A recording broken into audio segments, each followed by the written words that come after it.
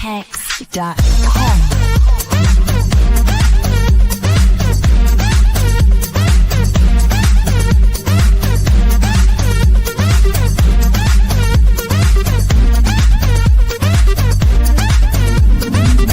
This is Hex.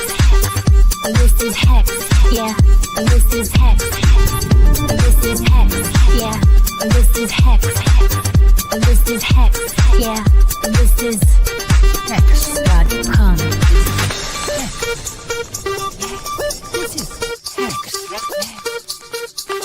Yes. Hex.com.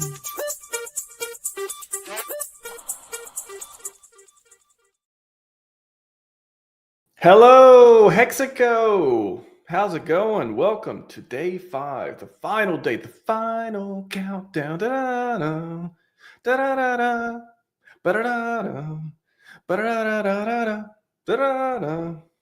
Let's pump those candles up. Let's get some green candles. Did you hear the latest news on the Fed rate cuts? It was such a joke. I was looking yesterday and saw, I think, who's it? Put a comment in, Fox Mulder or somebody put it in. There was a bearish sentiment because the 57% of or the rate cut thing went percentage. I'm like, what are you guys talking about? It's pump timber coming up. I hope. That's what I think. So I don't like this. Is this like just to buy the dip thing? It's like you just guys, is this the market flooding right now just for that? And of course, come out today and Pal's like, yeah, maybe we should cut. You know, at least that's the quick 5-second Google that I saw. I was like, it's this is a joke. So weird. Anyways, every time there's always a reason somebody will come up with where a bag's one going to pump. There's always something. There's always some reason to be bearish. No, I'm not bearish. This is the time to win. Don't let anyone ever tell you to not buy Hex, by the way. Especially if they're trying to sell you a meme coin or their new project, or if we just yell hard enough, PulseChain is going to fail unless my token does well. I don't think PulseChain is going to fail. I think there's plenty of people who won't let PulseChain fail, and I'm one of them. So, and I'm not going to let Hex fail either. So I'm going to keep talking about the Hex token because I like it a lot. I like it a lot. So day 5.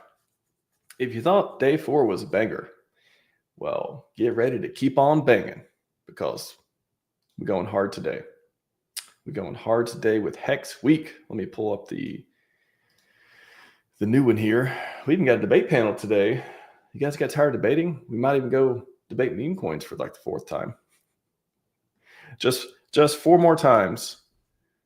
And the people will finally get a good picture of the pros and cons.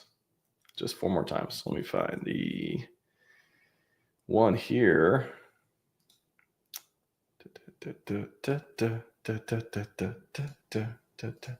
Got some new media too. Somebody sent. I haven't looked at it yet. I think Mark sent over a new. Have you guys been enjoying that Red Notice video?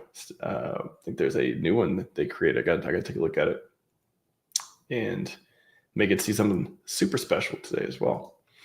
So what do we got going on for day 5 of Hex Week? Me right now, Tom Gillespie's coming up next. Kick us off from Hexco to PulseChain. Then we got the Communist panel, the most anticipated panel so far. I don't know. Should be fun. Access talk yesterday was super good on Hex price history. Oh, I'm excited to clip that one. So should be great. Then we got Actuators back. We got C3 Works coming on. Sloth as well. Sloth's going to be here a lot today, I have a feeling. And we may even have some amazing Sigma talk, some amazing Hedron Icosa stuff, some latest stuff that you've never seen before. So stick around for that. So we got Actuator panel. C3 has tried his best not to talk about Actuator the last the couple days he was on as far as Hex strategist stuff go. Now we're going full Actuator today.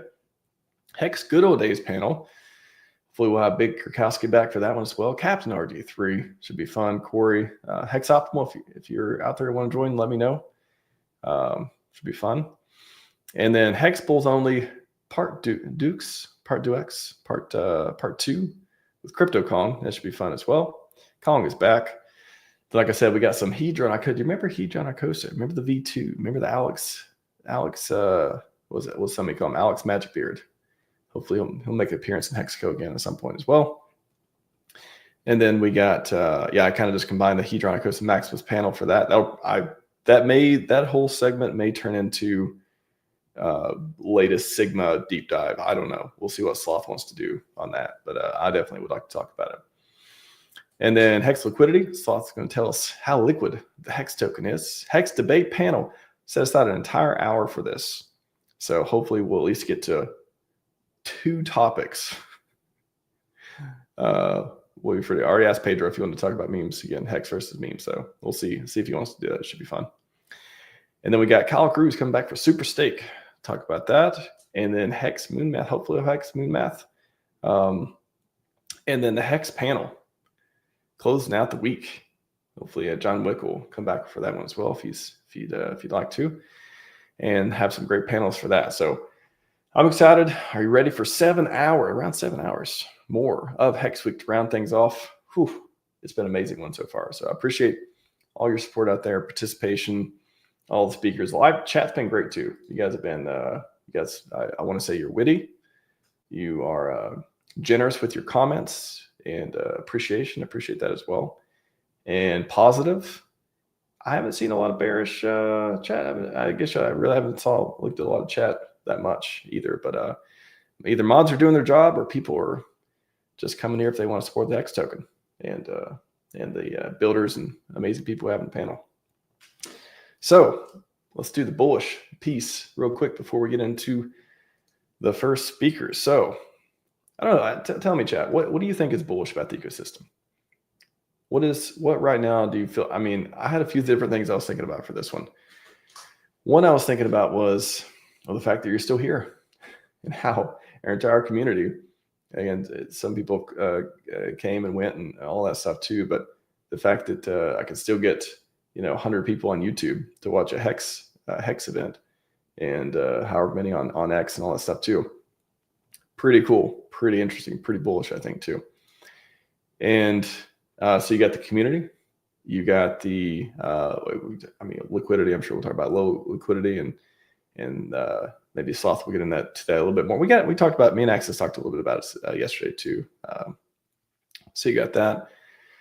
Oh, you got the anticipated return of Richard Hart, which may or may not ever happen. But boy, if it does, I think the internet might just break. It might just break. Maybe it's gonna be that lit. Pretty good. Again, there's all kinds of techniques you could talk about. The T-share rate going up. You could talk about all the different protocols we've talked about. We'll get into more protocols today. And how many different protocols have we had on this Hex Week so far? It's got to be that we've mentioned or talked about. I think we're talking about at least 3 or 4 today that we talked about. Quite a few already. So will we have talked about 10? Close to 10 protocols built on Hex so far? That's pretty bullish. I don't know. Number of stakers, number of holders. Actually, let's look at the number of holders. That's something I never really look at. I'm going to go realdefi.com. One of my favorite websites on the internet as far as Hex and PulseChain stuff goes. Actually, let me click on the Hex website. I have not checked the new Hex app. I heard it's blazing fast. We're about to find out. It's looking pretty fast. Looking pretty. I mean, I don't have anything connected to it, but curious. Will it show? I don't think it'll show anything unless you actually connect to it. So I guess I can't test the speed for that, but it flips real good. Flips through pages real good. So yeah, that was the new release on that one. Actually, that's a V108. So let me click verify hash here. Verifiable gateway. If you don't know what GoRealDeFi is, or PulseChainApp.com. Yeah, there's a new app. So we're talking about version 107, pretty sure yesterday. Let me check my tweet. I had a tweet on this. Let me check. Or maybe I just didn't. Actually, I don't think I tweeted about the version. Interesting. Yeah, I can. So V108. Okay. Anyways, new Hex app. And then what we're talking about. Okay, Explorer. Let me click Explorer. And then I can go here. So all the versions here are kept up to date with the official apps. All it does is point to the official app, give you a nice little URL, download stuff, all those good things. One click, boom. Type in the Hex token here. Click on this one. Let's look at the holders. How many holders? How many holders do you think? I was thinking around 300,000. Yeah, we're getting closer to 400,000. So 372,656 holders of the Hex token. Pretty cool, pretty cool. Will we get to 1 million holders this bull run? Maybe. That's on PulseChain. Let's go to etherscan.io. We can see the holders on Ethereum. I don't know if Hex chart shows the holders on for both of them or a chart thereof. Hex. So 337,166 on Ethereum versus 372. So 372 versus 337. Okay. Yeah. Quite a, what was that? I don't know, 10% more or so. 10% more on PulseChain. Makes sense. Pretty good. So that's bullish. Number go up. Hopefully see 1 million. Definitely hope we see 1 million in the coming bull run. Price go up territory, up only type thing that I like to imagine possible for us to get. Stakers as well, 135,000. We talked about that the other day. And then payout per T-share, expiring stakes. Let me go to plscharts.com real quick. One last thing before we wrap up here and get Tom on the screen. So if I go to Hex, so if I click Hex here, what is it? That just takes me to the chart. I want to check particular token, Hex on Pulse. Oh, it just takes me there. Okay. 3.9 million liquidity with Pulse. Pretty cool. By the way, if you want to check the liquidity on Uniswap, you go to pools here. If you want to check it like on, see how much is there for Hex. And we have the liquidity on other aggregated websites as well. But if you go to Hex here, you can look at, if you go to pools, you're going to get Hex USDC. Yeah, about $1 million liquidity. Hex ETH, around 700K, 400K. So what is that? 2 million, 2.5 million, at least on Uniswap between V3 and V2. A little bit of Hex DAI on V4. Huh, interesting. Yeah, V4. So yeah, we're on Uniswap V4. Hex and DAI it shows. All right, yeah, that's around 2.5 million. I wonder what it shows on. We go back to Pulse charts. What's it show on here? Huh, I wonder if he's pulling. I wonder if why is it showing 400K? Is that just pulling from PulseChain? Because there is, I've seen quite a bit over on the pulls on Ethereum on Uniswap. Anyways, community, bullish on community. I'll go with that one. All right, so waiting on Tom to come back here whenever he's ready. I see him sitting in the chair. We'll be ready to kick things off. And chat, you're awesome. Keep up the good work. I'm excited to see this talk. And welcome to Hex Week, Tom Peter Gillespie. How's it going, man?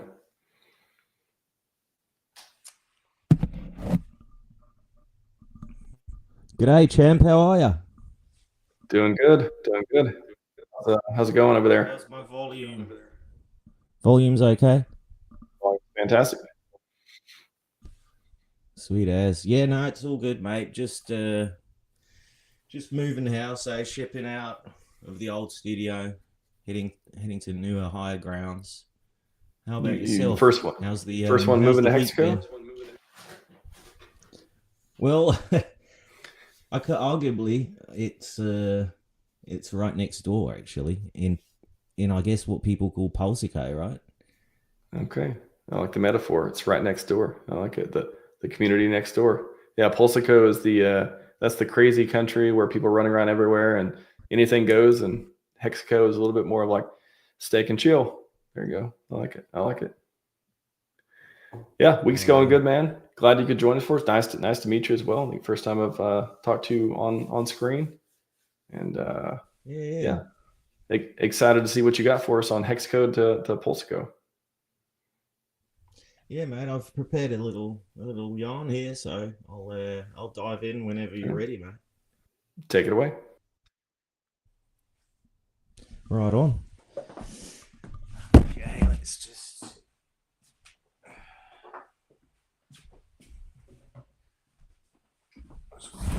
Yeah.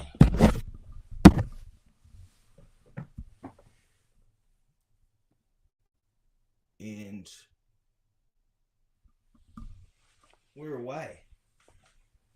Now I'm in the middle of a move, and so it's a little bit messy here in the studio, but for those of you who don't know, I'm Tom Peter Gillespie, and some of you might know me as the bloke who got tangled up in the crypto scamdemic investigating crypto cults like Scooter Coin, made a documentary about the Hexicans back in 2021, interviewer of some of the biggest names in crypto, arguably lost it all on Hex, but somehow still here. So you name it, in crypto, I've pretty much tried it all out. And so once again, for the last 2 years, I've had my binoculars firmly pointed at the wildest community in crypto, the Hexicans, or maybe now the PulseCans. Yep, Richard Hart's merry band of believers. Hex, PulseChain, PulseX, I've seen and tried them all, and spoiler alert, I even ended up launching my own little experiment along the way. It's a little known Pulse OG meme coin called G'day. But listen, we'll get to that later. So let's rewind to 2019 for a second. Hex launches, promising outrageous returns, dressing it up as some sort of blockchain certificate of deposit, if you remember. Now, you've heard the headlines. People called it a Ponzi, a scam, the usual. But, you know, after an in-depth interview with Richard on fake influencers and reading the crypto headlines over the years, and some deliberation with my producers, I finally got in the trenches with the locals. Excuse me, sorry about that. Talking to Hexicans, trying to track down the man himself, watching the locals chant 5555 like it was the Lord's Prayer. Honestly, it felt less like finance and more like the next doomsday cult choir, but with better lyrics. And what of Richard himself? Big bloke, loud voice, diamond jackets, somehow in possession of all the most expensive watches known to man. And he doesn't pitch like a banker, he pitches like a showman. And I noticed the community loves him for that. They call him a visionary, critics call him a scammer. Me? Oh, I call him entertaining. I mean, watching Richard Hart is like tuning into WWE, but instead of chairs getting smashed, it's the hopes and dreams of future crypto plebs, right? And then came PulseChain, the great Ethereum killer that was supposed to save us all. But of course, after endless delays, bugs, bridges breaking down, and more excuses than my mate Tommy supposedly manning the mic has, PulseChain finally launched. And what did I find? A ghost town with neon signs saying 1 billion raised. Come back soon. But did that stop the Hexicans? Not a bloody chance. They doubled down, and it's been like watching a football team lose every game of this fucking season. Still hearing, this is our year. We're going to make it this year. Now, here's where I come clean, okay? After 4 years of poking around, documenting, interviewing, I thought, do you know what? Why not try this PulseChain DeFi bangering myself? So, along with the support of a couple of locals back in 2023, I launched the G'day token on PulseChain. That's right. Believe it or not, G'day was one of the first meme coins on PulseChain. Was it a joke? Was it social commentary? Was it performance art? Fucking hell, sorry. I'll keep getting a phone call here.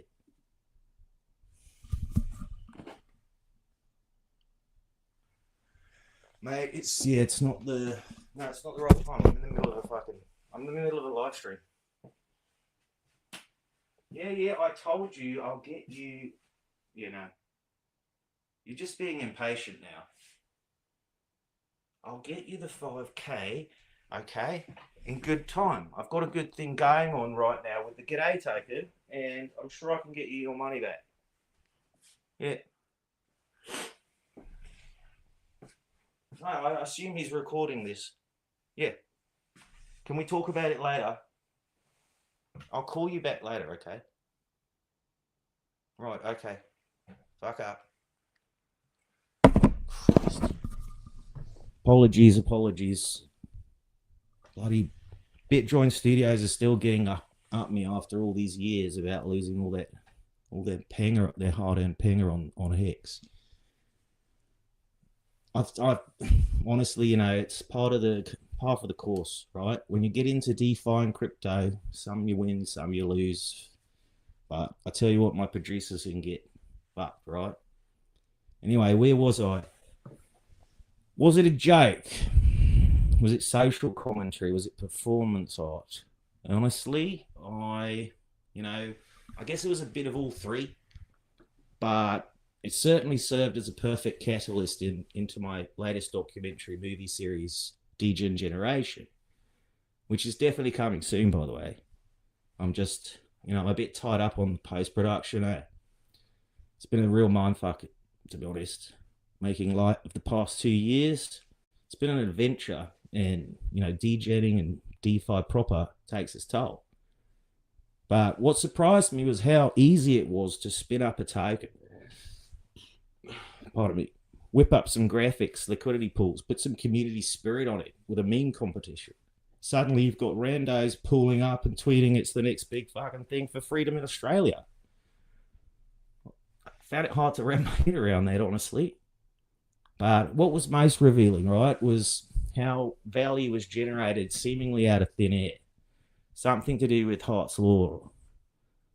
So I came to understand some of the more intrinsic aspects of DeFi, how liquidity flows through pairs, and the importance of ratios and mind share on the socials, etc. All very revealing. And actually, some of it went on to inform the early tokenomics design aspects of my filmmaker code, which is now known locally as Indican. More on that later. But so here we are, right? 4 years after interviewing with the man himself, Richard, and the Hexagon saga just keeps on rolling. $1 billion sacrifice, a SEC lawsuit, expertly won, arguably by the only man that could do it. Social media, fear and loathing, and a community that somehow still believes they're onto the greatest invention since sliced bread. And me, I'm still here, documenting, poking fun, occasionally dropping some alpha of my own, mostly out of my own curiosity, but also because there's a lot of good people here, Surprisingly, not everyone is on the take. Many people do actually want to build here. I'm actually working with a bunch of locals right now on one such project. It's the Indican project. And if I may, it's an evolution of the entertainment industry, a place where content creators can up their game, move into filmmaking in a specialized ecosystem built, owned, and operated by the very people creating all the value. Sounds crazy, right?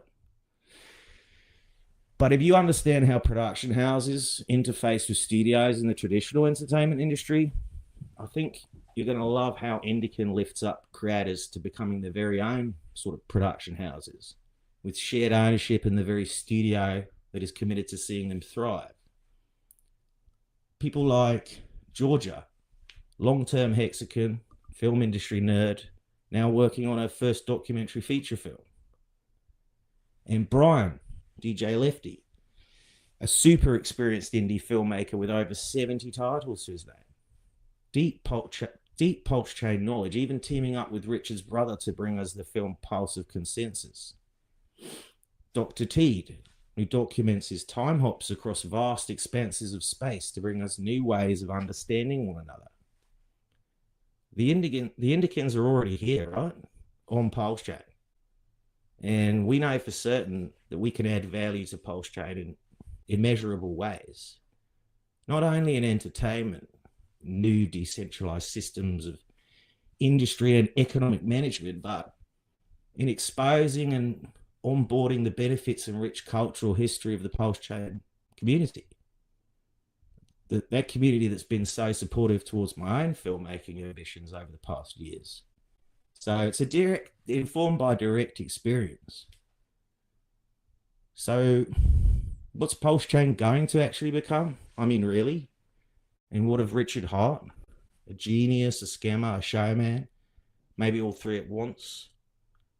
And what of the hexagons? Cultists, investors, or just a bunch of people who really, really love long stakes and spinning a good yarn? Either way, it is as decentralized as it probably ever will be, mateys.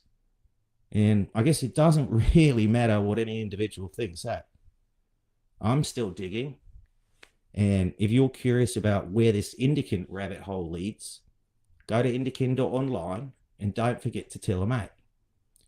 My journey from meeting the hexagons to learning all about the importance of community, to what motivates degens, to myself becoming a project founder in G'day, and now soon, the realization of a filmmaker-owned ecosystem built right here on PulseChain. I'm confident the PulseChain story is not over yet. In fact, it's probably just getting started, eh? I'm Tom Peter Gillespie, and thanks heaps to RHMax for the invitation to talk today, and to all the hexagons that have supported my work over the past years. We believe in the Indican initiative to make PulseChain greater and more creative than ever before. And honestly, if you have the capacity to support us, then you should visit indican.online to get involved.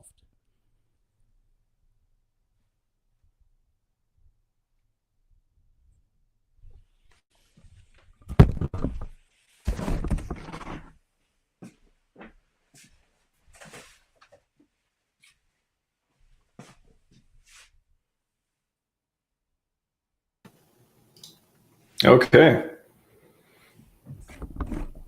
It was hoorah.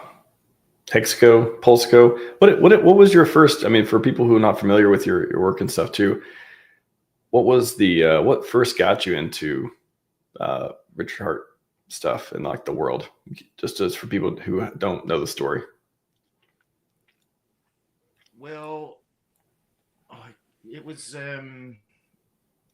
back in 2021, I think, and I was looking for my next documentary project after the Fakefluencer, and actually while I was still in production on that post-production was when I reached out to Richard. Got the mic. Sorry, I can't hear you.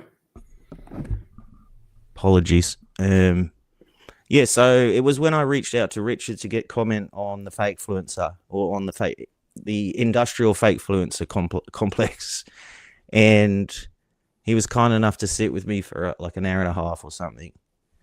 And I learned a lot about the man himself then, and the community that gathered around. Just that one interview kind of opened Pandora's box for me, mate. And it's been a wonderful 4 years. Very interesting, very nice, mostly nice experiences. But that's probably because I don't, gamble shit coins, and I focus on making films. So I think it would be different if I was in the trenches with some of the hardcore degens, maybe. No shortage on the PulseChain.com. What about content creators with the capacity to become filmmakers? What do you think? What do you think of that as a modus operandi for the chain? Because I think everyone can pretty much whip up a TikTok video these days, right? But I guess do you think there's a motivation to go to more long form content? I think, any form of content that people are interested in watching. I think short form. I feel like, both like the TikTok 30-second, 10-second videos, YouTube shorts, all that. as well as you see podcasts just blowing up. Like, everyone's got a podcast type of thing. Everyone's got, a show, a channel, all those things. So I think, wherever, I prefer long form content. I'm not much into like TikTok shorts and all that, but as far as getting the message out, I think if you have a brand, a following, long form content's great. If you just want to get like a quick hit and just like things go viral, that's more for short term or short form. I think it's a great place. It's a great time where we have all kinds of different places to post things too, not just TikTok, but X and YouTube and all those places too. Yeah, and I think there's a balance there between the individual content creator, right, and the chain itself, as in, are you trying to get eyes on your channel because you need to monetize or whatever, or are you trying to get eyes on the chain? And if so, like, history has taught us that documentary and film has been leveraged by all types of political organizations over the years, or even institutions, right? Yeah, I don't monetize. That's one of the things about my brand. I just want I want Hex to win. I want people to know about Hex and of course PulseChain and all that stuff as well, and come over to a place that has stuff that aligns with my principles and has something for everyone. And I just want to bring people into the ecosystem and hopefully get them a 10,000x, hopefully, by just hearing about it, So yeah, for me, and that's the bigger my personal brand grows, just the more influence I can have. Yeah, so like the way I see it is there's like the current approach, which is like publishing frequently, consistently, staying on topic, being known for that one thing and just consistently delivering in like bites or whatever.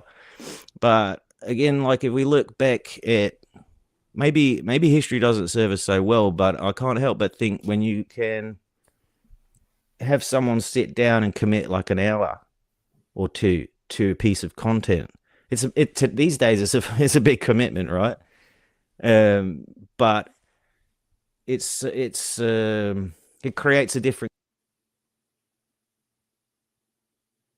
Nope. No, rugged. What happened? About to get into a content creation conversation. Come back, Tom. Don't take him. It's only been 20 minutes.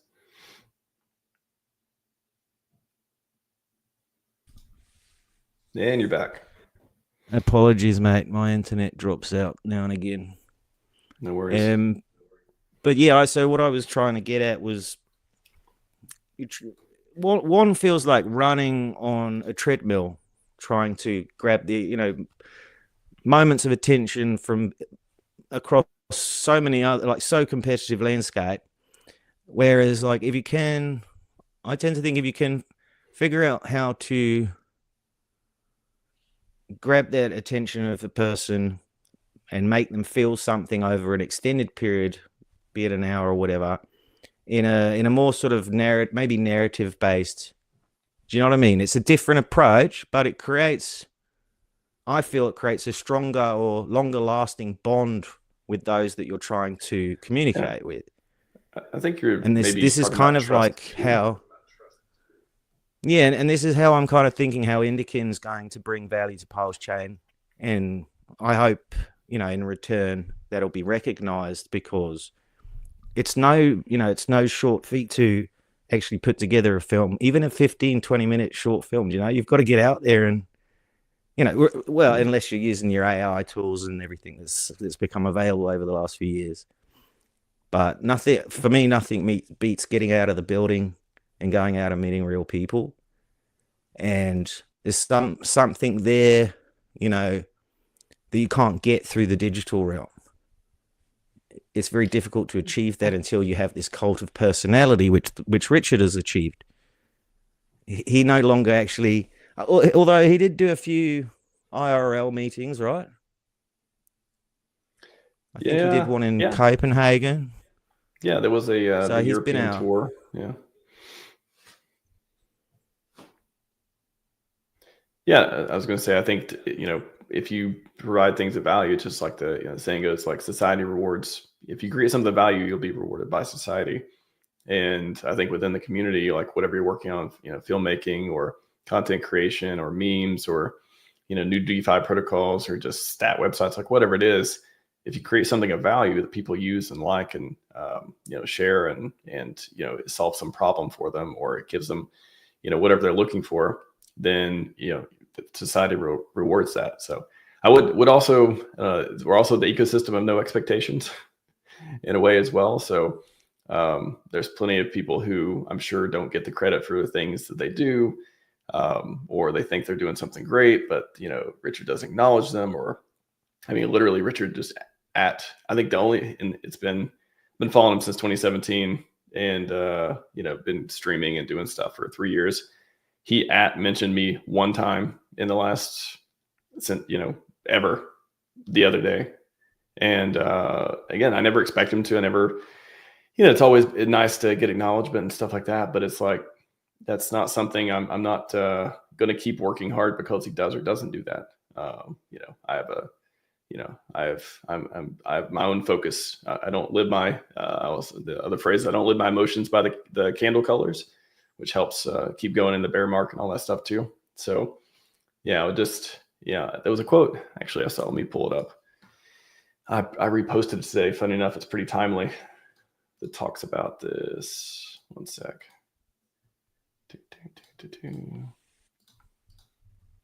Because this is something that probably a lot of people are like, I do all these things and I never, the community or Richard doesn't acknowledge me or something. But I think it's, I really try not to have expectations that he's going to retweet my streams or mention me or ever thank me. I don't need that myself, at least. But let's see. Yeah, and it all feels a bit sort of fleeting as well. That's the thing with social media. It's a big churning machine, right? Yeah.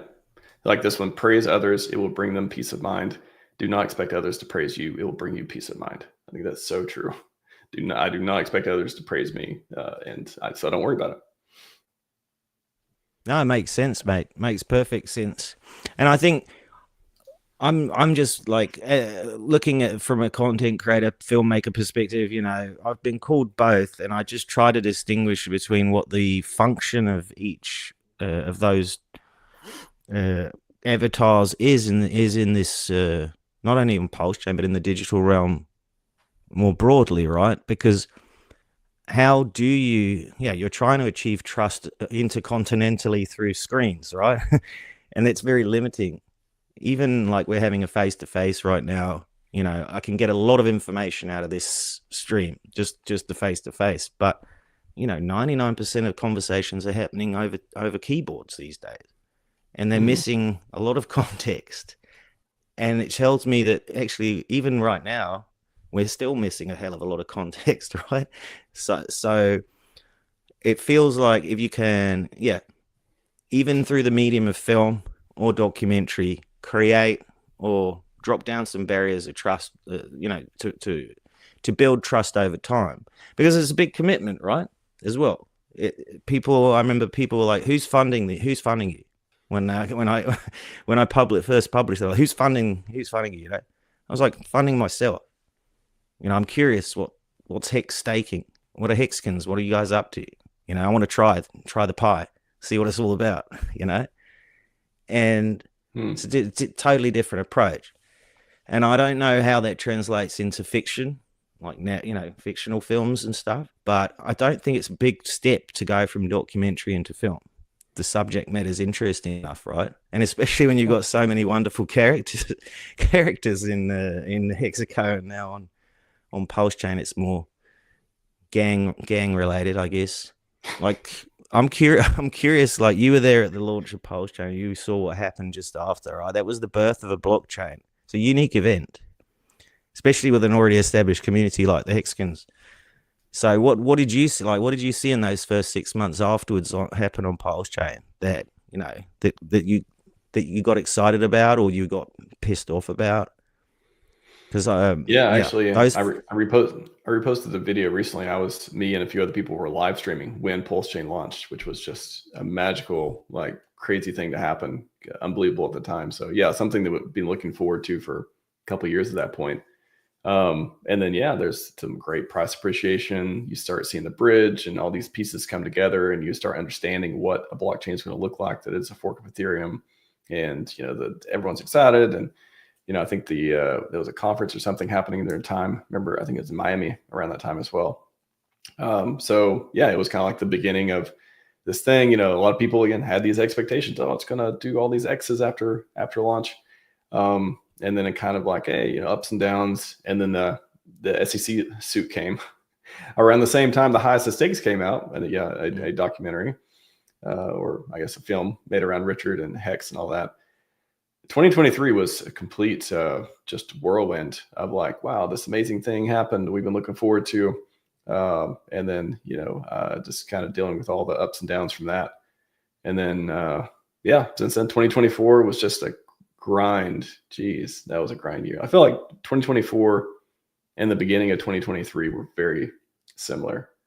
And then, it was just, there's all these talk a million different directions here with the macro and what's happening with Richard, why isn't he streaming anymore, and the community, and people are disappointed and this and that. But a lot of products, a lot of things got built in the meantime, and a lot of people hopefully DCA their bags to a point where in the future they can get a lot of profit out of them when they do take profits. So I'm just looking forward to this year, the rest of this year, and if Richard comes back, if he doesn't, whatever. I think this place is, and Hexaco, it's an ideal. It's maybe a real physical place at one point, a libertarian paradise type of deal. Maybe it's just always going to be just the community that embodies the values that Hexicans bring to the table. But I don't think we're done yet. I think we're building, and we're about to do mega marketing, which is hopefully going to bring a lot more people in, so we can keep building even higher. So wild time the past couple of years for sure. Yeah, man. I'm wishing you all the best as well. And like I say, my experience of Hexaco has been, only positive, really. So I'm lucky you. Yeah. I'm curious, like I say, I don't gamble shitcoin, so I don't get involved in all that sort of stuff. It's just, it's not my thing. But I'm very, been really lucky to meet so many interesting people and interview with some great people as well, especially for this recent Degen doco, which I'll be publishing very soon, within the next month or so. And I think I just want to say on the fiction part, I think it's really interesting, because I've even thought about with AI. I'm not, a filmmaker. I'm not even that good with media. But I thought about if there's a way, if even anyone can just, either do it manually or actually do it, without AI or with AI, either one, telling these stories that happen on chain. Some of them are very inspiring and uplifting, and some of them are just, comical. So I think there's plenty of stories to be told, and even maybe some fun fiction ones as well. So I think there's a lot there. No, I agree, mate. I agree. I've experienced it firsthand as well. So yeah, we'll see what the future holds. Next 6 months is going to be an interesting ride, I reckon. Yeah, man. Thanks so much for bringing me on. Appreciate it. Of course. Yeah. Nice to meet you, and thanks for coming on. And hope the best of luck in Hexaco, man. Right on. Take care, bud. Yeah. See ya. All right. Tom Peter Gillespie on here. Sounds like we may have some more Hexaco, PulseCo media coming out. All kinds of fun stories, all that good stuff. While we're waiting for the rest of the panelists to show up, pretty sure they have the links. I only see one in the green room right now. Let me review and see. Oops, I did not. Every day I forget one person. Every single day. It never fails. Never fails. All right. I cannot blame Ben now, because that was on me. So waiting on one other one there. Let me go look at the video. Hang on there, Hexaco.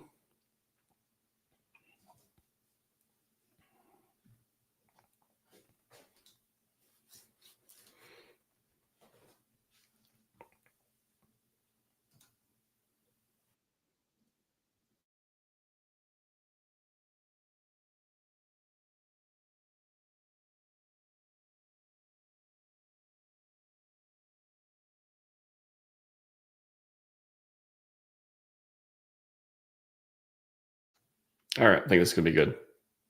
I like this. Give me just a second. I'll upload it too. We'll do the transition over to the communist panel coming up soon. Oh, I think we have another participant in the panel as well. Someone the communist community may be very familiar with, who I've yet to have the pleasure to meet. So that should be fun.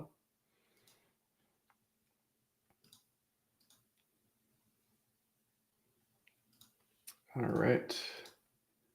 It's going to take me a minute to upload this. I might not be able to play it for this transition, but let's see. I should probably be playing something while I'm doing this, huh?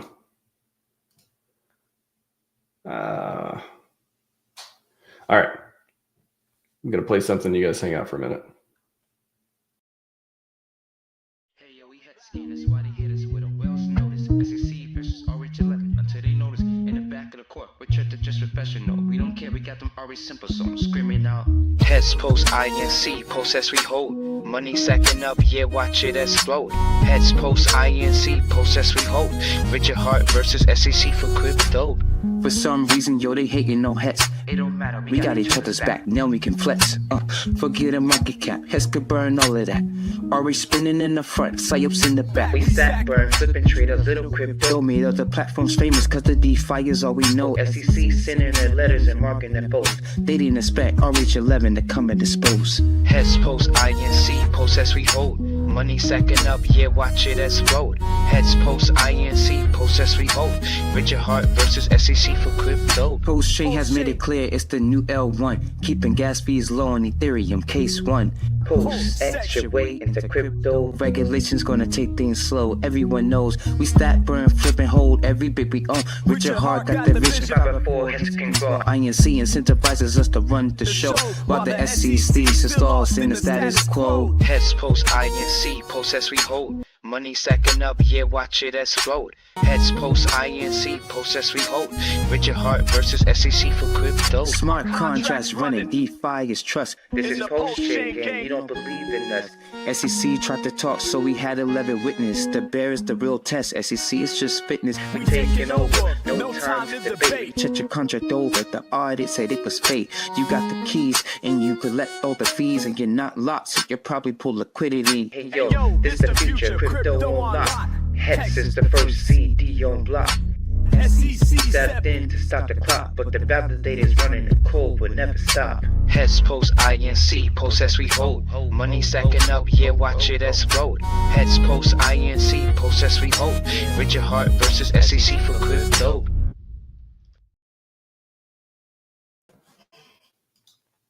And we're back with the communist panel. Here we go. 3, 2, 1. Crispy Man, Ben's here, Johnny Sachs, and when Access Live is ready, he'll be ready. Nice to meet you, Johnny Sachs. How's it going? Hey, how are you? First time I'm on stream with you, and it's been a while since I've been on stream. Wow, yeah, welcome. First time. Yeah, it's nice to meet you. I've seen you on other streams and stuff as well. Glad you could join us today. Thanks for having me. Yeah, good to see you guys. Ben, glad you made it. I just saw your message. Ben's back. Yeah. I thought Max forgot me. Oh no, maybe he doesn't. I did.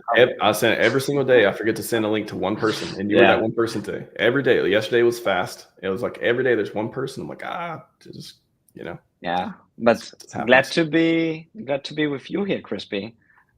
So nice. Always. And Johnny Sachs for the first time. Nice to meet you. And Access Live just dropped out. He's coming back. Got rugged. Rugged. He'll be back, I'm sure. You see my wonderful background? That's a representation of all my COM tokens. Whoa. Pure gold, tidal wave. I'm excited to hear about the COM, about the I think it's related to Hex in some way. I'm sure you guys will get into it though. I think there's something there, maybe. COM is related to Hex 100%. It's a reward token for staking the Hex. I keep talking about it. Yeah. I keep hearing it. Crispy mentioned it once, maybe. Just once, Crispy? You can do better than that. Just once. All right, gents. All yours. Peace out, man. All right. Hey, so Johnny, I was about ready to feed Maybe we should probably tell people a little bit about Communis, but I was about ready to feed the AI a bunch of your tweets and say to it, what does this guy know that I don't know? That's what I was going to say about Communis. You'll probably get more out of the AI than me at this point. I got to sharpen up. It's been a while. You get a little bit going. I'm just letting time do its thing, because that's what Calm is all about. It's kind of just enhancing that time aspect of Hex is the way I see it. So do tell. Explain what you mean by that a little bit. Sure. Sure. Been a while since I've explained Calm. I'm kind of just sitting back, relaxing, and letting it play out. If you look at the chart of Calm versus Hex, it's closely related. It's so closely related to Hex that even with very low liquidity and not a lot of transactions and trading action going on it right now, it is still playing in a range. It launched in January of 2023, so it's been about 2.5 years since it launched, and it's been that a was really before good PulseChain. Yeah, before PulseChain. Yep. Yeah, so it exists on both Ethereum and PulseChain, and it got copied over. So it was kind of just in time that year in 2023, just in time to get copied over. And yeah, if you look at the price action versus Hex, it is in a very large range. And I don't have the chart in front of me right now, but I believe it's in something like a 5x range or something like that from top to bottom. So it's got a lot of volatility, which should be interesting for ratio trading if you're into doing that. Or you can buy and hold, but because of low liquidity, you might need to chew away at that slowly if you did want to get in. But it's very interesting in that probably like the easiest way to look at it is that it's very closely related to the T share, even more so than Hex, and that's because of the way that the token distributes itself is based on the T shares and based on the longest stakes, and it distributes more to the longest stakes, more so than the short stakes. So it is a reward token for staking your Hex, but it gives the most rewards by far to the longest stakers. Yeah. Yeah, and Ben, I've seen what Johnny's talking about. I see that the range has been there, and I see that people are swing trading X against Calm. What have you seen? What have you seen with this? I have seen a lot. I mean, I was following Communist from the beginning, since launch, and to go back in history, it launched obviously at a higher price, and it went down, and then all of a sudden PulseChain launched, and many people forgot back when PulseChain launched about Communists, and they were focused on so many other things. One of the things that I knew about it, and what I found really fascinating about Communists, I always pronounce it wrong, Communists, is that the community came together as trying to provide liquidity altogether. And because like nobody was doing that on the PulseChain side. So yeah, there were some people, and I did some liquidity providing, and all of a sudden many different people started liquidity providing, and people started buying it up. And so it's interesting that behind the project, there was no like origin address or any specific address that kind of benefited in a disproportionate way. So the community had to come together to do that, and that was very interesting for me to see. And then at one point, Johnny Sachs came out with completely seeing it from an interesting perspective as a mass market, might be a mass marketing tool for Hex, if you would use it in that way. And that I found fascinating, because the mechanics already were really good in place, and was not even intended to be something like that. But Johnny Sachs just figured out that it could be something interesting. He gave it a great narrative. Johnny did. That guy Johnny, who's right here. We're talking about him. But it was really good. I don't know if Axis can actually talk, Ben, but I'm hoping he can. Yeah, I can talk. I'd ask him this. What's your observation, Ben Axis, about, because you've said this to me a couple times, like this has been grassroots. Yeah. And so what have you seen with the support coming in? Because it's been pretty interesting, like Ben's saying, right? Well, all of a sudden we have all these people really providing a lot of support. Well, I mean, the comm community is alive and well. It's small, but it's cool because there's like different pockets of people that are into comm, kind of like how Hex has such a broad base. So it's grown quite a bit from the beginning. Give me just 1 second. I'll just get on my computer here and I'll be able to elaborate. Yeah, sure. I mean, while you're doing that, I'll tell you what jumped out at me is ComV, which is a pump tires token that got launched. And just the amount of liquidity, it varies at times, but the amount of liquidity that whoever launched it, because I don't know who launched it, right? But they had come forward, and there's another token out there called Quad, right? And just a significant amount of LP that was put against that. Some allusion to, and I haven't really been able to track this down, but that there's some bot activity, involving the ComV and putting volume through. So I've seen that. And then of course recently somebody had, now what their objective was, I don't know, it might have been to accumulate COM, but or to provide a path out. I'm not sure which, but there was a really big slice of Hex LP that went up with COM. Yeah. Pretty like the biggest, I think, that we have seen so far. And that's actually tying into, if you want to use COM as like some sort of marketing tool for Hex staking, then if you have really good liquidity, it means that the rate that you get back when you stake Hex is pretty there for a lot of people. So somebody who put that liquidity up might think of it as in this way, and might also think that the current coupon rate, which you can go into more, is maybe an appropriate one. So the ratio that we currently have might be, because I think I might be conservative on the thing, because I heard, for example, Johnny talk about it. It could go up to 100%, but I think that might be just too much. Well, it would only last for a very short time. And for anybody who's wondering what Ben's talking about, the coupon rate is what we refer to as the amount of COM, the value of the COM that you get on a start bonus only for a Quattro Cinco. Yeah. And we calculate what the rate is. And it's been running this week around 4%. So people who do native COM stakes Quattro Cinco get 4% cash back or coupon, right? Rebate.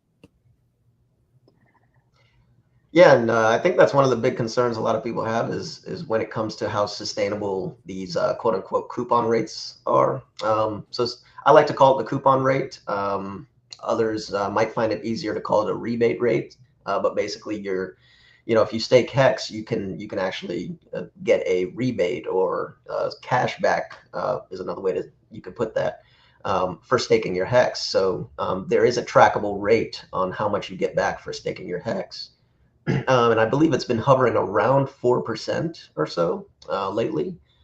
So it's about 4% that you would get back if you do a 555 Hex stake. So, you do the max length stake in Hex and you can get about 4 or 5% back, and it kind of fluctuates around that range, and it could increase. And what we're talking about right now is the potential to go to 100%. And so in that event that it did rise up to 100% back that you get for a 555 stake, if that were to occur, you would wonder how sustainable that is, because people are essentially getting free 15-year stakes because they're staking their Hex for 15 years, and then they get that capital back in a return in the form of a rebate from COM.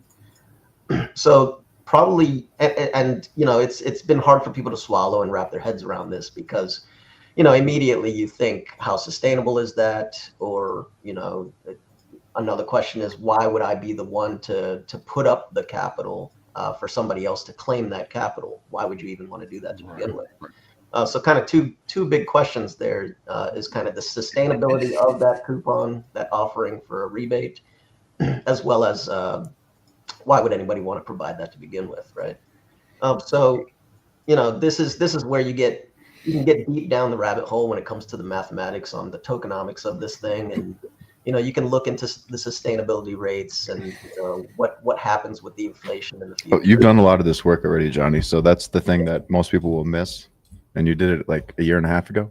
But yeah, so like you've already figured out that there is an actual path to sustainability, and that it's actually not that expensive, especially at these prices, to sustain that rebate.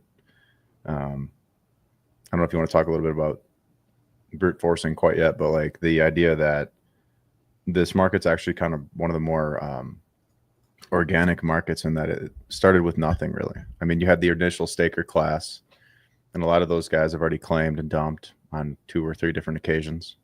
And a lot of the price action we're seeing right now is just it's because of its connected pairs. But this is an opportunity to come in and absorb supply. I think if you're coming in clean and you don't have any exposure or very little, you're basically playing a game of, are the biggest players, are they in it for the long term or not? And I think if you watch the holder counts, maybe in the top 30 to 40 addresses, what I see out of those wallets is that they buy and hold generally, and also provide LP, and that this is coming from, as Crispy said, like a lot of different connected pairs. So comms being influenced by things that have been built on top of it, like accessalive.app, and it's kind of like that has been a good way to test the instant rebate theology. So it's kind of cool. It's like a dual mechanistic system. It's designed to keep people out, and there's kind of like a weird counterbalance going on. I know I'm jumping around because there's a lot going on in my head right now about comp, because it's way more than just a buy and hold token. And so, yeah, there's a lot of elements at play here that are making COM uniquely positioned to overperform Hex at some point. And it's given you a couple shots at that. You can see it on the chart where it runs up like 5 to 10x in like 150 days. It does it pretty easily because it's got the right amount of liquidity to service the demand.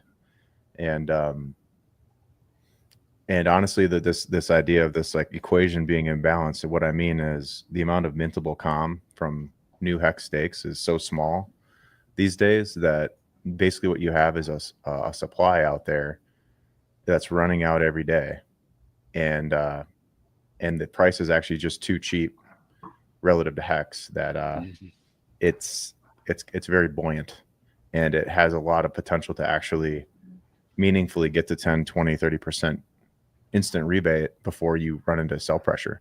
Again, the sell pressure you see now is it's not from people dumping COM. It's actually from the COM V token, because of its connections to TFC and Alamo, which just went through this huge downswing. And so again, that's an example of another community sprouting up and wanting to support COM. Has no affiliation with Johnny or myself or Crispy or probably Ben either.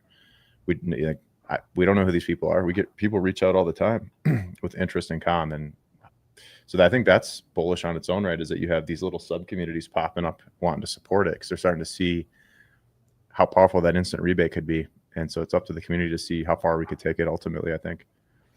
Yeah, basic concept, right, is a higher coupon rate or rebate rate, the more people will stake Hex in order to get that. Now, some people watching may not realize that this is going on, but there are people that are actually staking Hex right now in order to get COM so that they can stake their COM, because there's no other way to stake COM without getting a bonus from COM, which means you had to do a Hex stake. So there's people that are doing that. This is one of the games happening.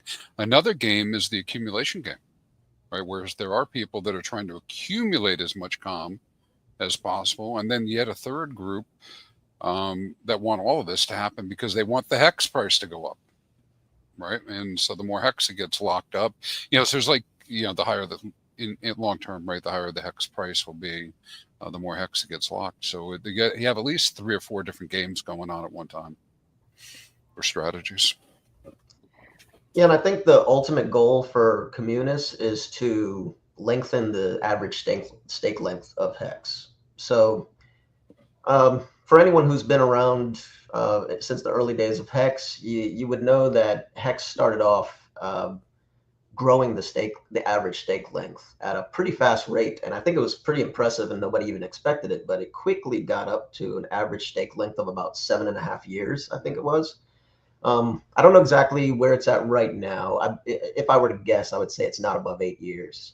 But the ultimate goal of Communis would be that you can actually, if Communis has enough liquidity with a coupon rate or quote unquote rebate rate that is enticing enough for people to actually use it, you would actually see over time that the average Hex stake length does increase. So we were already impressed when we saw average stake lengths around 7.5, 8 years. Well, imagine how impressive it would be if you can actually push the average very close to 15 years. I know that sounds hard to imagine, but it is. There's definitely a possible future created because of COM giving it the potential to do this, where you can actually see the average stake length very close to the max at the 5.555. So that would the only world in which I could see something like that happening, where you're actually pushing the average stake length that far out into the future, is if there's a strong incentive for people to do that. We know that right now in Hex, if you staked in for the max stake length of 5.555 back in, say, the year 2020, well, you were looking at about, remember those numbers that were being printed everywhere, the average stake length, the average yield, 38% per year. Well, the people who were earning those kinds of yields were the 5.555 stakers who started their stakes early on back in 2020. Now, if you go to make a max stake length right now in Hex, you're looking at an APY of about 3% per year. So the potential to get the kind of yields that you used to be able to get in Hex, they have diminished over time, and quite quickly, right? So let me blow your mind though with that real quick, right? Because there's a little hidden secret that people don't always figure out with COM initially. For those people who are using COM and doing native stakes, they can do these Cuatro Cincos, and if they've been keeping their ladder up, they get 8% cash back. They get double. Right, in the rebate, because we have this thing called this, this start bonus, restake bonus that you can get. So people who are actually committed to the system and doing it, I mean, can you imagine you get 8% back, and then that 8%, you're able to stake it in COM and earn 5% on it. So there are some people who are really taking this a little bit further, kind of like jumping on your point about, yeah, I know we're not there yet, but 8% is pretty damn good, and then 5% on the 8% per year. Yeah, and you're bringing up some of the, I would say, advanced features, even though maybe it's not necessarily an advanced feature, but it definitely for people who haven't taken the time to look into what COM is all about, there are so many features and so many things to it that you really, it's very difficult to go over everything, all of the benefits that it has. And you're mentioning one of them right now is that you can get what's called the restake bonus, and you can actually double up the start bonus by being entitled to that restake bonus. So, for example, let's say the coupon rate went to 50%, but you have the restake bonus, then you are actually getting that 100% rebate, whereas everybody else is getting the 50%. Exactly.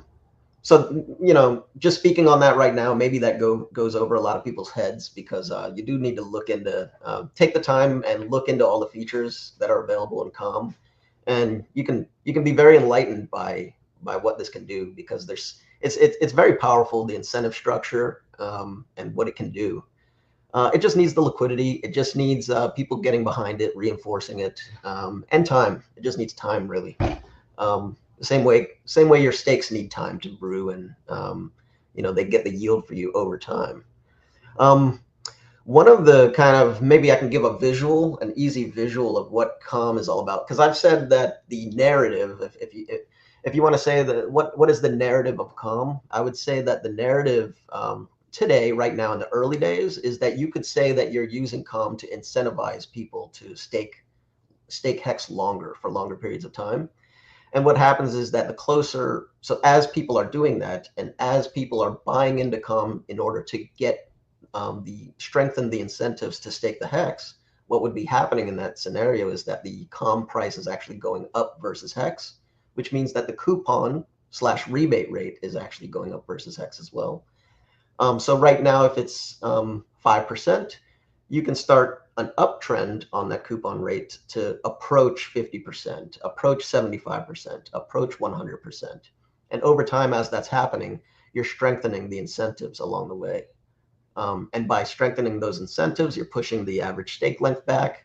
And by pushing the average stake length back, you're then kind of just reinforcing positive price action between both Hex and COM. And then going back to that narrative is that the narrative that you can have while that's happening is that you are doing virtually automatic marketing, because a rebate in itself is an enhancement for marketing. So if you have a rebate that is getting, higher and higher, and even approaching 100%, where you can literally get 100% of your money back, well, that is essentially automatic marketing, because you're saying, hey, you can take no risk on this asset, and you can have exposure to this asset. Now that pushes you. So if you have a 100% rebate, you would get your money back today and have a free stake out in the future, and you'd have a reason to watch it, see how it goes over the course of 15 years. And what's happening over that 15-year period is you would essentially be being retained as somebody in the user base of Hex. You're a retained user because you now have a 15-year stake in the future that you can watch, see how it does. And then maybe you'll be incentivized to buy and purchase more Hex along the way and stake it longer, or maybe even buy COM to reinforce your staked Hex value later in the future. So it's very powerful as far as incentives go. And I would say that that's the narrative today, is that in the early days, you can push towards that higher rebate and have this virtually automatic marketing. And then over time, kind of what that does, kind of like the core narrative of COM, because I would say that the virtually automatic marketing is kind of this kind of enhanced feature of COM, this feature of COM that maybe it doesn't last forever, because you can get into what's the sustainability of a 100% coupon rate, for example. So maybe a 100% coupon rate won't last forever necessarily. But then what is the narrative at that point, as you kind of get away from a 100% rebate rate and you start trending down? Well, it is still acting as a stabilizer for the Hex price, even under those conditions. So it would be acting as a stabilizer for the Hex price, because what it also does is, so we have this start bonus where we get the rebate from. So the rebate or the coupon rate comes from what you get in your start bonus, but then you also have the end bonus, and the end bonus is what people will earn if they actually made it to the maturity date of their Hex stake. And so what COM is doing is it's not just incentivizing people to stake very long, but it's also incentivizing them to not emergency end stake their Hex. And so if you have this stabilizing structure that prevents people from ending their Hex stakes early, while also encouraging them to stake longer, well, what is that going to do to your tokenomics and your price action? It's going to end up stabilizing it. And so another way to look at this really would be, is you can look at how the inflation works for COM, and then how the inflation works for Hex. Now I'm going to try to kind of give a visual here with my hands, right? So if you look at this on a chart, right, of the Hex inflation, what you're going to have is a parabola. So you're going to have, over time, the Hex inflation starts out slow and gets higher over time, like this, okay? But the way the inflation works in COM, so that's to say simply that the Hex inflation increases over time forever. It forever increases over time, okay? But the COM inflation, what it does is it's the opposite. It's instead of a parabolic rise, it's actually an asymptotical rise, where it has all of its inflation in the beginning, in the early stages of its launch. And then over time, it actually asymptotes in its inflation and levels off where the inflation actually slows down over time. So you have this kind of duality between the two tokens, where you have the hex that is hyperinflating over time, but then you have the calm that is diminishing in its inflation over time. And so what that's going to look like is they're kind of meeting together to form a stabilizing structure. And so then if you imagine inflation between the two tokens, you just have this gradual linear inflation that is very stable. And so when you look at hex inflation, you've heard narratives about this before in the past, where one of the things that people would say is that there are people who hold so much hex that they do these rolling 30-day stakes, for example, and they are just juicing out the liquidity over time because they have so much hex that they could just do these 30-day stakes and they can just eat away at all of the existing liquidity. And basically you have these whales feeding off of the fish in the system, for example, is what you could say, right? But what if you took away a lot of liquidity from the hex side and you put it on the calm side, and basically used the stabilizing feature that calm offers? Well, what would happen is those 30-day rolling stakes, those big whales that are doing the 30-day rolling stakes, they would now have to somehow become part of calm in order to get the same benefit they were getting before, because their liquidity has moved away from hex to where they can't use their yield the same way. And they would now have to become stakers again in order to capture a lot of that. So now if you imagine that the coupon rate on calm has gone to 100%, now a 30-day rolling staker is going to have to highly consider staking all of their hex for 15 years in order to have that same type of behavior in the system. So it's very powerful, and there's a lot more to it. And as you learn more about calm, you realize there's a lot of magic here that can happen. Ben, are you seeing anything in your data? Are you tracking calm and seeing anything interesting? I haven't investigated that deeply. I did some.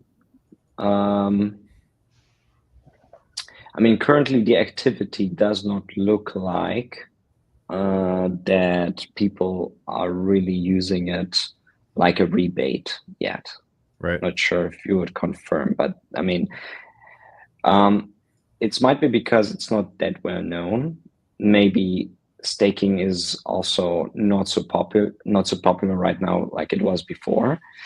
So maybe the coupon rate should be actually much higher in this case, because when staking is unpopular, the coupon rate should be higher. And when staking is very popular, I guess coupon rate should be lower. So theoretically, I would assume. And so that's what I think I kind of see. For people who are not familiar with communists, I think the best way to start is actually staking Hex, and Yes. then get the start bonus, and then stake that start bonus like 100%, and then see what you feel and see where your incentive structure goes. Because I think you can kind of like incentivize yourself to be in communis by doing that. And then you would feel much more likely to contribute as a liquidity provider, or as trying to get like the in circulation communists from the market to push up the price to get a higher coupon rate. And I think, yeah, when you incentivize yourself, which you can by staking Hex and then staking communists, then I think you get to understand how this whole incentive structure works. Yeah, it's a no-brainer that people who are staking. Of course, I'm a staker, and I talk about ladders, and I've come to the conclusion that a Quattro Cinco ladder makes the most sense to me. But I realize people have different strategies, meaning going out 15 years and adding to the end of that. Yeah, here's a couple tidbits though with that. Number one, right? Just because I get my com now and the rebate rate might be low, I don't lose it because I have the com. And if I staked it, now I'm earning more com. And if the price of com goes up 100x, it went up 100x. So even though my past claims might have been at a 4%, 8% rebate, at 100x, it's still 100x more, right, in value, right? That's one piece. The other piece is this is another one of these slow plays, early plays, like Morales is saying in the chat. The people who have really been working on a ladder and having a native staking ladder, and they've kept it up, they have this com that's come out, and some of them are earning thousands of dollars a year in com inflation through staking. So let's play that out for a moment. Okay, right now, com at its current price, that's $1,000 a year. Well, at 10x, that's $10,000. You interested in that? As an add-on to what you've done with Hex? Well, how about 100x? It's $100,000 a year. Are you interested in that? So all of a sudden, what will probably happen, because I do believe in, crypto type cycles over time and price going up and to the right, all of a sudden 4 years from now, where you may not have taken any action at all of a sudden you look back and say, well, man, I could have been making $200,000 a year in com. It'll be crazy like that, because that is kind of how crypto progresses as things thicken and prices go up. And then somebody mentioned, Netfryer mentioned in the chat about how people, it's a pain in the ass because you got to go click buttons. It is, but that's also kind of positive, because what's that led to is a whole bunch of people don't click buttons, which just makes Johnny's scenario even more extreme, because we've got people that don't even claim their com. They just walk away, and they lose it. We're also at a point. That's why it's so important that Max is like inviting all of these different community projects and to talk about it, that they're linked to Hex. Because that's how maybe some of the viewers right now figure out, I should mint it maybe and stake my communis, my com, right? Yeah, and something really ironic right now is that com actually offers a higher yield than Hex does right now, even for a max length stake. So the max length stake right now, you get, I believe it's not even 4% right now. I think it's under 4%, even if you do a max length Hex stake right now. But when you stake your com, you actually get 5% per year. So interestingly enough, com actually offers a higher yield, which is very fascinating, I think. That's pretty interesting, considering that it's at about a 4% rebate rate, and it has a lot of potential to rise from there. And then not to mention also, another big thing to this is that, like, when you talk about the sustainability of the coupon rate, let's just say it's at 100%, kind of like intuitively, automatically in your mind, you just want to imagine that once you're at 100%, you should go down from there. But the funny thing is that so you try to stick with me here, but as the price of com goes sideways versus Hex, okay, so imagine a sideways ratio of Hex and com. Well, in that scenario, the coupon rate is actually going down.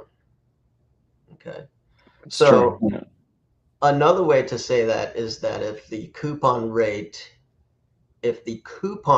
is sideways, so staying the same, so going back to that 100% coupon rate, if it's staying at 100% coupon rate, that actually is the com ratio versus Hex going up in price. So if you have a sideways coupon rate, you have a rising com price versus Hex. I still don't have. And so what's driving that is the T-share rate, because it is more closely correlated to the T-share rate than it is to Hex itself. So the T-share rate is actually determining how much people are able to claim in their com when they stake their Hex.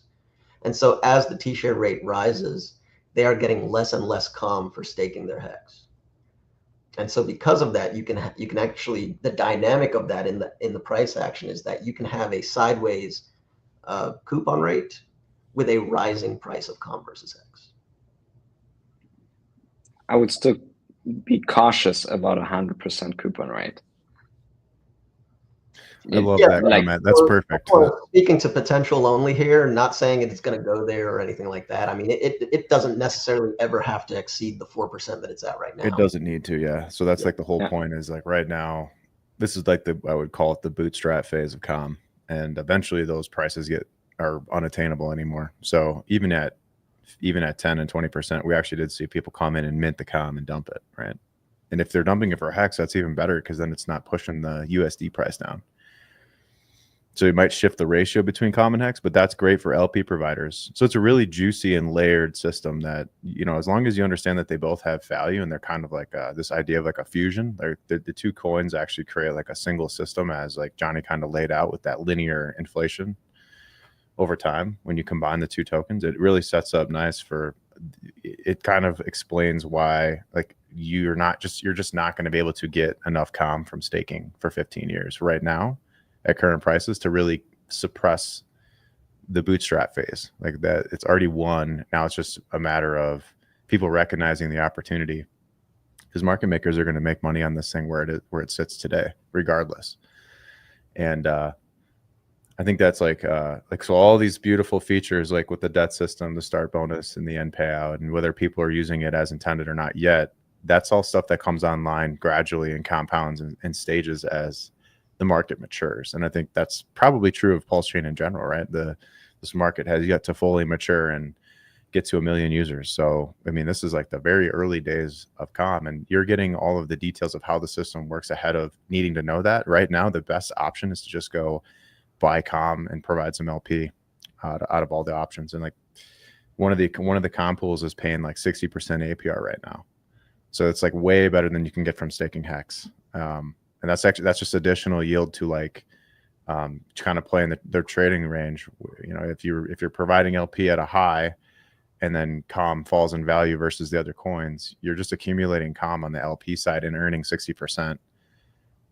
Well, the 60% outweighs the downside in a lot of cases on this one, because when it finally bottoms, it just tends to rip. And like I said, it's like I'm having a hard time really pinpointing exactly why. Maybe Chris can help, but like basically the entire market cap of COM right now is only like $3 million, and so that it's such a small market as is.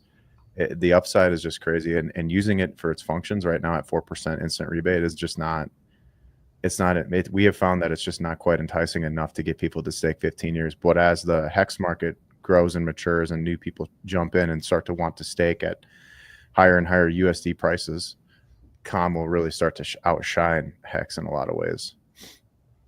And let's put that in even more perspective. There is that the market cap. So Axis just mentioned the market cap in dollar terms, but think about the market cap in Hex terms. You know, I'm looking at it right now. 255 million Hex is the total market cap of COM right now.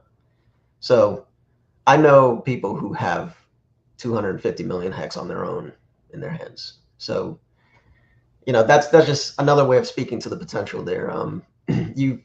As people are ending their Hex stakes, and then because they're ending their Hex stakes, they are claiming their COM. COM is getting exposure automatically as that's happening. It is getting exposure to the people who are claiming it automatically, hence the automatic marketing. I call it virtually automatic marketing because, of course, you do have to be careful with that term of automatic marketing, because this is dynamic in that it toggles itself. So it can go from automatically marketing today with the incentive structure, and then tomorrow the liquidity could go away and then it's not doing that automatic marketing tomorrow. So it is virtually automatic marketing, just depending on where it is and where the market meets that demand as far as what people would be looking for as an incentive to stake their Hex. But even if it's not marketing to people on the outside, which is where those high coupon, so the high coupon rates are going to market to people outside of Hex. But even at these low coupon rates that we're at right now, such as 4%, you're still marketing to the Hex community itself by offering them end bonuses on their stakes. So as their stakes end and they go and claim their COM, they are being exposed to calm. Now, maybe they don't want to buy it when they do that, but what's going to happen is in the future, as they go to end their stakes. So let's say somebody ends a stake today, they go and claim their calm, and then they decide not to buy calm because, whatever, they're just not interested. But they like the free claim, so they like the free claim, so they go and get their free claim for their end stake. Well, when their next end stake comes up, what's going to happen is that calm incurs a debt for people who claim their end bonuses. And so it makes you sustain a certain amount of staked calm in order for you to have the entitlements to claiming your future end bonuses from that same wallet. So anybody who has multiple hex stakes out there, and a lot of people may have noticed this already if they've already ended multiple hex stakes, but if you did not stake a sufficient amount of calm in your previous end stakes, so if you didn't stake enough calm, and the actual number is 50% that needs to be staked on every end bonuses in order to stay out of debt. But yeah, so if people get into debt by not staking enough calm, they will lose the entitlements to their future end bonuses completely until they get out of that debt. And this goes a little deep into the tokenomics, and I'm not sure we'd want to go that deep into it here, but let's just put it this way: you can very easily lose your ability to claim your end bonuses if you're not staking enough calm. I think that's going to catch a lot of people off guard because they're just not going to have the hex required to stake and or just not want to stake it for that long. And we're thinking like these end bonuses that are going to be impacting the system are coming out in, let's say, in the next 7 years, like 7 years from now. And by then, if Hex even is 10x in price, I mean, good luck going to the market and buying Hex and staking it to free up all that calm yield. And if Hex is successful, calm's successful, they're both going to be way more expensive, and you're just not going to be able to keep your ladder up. So it's actually going to put bid pressure on both Hex and calm in the future, in the event that people want to claim their end bonuses that these guys that get into debt now, because it's easy to miss this. I think it's such a deep system. It's very easy to forget the importance of keeping up with your ladder and stuff to really maximize your calm end bonuses to keep yourself out of debt. And then that's nothing to say for the staking component. Like, you can only stake calm if you stake Hex fresh. Like, basically you can't go buy calm off the market and stake it. And that's by design, so that you're putting buy pressure on Hex and not on calm. Yeah, and a quick shout out to Hex Kong. So Hex Kong, I see the comment there. It says, that the marketing of the marketing needs to be simplified. I like that comment. It's pretty funny, because I agree, and I'm with you. I think it's very complicated for most people to wrap their heads around what calm offers, because first of all, it's not just offering one thing; it's offering so many things, so many features. Yeah, there's so many things to this system.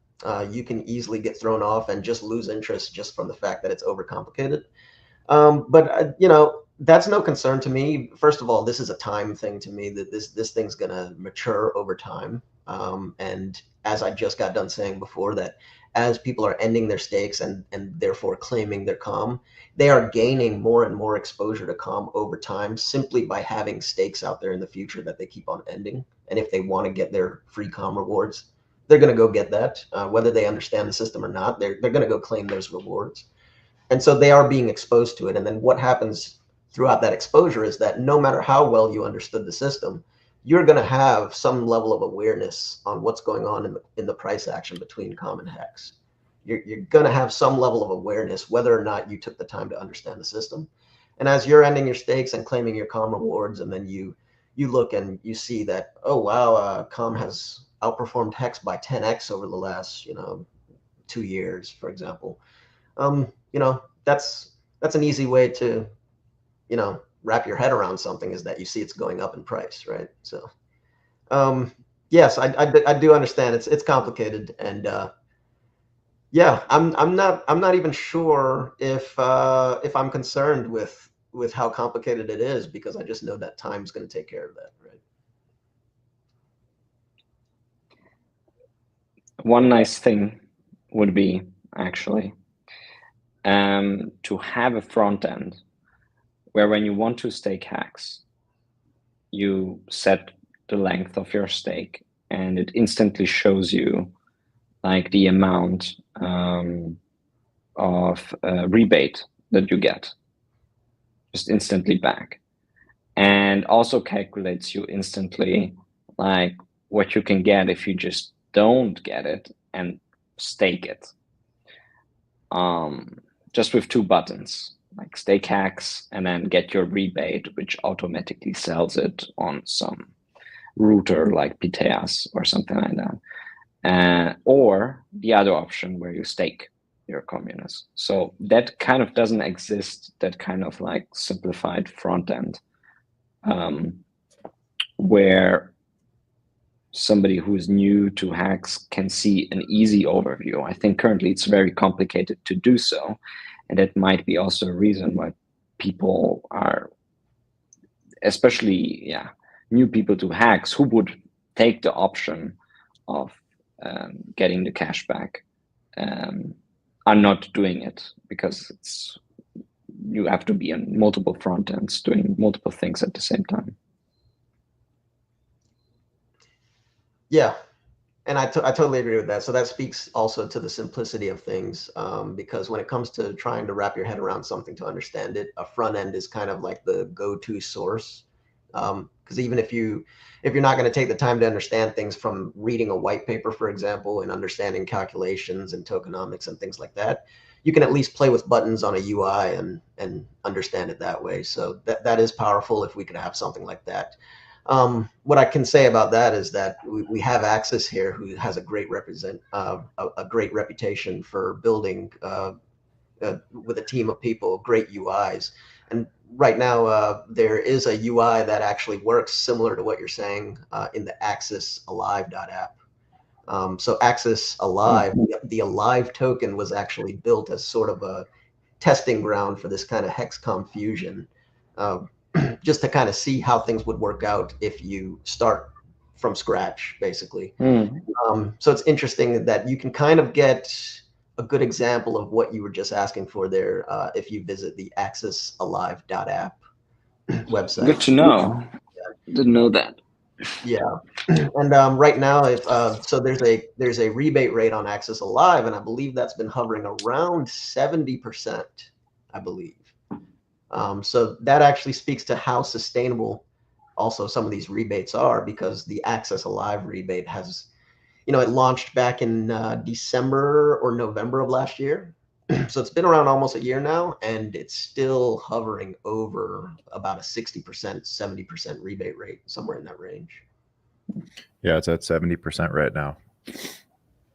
And I think the same, look, what you got in that system is you have not a lot of sell pressure coming from the players that are in it. It's a small ecosystem of like 1,000 holders, but it shows you that with 1,000, 1,500 holders on the base coin, that'd be like your Hex equivalent.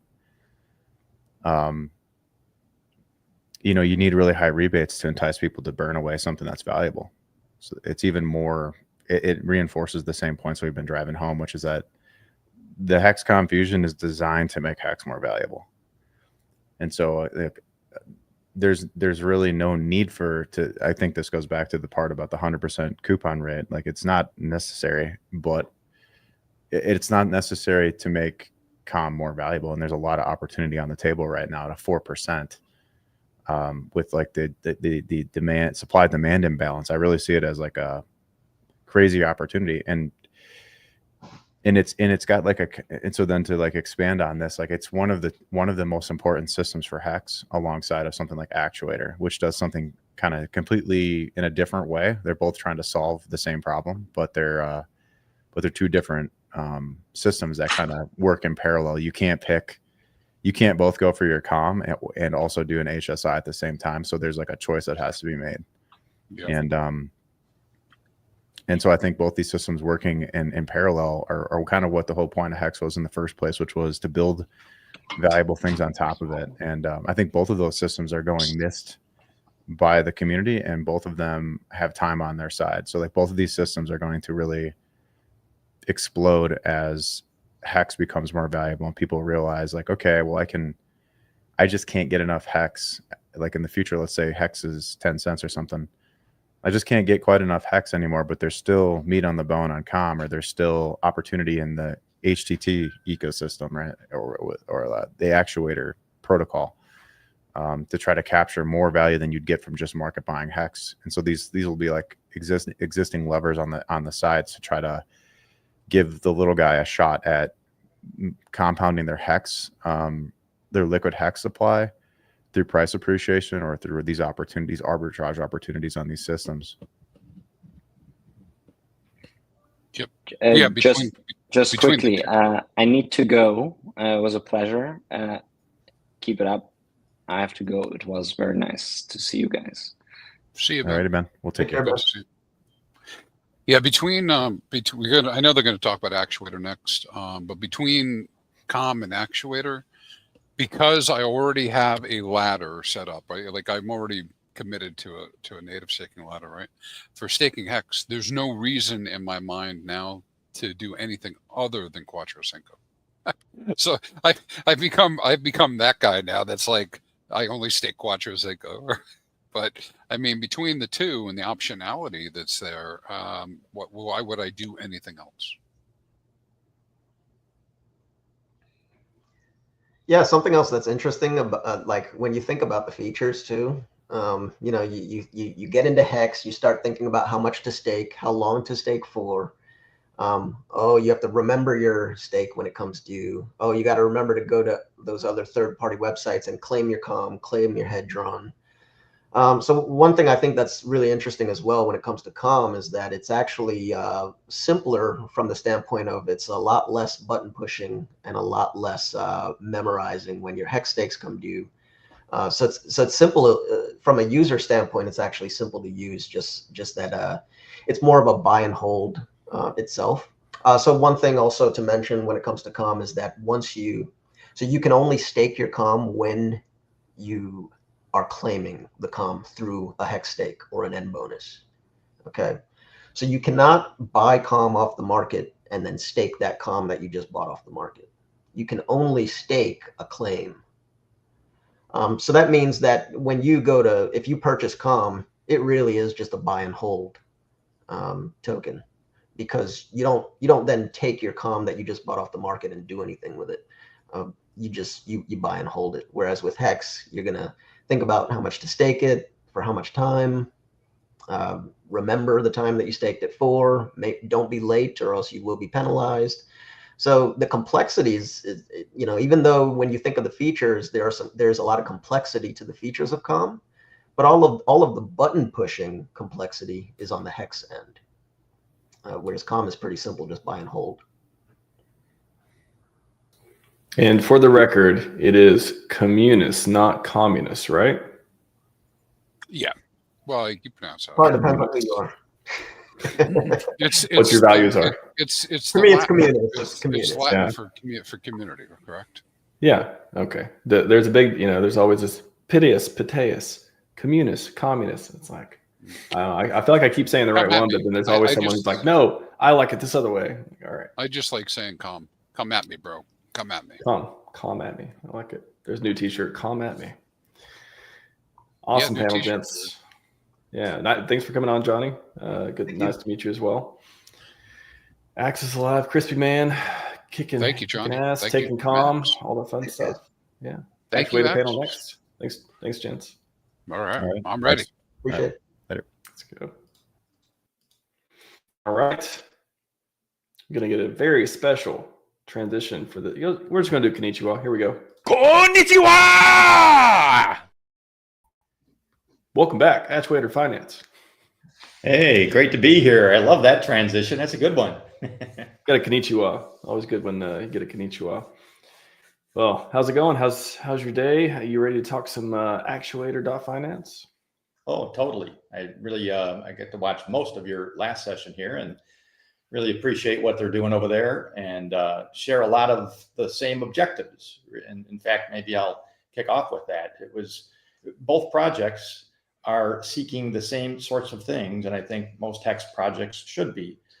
And you've said this before here, Max, how do we get people to buy more Hex? How do we get people to stake more Hex? How do they stake it longer and larger. That's what we need to do. And their project is aiming at how to incentivize that over on native hex staking. And Actuator, as a lead off here, is seeking to do the similar types of things on the HSI or tokenized community. So we want that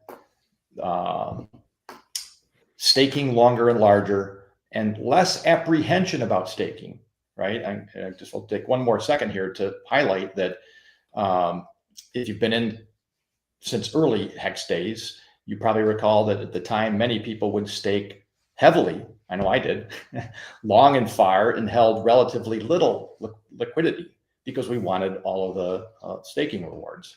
And then if you've gone through a cycle or so, you've kind of gotten hurt by some of the market cycles, and then the pendulum swings the other way. Now we've got bags of liquidity and some stakes, but I personally have a sense we've gone too far with how much liquidity is held. Why? Because there's a protection instinct. Well, what if instead of holding large bags of liquidity, you could deploy it knowing that if you needed to get to some, you could? Maybe that would provide the comfort to not hold as much big bags of liquid and be ready to push those staking buttons and be able to access something if you needed to get to it. And that is in effect what Actuator is going to do. So I can talk about that for you. But sir, that sounds like liquidity providing. What is the difference? Well, the difference will end up being that when you're doing liquidity providing, you don't have a stake on. Here, you've got a stake that's going to keep running and earning you the interest like any other stake would, and yet you can effectively borrow some from yourself. So there's no externality of debt. I can capture some portion of what I've already earned and utilize it if needed without disturbing the income earning nature of the stake, which is usually much higher than liquidity providing. Gotcha. Awesome. Yeah, let's get into it. All right. Well, I'm going to share a screen. I'll show a couple of slides to talk about it because this topic is what is Actuator. And so it's sort of an introductory level for those that don't know anything about it. I want to get you comfortable with what it's doing and how it works and show you around a little bit of the application. So let me share my screen here.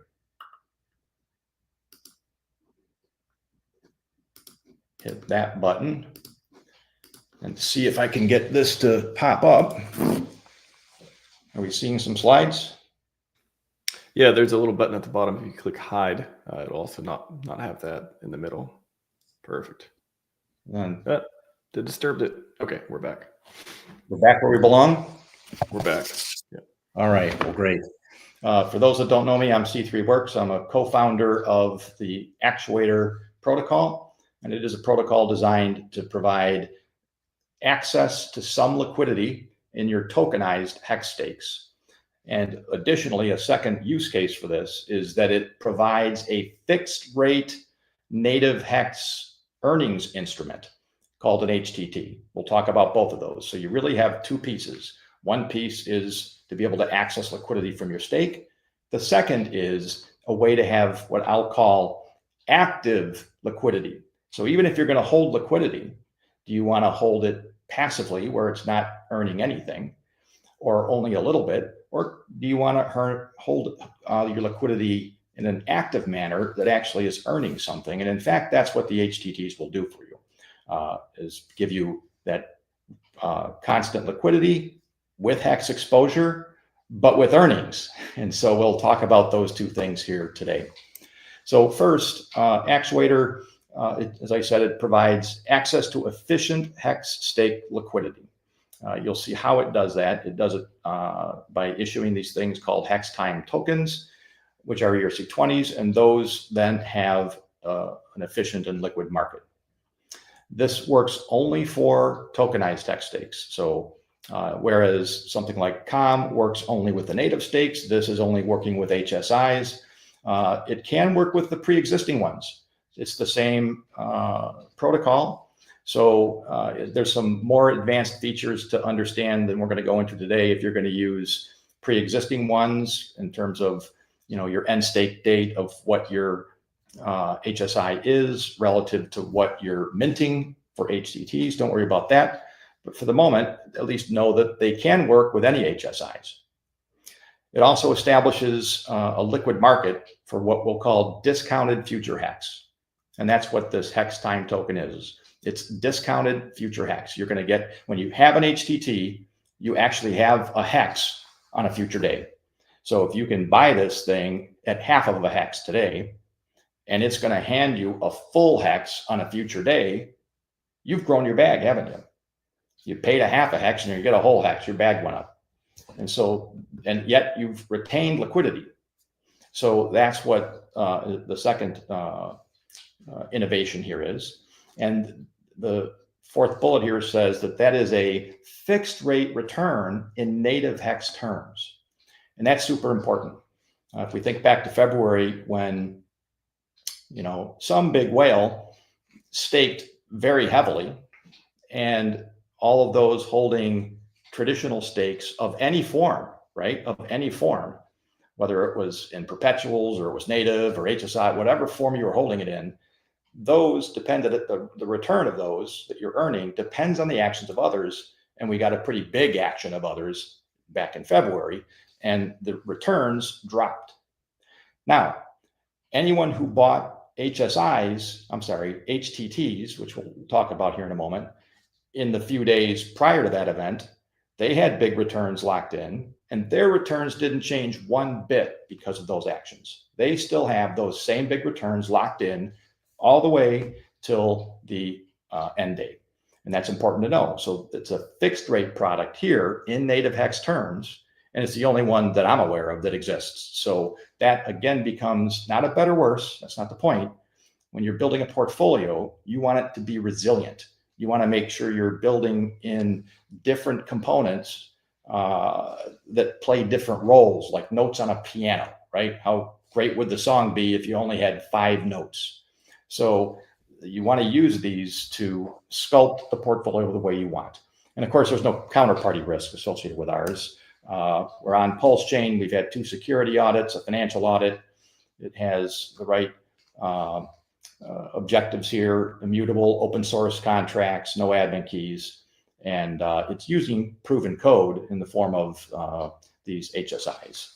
So that's what we have. Now, let's take a few minutes. For anyone new, this is critical to get this concept of the hex time token. What is a hex time token? Because everything hangs on that. It's a claim on a hex on a future day, as I've already said. So it's like having a guaranteed claim check that when you present it on the future day that it is designed for, the protocol hands you a hex. There's no middlemen. There's not even a market. And I've seen some good questions in our Telegram. A really good question was, well, gee, what happens if there's no market left when I've got a bunch of HTTs on a given redemption day? If there's no market, am I in trouble? That's a smart question. And the answer is no, you're not in trouble, because you're not dependent on a market.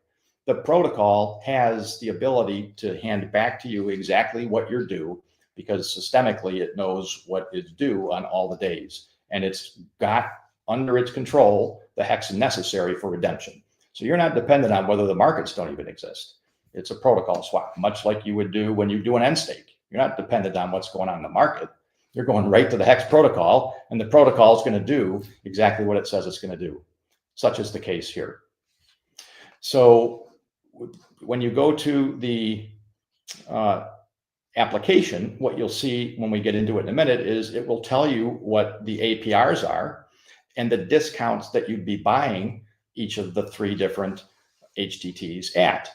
We presently have 3 HTTs available. HTT 3000.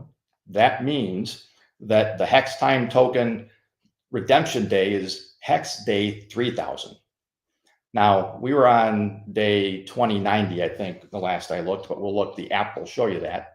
So this is not 3,000 days from now. That's hex day 3000, given that right now we're on 2090-ish or so. Now, if there's any question in your mind, you can just look also over to the right, where I'm showing you here. When we get into the application, it will tell you the exact redemption day. In this case, February 18th of 28. We know exactly when this is going to be redeemable, and it's 2.5 years from now is what it's doing. This little counter keeps counting down so that there isn't any uncertainty about when the redemption day is for a given HTT. So we have the three, one that's roughly at 2.5 years, 8 years, and 13.5 years. And the intent there was to start with a short part of the curve, a mid part of the curve, and a long part of the curve. Over the course of time, there will be more of these, and we're going to fill out a full yield curve. That's what we're seeking to do. So now what we'll find is, I dropped this other graph down here that I just want you to glance at. This is Hex in orange. So the top thing here is Hex in dollar prices. And the HTTs, the three different HTTs are underneath that, measured in dollars.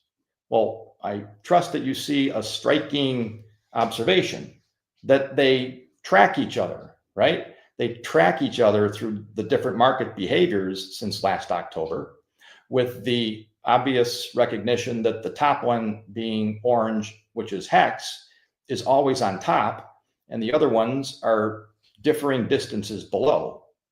That's reflecting the discount to Hex based upon the longer time frames involved.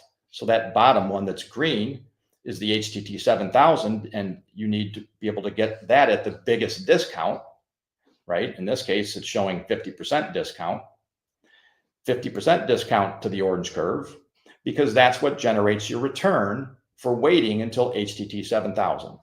So it really shares, if you think about this just intuitively, these HTTs share certain features and objectives with Hex staking. What are you doing when you stake? You're taking your Hex and you're putting it into the protocol, and you're not going to have that Hex, because instead you're going to have an accrual mechanism called a T-share that's going to gain you earnings over more and more and more time. And then at the end of a certain period of time, you're going to execute a function called end staking, and it's going to reverse that and hand you everything you were due. So you went from a smaller amount of Hex to a bigger amount of Hex based upon the time in the middle. That's exactly what the HTT is doing, only they're using different mechanisms that you can harness both. It's not a better or worse. Remember, this is about grooming and managing and shaping how we get our returns, and knowing sometimes one is better than the other, and we can decide how to apply it. But the HTT is like that. You take your Hex today, you could buy an HTT or an HTT on the open market at a discount, and hold it until you get to the redemption day. And at that point, the protocol would do just like an end stake, except it's called a redemption. And you turn in your HTTs and you pick up the return in actual Hex itself. So they're tracking similar objectives, only unlike the T-share, the HTTs are actually constantly liquid. So if you wanted to do something with them, you could. And some of the things you could choose to do is simply swap back and forth across the different HTTs. If you ever saw that there were market dynamics that said, gee, one of them is very expensive right now, I can sell to the expensive one and pick up a cheaper one and increase my Hex bag. So there's some really intriguing ways to groom and maintain your portfolio. And it's not the kind of thing where you're trying to do excessive trading. I would make a better analogy of something like dollar cost averaging, right? A DCA is kind of a grooming process. You're not trying to do trading when you do DCA. In fact, your mindset's not there. But the idea of making some periodic rebalances and saying, well, I'm holding something that's worth a lot of money, and I can sell that for a comparable Hex exposed product. See, all of this is Hex. We're not talking about anything where we're ratio trading away from Hex. It's only what form am I holding the Hex in. And so by wisely being aware of the different rates at which you're earning your Hex, you can optimize the rate at which your native Hex bags are growing without ever losing exposure to Hex, such that if Hex spiked up to $1, you didn't get caught offsides because all of this is Hex. And as you can look down here near the bottom, if Hex spiked up to $1 right now, you could pretty much rest assured that that whole cluster is going to shoot up that way and preserve very similar discounts. Because if they didn't, somebody would be buying it up very quickly, right? I mean, take the example, HTT 3000. It's presently at 0.009 cents when Hex was up at about 1.1. If the Hex shot up to $1, what would that mean your return would be in 2.5 years if you could keep buying HTT 3000s at this price? Well, you'd be getting 100x on your HTT 3000s, right? The market's not going to permit that, or if it does, everybody hearing this now will know to come in and buy it up like crazy and 100x your bags immediately. So there's a rational reason why this cluster stays tracked according to whatever occurs. Got a question here from HexKong. How can it be fixed if staking payouts are dynamic? If Remember what? the context? I think it was when you were talking about the fixed, one of the fixed pieces. How can it be fixed if staking payouts are dynamic? Because this is not based on staking payouts. That's an important point. Let's go back to it again. You are buying a claim check, this token, an ERC token called an HTT 3000. You're going to, let's say that you were going to buy 1,000 of them. You're going to buy 1,000 HTT 3000s, and you could do so. I'm going to use an example that's a little nicer than it is at the moment, but let's say you could buy that at 0.5 hex. So if you could buy an HTT for 1/2 of a hex, and it was going to have a redemption day in 2.5 years, do you care what anybody's stakes are doing? No, because you bought 2,000 of the HTTs with 1,000 hex, because that was the discount at the time. And all you're doing is waiting until the redemption day gets here and then claiming it. It has nothing to do with all of the normal staking activities. This is a parallel path of earning, which again, they're going to have different ebbs and flows between the variable rate stuff and how the fixed rate stuff behaves. That's a big feature in the bond market, traditional bond market. You can have a variable rate bond, you can have a fixed rate bond. And is one better than the other? No, it depends on what you're doing and how the markets are. And you want to understand how to use the dynamics of both expressly to fill the different gaps. So I hope that I was clear in explaining, and I think a way that I can do that, I'm going to come out of this now, and instead I'm going to share the actual live app. How am I doing here? Is it showing up? Yeah, we get the app right now. All right. Then I want to draw your attention to this live graph down here. These three are the 3 HTTs, 3,000, 5,000, and 7,000.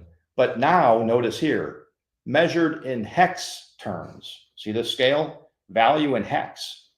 The orange line now becomes 1, because 1 hex is always 1 hex, right? But the yellow line represents HTT 3000. And the very first day, if you look over here to the left, I don't know if it's showing up well on my screen or not, but the very first day that we launched, you could buy an HTT 3000 for 0.75 hex. And then a few days later, it was only 0.6 hex. So you could buy even cheaper.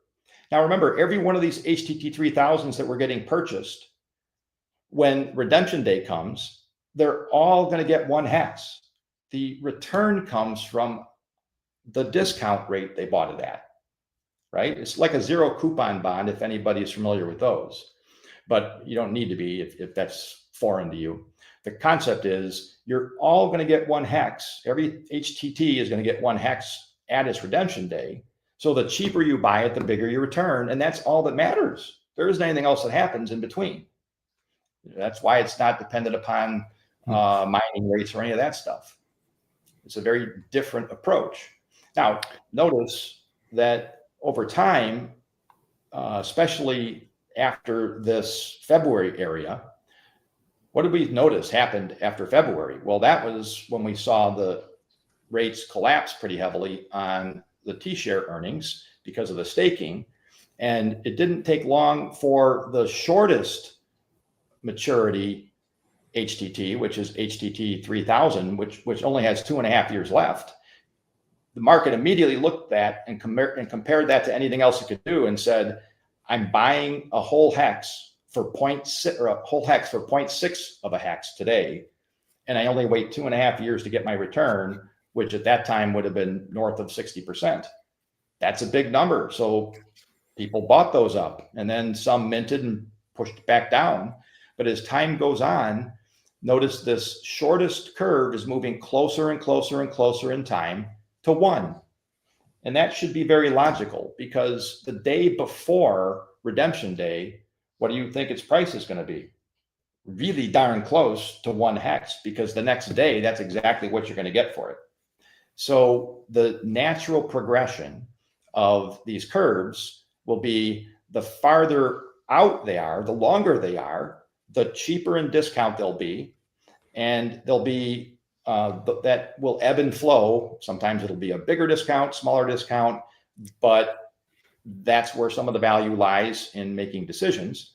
And as time proceeds, each curve will begin to be bent closer and closer up towards 1, eventually becoming 1 on its redemption day. So there's a built-in behavior to what happens. You would also tend to expect that the longer you have to wait, the deeper discount you should get. Well, take a look over here. Let's see if I can get my look in December, waiting for my screen to catch up, right around in this area. Notice the green curve and the blue curve are completely on top of each other. You can't quite see it, but you sort of get the idea. What that really meant was that you could buy a 5,000-day HTT at the exact same discount that you could buy the 7,000-day HTT. That means they both are going to generate the exact same total return in terms of the actual increase in the size of the hex bag you have. But one would do that in 5,000 days, whereas the other, it would take 7,000 days. Can you see a possible investment idea coming out of that? Sure. It oughtn't be. I would rather earn the full total return in 5,000 days than 7,000 days if I'm getting the same number of X's. If they're the same discount today, I want the one that gets me to 1 full hex the fastest. So that was something that would have actually been a very super useful trading idea, which is, I won't take us through here in this introductory one. Got another question here from HexCon. Wouldn't this just be a perp or fixed day HSI? And a follow-up, what differentiates this from a perpetual? I'm still trying to understand the mechanism that trustlessly guarantees 1-to-1 hex ratio. Yeah, so sometimes people raise the question about perpetuals. They're not like perpetuals at all, right? They share, the perpetuals do certain things that we do as well, like they enable folks to be able to get some liquidity out of a hex stake-like position. So we share some functional attributes, but the most obvious difference is when you have a perpetual, you're exposed to T-shares. Again, feature not a bug, I get it, but that is dependent on the actions of others. Do you know what rate you're earning when you get yourself a perpetual? Do you know what you're actually going to get? You do not, because it's like every other T-share. It depends on the action of others, what's going to happen with things like happened in February. So that is a variable rate product. This is a fixed rate product. So that immediately makes it different right there. Second is that these are all, right now there's 3 of these, but the market, this takes about, just so you'll know, we're on a 3-year schedule of emission of the ACTR token. And each year of the first 3, there are new HTTs introduced across the curve. And after the full 3 years is over, the community can put as many HTT spots as they're prepared to build liquidity pools for. The intent is that this becomes an actual yield curve, a native Hex yield curve with no other externalities associated with it. It's just what is the true time value of the Hex. We've eliminated the other unknowns like variable rate, actions of others, all of that. So this maps to Hex, a yield curve, much like the US dollar might to the treasury market. It's the purest way of measuring the time value of Hex, is what we believe. So there's a couple of differences. The fixed rate versus variable rate, the individual ownership, right? You can sculpt your HTT, or you can sculpt your HSIs to any ladder you want to do, because this works with any HSI. So rather than fit into particular buckets, you build whatever ladders you want for your own cash management purposes, and yet you can still use this protocol. So there are differences, but they share some of the same objectives. The tooling and the characteristics are different. Good explanation. Yeah, I think a lot of people are wondering, because we have HSIs, we have maximalist products, common, all these other pieces. And it's really interesting how this is so different. And I mean, it's when you were thinking about this, before we move on to the panel as well, when you were thinking or building this, I remember you talked about you had a council from different people, and it looks different than you were originally thinking in different ways. But oops, Pat, you didn't want to answer the question. That's okay. I'm sure we'll go back in a second. Anybody need some more coffee? I need some more coffee. It's only day 5. We're only on hour 20 right now of streaming, so I'm not tired at all. While waiting on him to come back, let's get it pumped up. Let's get it pumped up. Let's get it pumped up with. We'll do a quick transition with season greetings. Shout out to White Lotus.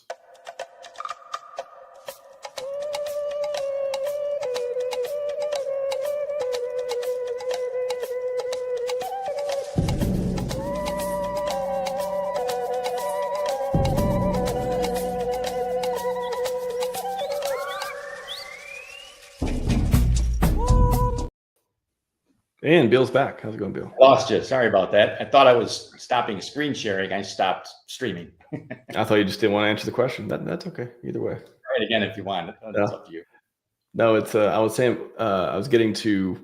You're talking about like how this product changed and stuff as you before its final release and all that, and you had different ideas. And I was thinking of is there other things that aren't are there other parallel things that could be built on Hex that aren't built yet, that are like, there's bond market stuff, there's all these different pieces in the traditional market, like what hasn't been built for Hex yet? Oh, plenty, quite frankly. There are things. We're going to have to be thoughtful about how to do them, and to do them in a decentralized way. We don't want to replicate Wall Street in here, obviously. I come out of that world, and I can affirm that there are things that I do appreciate about what we have learned from centuries of investment, right? There are some tried and true principles that we should apply, lest we get hurt and reinvent the wheel all the time. But there are plainly forces that we don't want over here. So there are products that would be useful if we could bring them in, but we'd have to implement them in a decentralized and proper ethos way, And I think your one panelist was talking about options. Options is a good example. There's some utility that could make sense, but again, I would say there are some risk areas there that would need to be addressed. So, interesting. And as we get into the panel.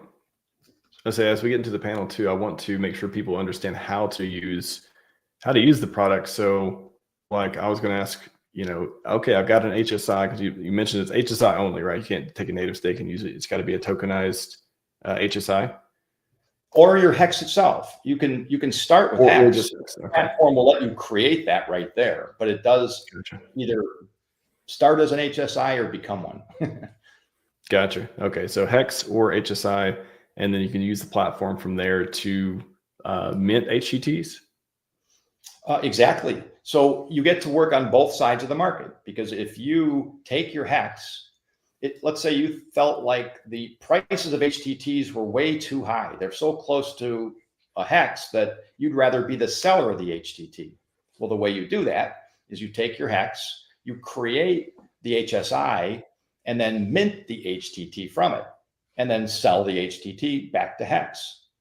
So you've now gotten a big amount of your hex back, but you still have a totally functioning stake running. So if you want to be on the sell side, that's how you do it. If you want to be on the buy side, because you say that's a great rate to own as pure liquid hex that's earning something, you just step out with your hex and buy the HTT. So it's a natural market is the point. Gotcha. All right. Well, let's get even more actuatory with Crispy Man and Crypto Sloth. How's it going, gents? What's up, fellas? Good to see you guys. Crypto Hey, Sloth, guys. you have been here in at least 15 crypto years. At least I needed a break, you know. Let That's me a lot. prove it here. Let me prove it here. So this is one of the first streams with SJ, Captain RG3. It's about 3 years ago. Dip Catcher. Man, we all look younger. And this guy who likes to just think. That's like the thinking. Isn't there like a hand palm in the face type of deal statue that you're imitating right there? A little sloth in the corner. You used to like Hedron, I think, too. Yeah. Are you much of a thinker anymore? You still like to think? No, not so much. You know, I've taken a break from all that. It's really tiring. I don't know if you've ever done it, Max, but it takes a lot out of you. You know, I try not to really. You know, it's I got a water pick, and that's all the thinking. That's all you need. I got a water pick. Water pick, good. Yeah, glad to be on. You're back. Well, now you guys can get actuatory. Just keep putting Y's on the end of things. Better than IE and better than what do they put X's on the end of things now? What's the fucking R's? 2 R's. Actuator. 2 R's. All right, gents, take it away. Panel us up. Let's go. There was probably some questions in the chat, by the way. Hex Kong has been asking some really good questions, so keep your eye on the chat for those too. All right. What's up, guys? Good to see you. Good to be here. Yeah. What is What's up, up? Crispy? How are you? I'm doing great. Missed you, Glad Sloth. to be up here. I've been around. I've been around in the background, but glad to be up here talking about Actuator. Yeah, for those of you guys who don't know, I've been working pretty closely with Bill and RJ, helping them out in the background, and I really like the product that they have built. It's a really cool, great addition to the Hex toolset, or the Hex, the Hex toolset that we have with COM, Hedron, Icosa, HSI stakes, and then Actuator. It's a nice trifecta of stuff built on top of Hex. Yeah, I didn't know that, but that's good to know. No, I mean that you were working closely with the team. Mm-hmm. Yep. But yeah, so sorry, what was that? It's important to get counsel and to get ideas checked across the community and to see if the way you think about things is right or if there are perspectives that you're missing. Yep. Yeah, I remember when you and RJ first approached me just to do a call about the Actuator protocol. I think you still called it like HMTs or something like that. Like it wasn't HTTs back then, but you just shared the white paper. I'm like, oh, this is a really great thing to add on top of Hex. And I think, you know, one thing that I was always excited about with Hex when I first learned about it is like, oh, this is a really great base thing, like a base for a whole financial system that can be built upon very, very, you know, using it as the, what's the word? The economic base for a whole plethora of new financial tools to be built on top of it. And I think, you know, Actuator accentuates that, that quality of Hex that isn't as apparent when you're just learning, like, you know, the base mechanisms behind Hex staking.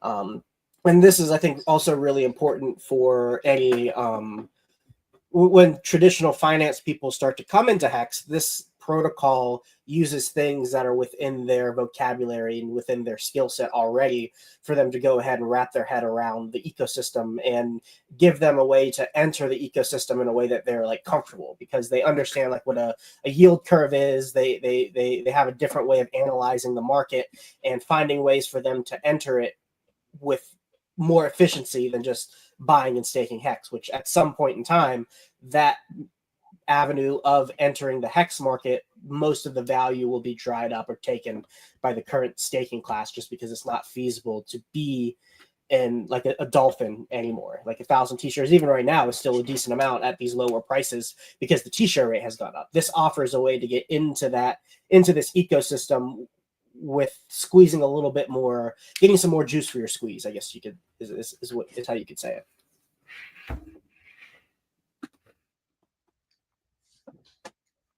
If that makes sense. Yeah, I think so. Yeah. Mm-hmm. I think another piece which I'll raise, and I'm curious if Crispy, if you've got a thought on this. We've gotten comfortable and understand this construct of a Hex portfolio where we say part liquid, part ladder sort of an approach, right? That's a kind of a galvanizing phrase and makes great sense. It begs a couple of questions that every investor has to think about. How much liquid and how much to stake? And how does that get sorted out against whatever it is you're wanting to protect through the liquidity? And the reason I raise that point is because what I think Actuator protocol offers, among other things, but to that particular question, is another dimension. Now it's not simply partial liquidity and partial ladder. Now there's an active passive component to it. Should your liquidity be passive liquidity, or can it be active liquidity and grow your bags, i.e. in the form of HTTs? Same thing with the ladder. Can the ladder have some flexibility to it as opposed to a ladder that there really isn't a flexibility to? So that new dimension of active versus passive, or is sort of a dial that can be applied to both the liquidity question and the ladder question without disturbing the overall architecture of the whole portfolio. Where do you want the cash flows to be? That can be preserved. And I'm thoughtful that if people actually begin to grasp that they can have liquidity available if they need it, then maybe it reduces the amount that they feel they have to just outright hold on to unstaked. And now we've got a promotion of more and more staking because we've covered the risk that we might need some, not by just holding it idle, but by knowing how to get to it. What do you think? Yeah. So my thought on that particularly has to do with, when you go to the dashboard and I can see what the discount is of, like, say, a HTT 7000 to a current Hex, right? So I think you framed it up a couple times for me, and other people have talked about it as well. Is there's really, you can break it down to two different types of users, right? There's some of us who have HSIs, and for whatever reason, we're locked into those HSIs. There's not a market to sell them, and I may want to free them up and do something with them, in which case I can use those HSIs as collateral, all right, to mint HTTs and actually put that stake to work, that capital to work, without relinquishing my rights to it or to the hedron that comes with it. Right, so it's my stake. I just borrowed against it. Now I do something else, and with good management, there's something else that I could do is to earn off of that, right? And then so I've got a double earning layer. It's some finesse. This isn't for like the new guy, right, to figure this stuff out, like the brand new person, right? But you have that ability to get the liquidity out and put it to work. So that's one side of the equation.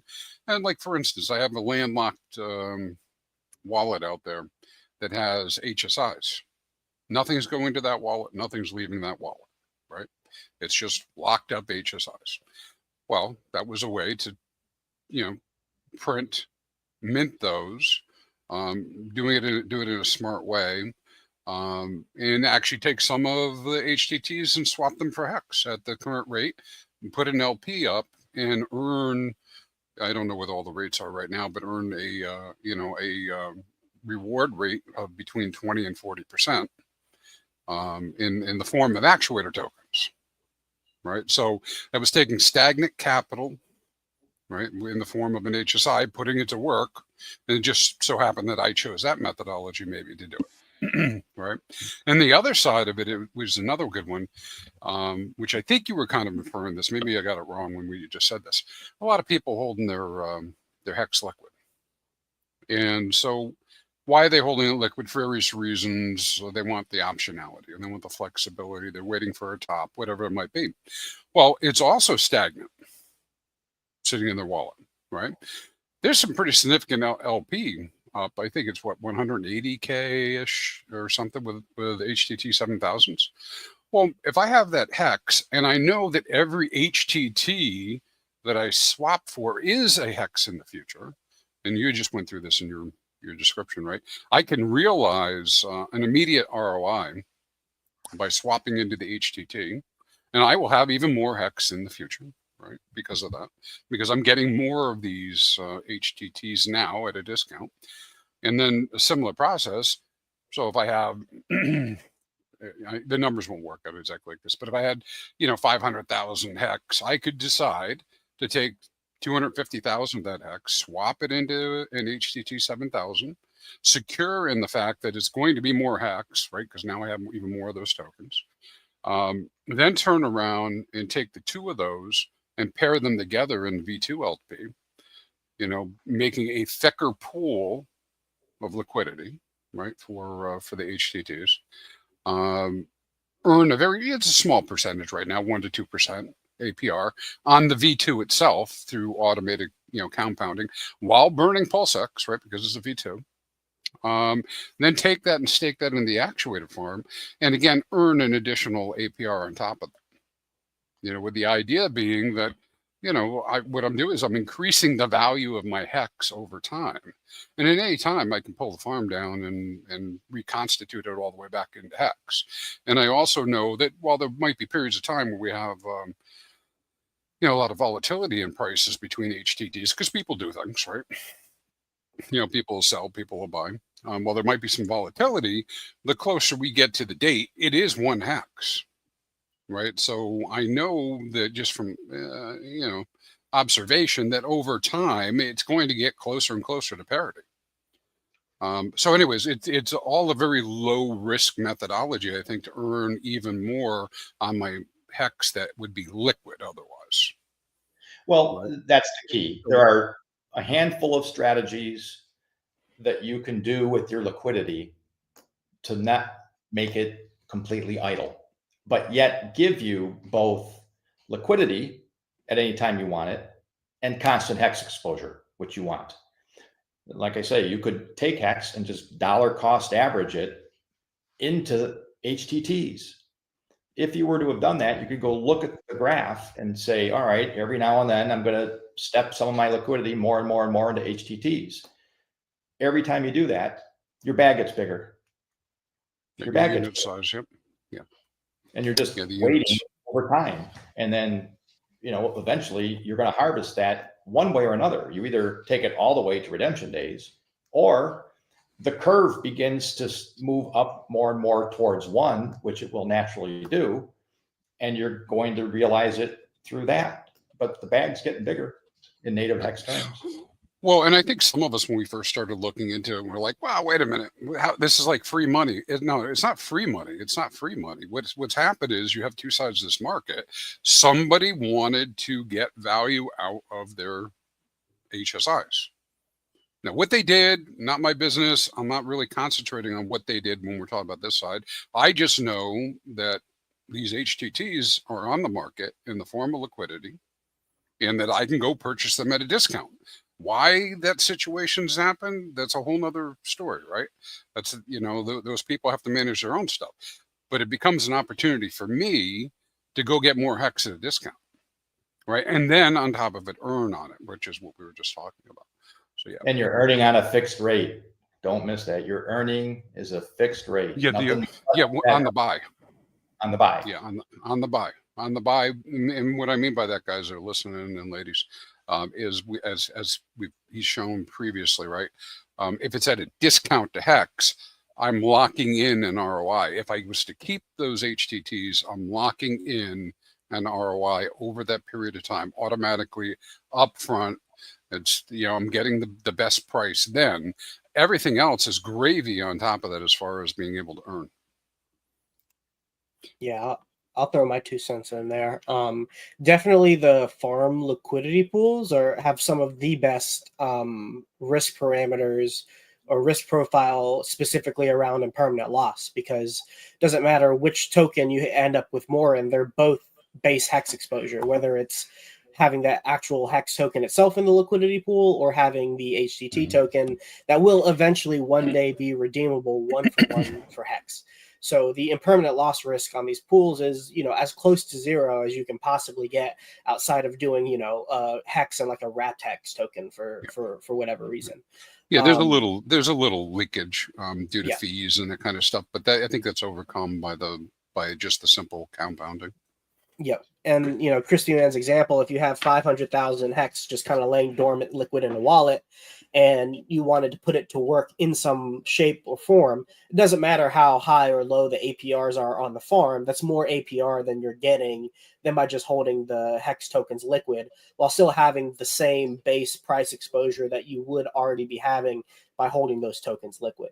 The only risk would be if for some reason the people are selling a bunch of HTT tokens and during a period of time and they happen to be trading at a lower level, but that eventually will work itself out over a period of time. It just all depends on your timeline. And then also the staking your HSIs through the Actuator protocol basically takes away or ameliorates one of the risks of long-term staking, which is one of the downsides of long-term staking, which it's one of the trade-offs of long-term staking is a better way of describing it, which is locked capital.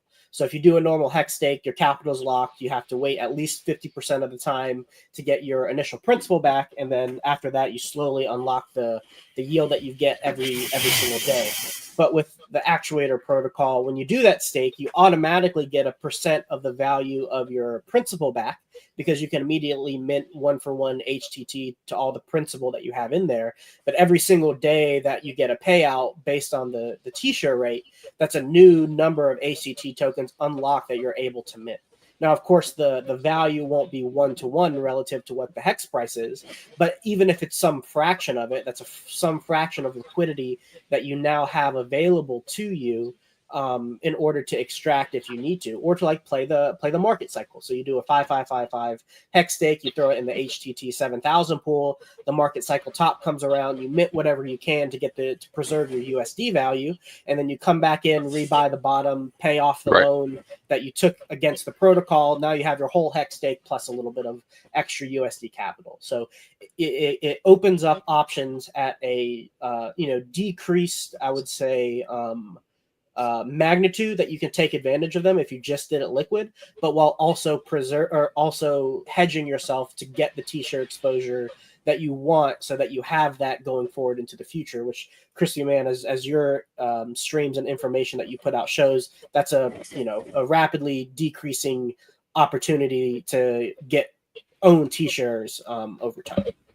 So it's like you get to build that robust portfolio that C3 Works was talking about, where you get that long-term exposure, but you still have short-term optionality within the Actuator protocol. And so both your portfolio gets diversified amongst the same price exposure risk, but you've now diversified across your time span risk. So you get opportunities both in the short term while preserving your long-term preserving your position within the system at a long-term time frame as well. Yeah, it's pretty good exposure. And then, some people might also be concerned with, well, wait, if I lock it up and I'm in the farms and all this, I got to press buttons to get it out, but I may not catch whatever happens with Hex in terms of price appreciation. Well, I would just remind everybody that the LP with HTTs is Hex. And so my expectation is that 1 for 1, they're going to go up relatively about the same amount. And dollar values. You may even see a little bit of overperformance at times with HTTs and maybe a little bit of underperformance as people move in and out, but you get the same exposure to the price X's. Well, that's exactly right. And let me just point out another thing about that HTT, just buying and acquiring HTTs as your liquid mechanism for a minute. It's a natural DCA instrument. Because what are two variables that you care about a lot if you're going to dollar cost average with something? One, the thing had better go up, because if it goes down over time, your dollar cost averaging is hurting you, right? You're counting on it eventually going up, whatever it is. The second thing you care about is that it's a manageable volatility, because if it's whipping you all over the place, that can be kind of painful to have to live through. Well, guess what HTTs do in their price movement in native Hex terms relative to Hex? If you're going from Hex into HTTs, it's that relationship you care about. You don't care about the dollars or anything. It's a natural rise, right? HTTs, as time goes on, naturally progress up to and eventually must be 1. So that's the first piece is satisfied. It's a natural upward trajectory with time. The second piece is, how wild is the volatility? The fact is pretty mellow in the scheme of things, because it moves around, as Crispy talked about. It might get a little tighter. It might get a little wider. The discount can grow or shrink. But how many think that we're going to see HTT 5000 dump by 99% relative to Hex anytime soon?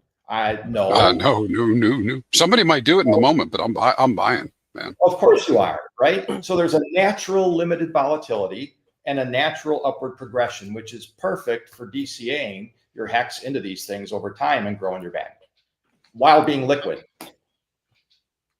Well, you saw what happened with the 3000 price, right? I mean, the discount's very low now. It's not discounted that much, and that's because people have bought that up. So you have all sorts of opportunities that come from that, because people who did buy that, they could decide to rotate into 7s or 5s. Exactly. Because it's very close to being a Hex value already. But even if you had just done the 3000s early, I mean, how could you not be happy with the outcome of the 3000 being just 10% off the Hex price? Right. Your bag is way up. Time you got in. That's exactly right.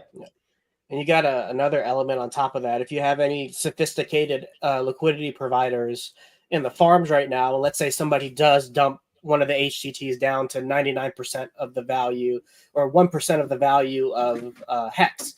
Sophisticated LPer would probably pull their LP at that point to lock in that outsized and permanent loss when the value is so relatively in favor of the owning the HTT token, which would thin the liquidity out, which would make the snapback to its fair value ratio happen even faster. And then they'd add the liquidity back in later to get the same ratio and just pocket all those extra HTT tokens. And so the market dynamics, when you see outsized volatility to outside the expected parameters that Bill was talking about a second ago, it then triggers, what's the word I'm looking for? Motivation or incentives to create the environment that will snap it back into those parameters in the first place, both in the form of buy pressure, sell pressure, and in terms of pulling and adding liquidity. Yeah. Actuator good? Actuator good. Very good. A lot of stuff out there. Yeah, I mean, I've heard Crispy talk about it some. Sloth, I'm sure we'll talk about it more when he comes back to crypto. And it's. I mean, actually, I was saying in the chat, he's the one to explain. Like last time at the PLS Tour 369, I'm like, dude, explain this to me. Explain Actuator to me. So we sat down, me, him, and Zenith, and had a conversation about it. And then I kind of forgot in between. And now we're back. Now I'm going to watch these clips, and I'm going to, I feel like I understand a lot more now that Bill's talked about it a few times too. So, well, honestly, you'll probably have to get information from other people because I don't like talking about it anymore. I mean, I've talked about it here, but I mean, I'm still working on building my spot. That's true. I mean, yeah, when you said Bill was talking about the HTTs being the discount curve and how it's 60% at one point, and it may go up closer to the day of redemption because it's like, hey, like you're gonna get 1 hex back for each one, all that. I'm like, yeah. If I recall, it was like 80% when I started talking to C3. The 7,000s were, there were some that got gross. I had to sit back and just avoid the temptation to go and snap up everything that I knew. Buy them all. Right. Because I want to be like the only buyer. Yeah. Well, because if other people don't experience it and know what's going on, they just, they won't join in later. The other aspect of this, which I like, which is pretty cool. This is not so okay. There's a lot of stuff goes on crypto and DeFi, PulseChain, right? This is not a play to hype up HTT tokens. It's not. It's simple utility against Hex. And so what I mean by that is even our conversations here aren't to go convince a bunch of people to go buy HTTs and send them to the moon so people can trade off on you. That's not what we're talking about. We're talking about building hex bags and income generation. It's a natural. Does that make sense to you guys? What I just said, right? This isn't like the normal hype thing. This is hex. Well, there is no speculation that these HTT tokens are going to fly off the handle and appreciate in price even a 2x fold relative to Hex, because that just creates an environment where people are going to sell it down because there is a pseudo arbitrage opportunity to stake your Hex and then sell it down. So there is it's exactly what Bill was saying before. There is a range of expected volatility that's fairly tight, and any deviation from that creates an environment to put it back within that expected range. Exactly. Bingo. Gents, appreciate it. Right. You got a Hex Good Old Days panel. Anybody want to stay on for that? Feel free. If you'll talk about the good old days of Hex and the upcoming amazing glory days, we certainly hope and do not expect. So appreciate you all. Actuator, awesome stuff. C3 works. It'll be clipped. There'll be some. I'm sure if you get all the links. What is Actuator.finance? There's your link. Actuator.finance. If you're interested, play around with it, see if you like it or not. Cool stuff. Thanks for building on Hex, Bill. Thanks, all right, guys. Thank you. Thanks, gents. See y'all soon. Oh, I clicked the buttons. Yes, right before they disappeared. Winning. #winning. All right, I think we got a new video to play. We're going to do an intro for the Hex Good Old Days. This one's from Red Notice. They said they made a Hex one. Let's go.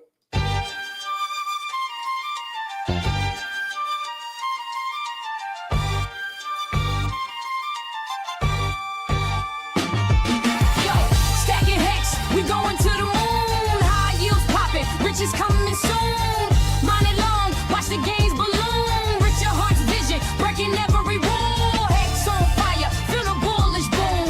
Crypto kingpin, sealing haters doom.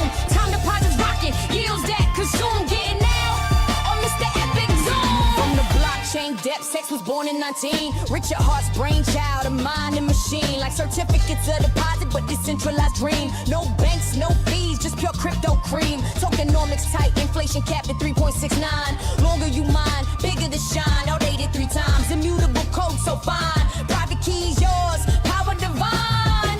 Diamond heritage, 5555 days strong. Heart's vision, delay gratification, can't go wrong. Ethereum roots, now PulseChain throng. Innovative features making the weak look wrong. Yeah, stacking Hex, we going to the moon. High yields popping, riches coming soon.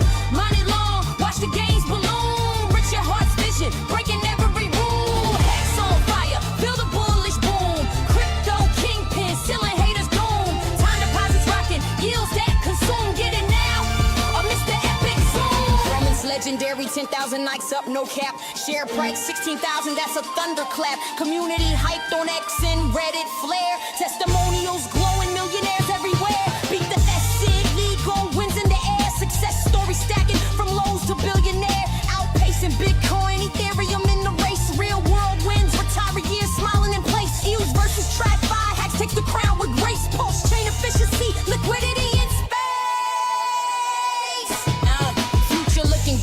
10,000 nights pumping bound. Marketing blitz and 25 echoes resound. Partnerships brewing. Events making ground. Best investment ever. Value profound. Stacking Hex with your crew. Generational wealth. What you gonna do? Don't fade the king or you miss the view. Buy your Hex today. Join the elite few. Prediction sky high. Moonshot coming through. Volatility, yeah. And upside for you. Buy it, hold it. Let the magic accrue. Hex forever. Making dreams come true. Yo, Hex Nation, we unstoppable force. Bullish vibes only. Staying on course. Richard Hart legend. Leading the source. Stack mind, win, feel the remorse. Nah, just endorse to the moon and beyond. Hex endorse.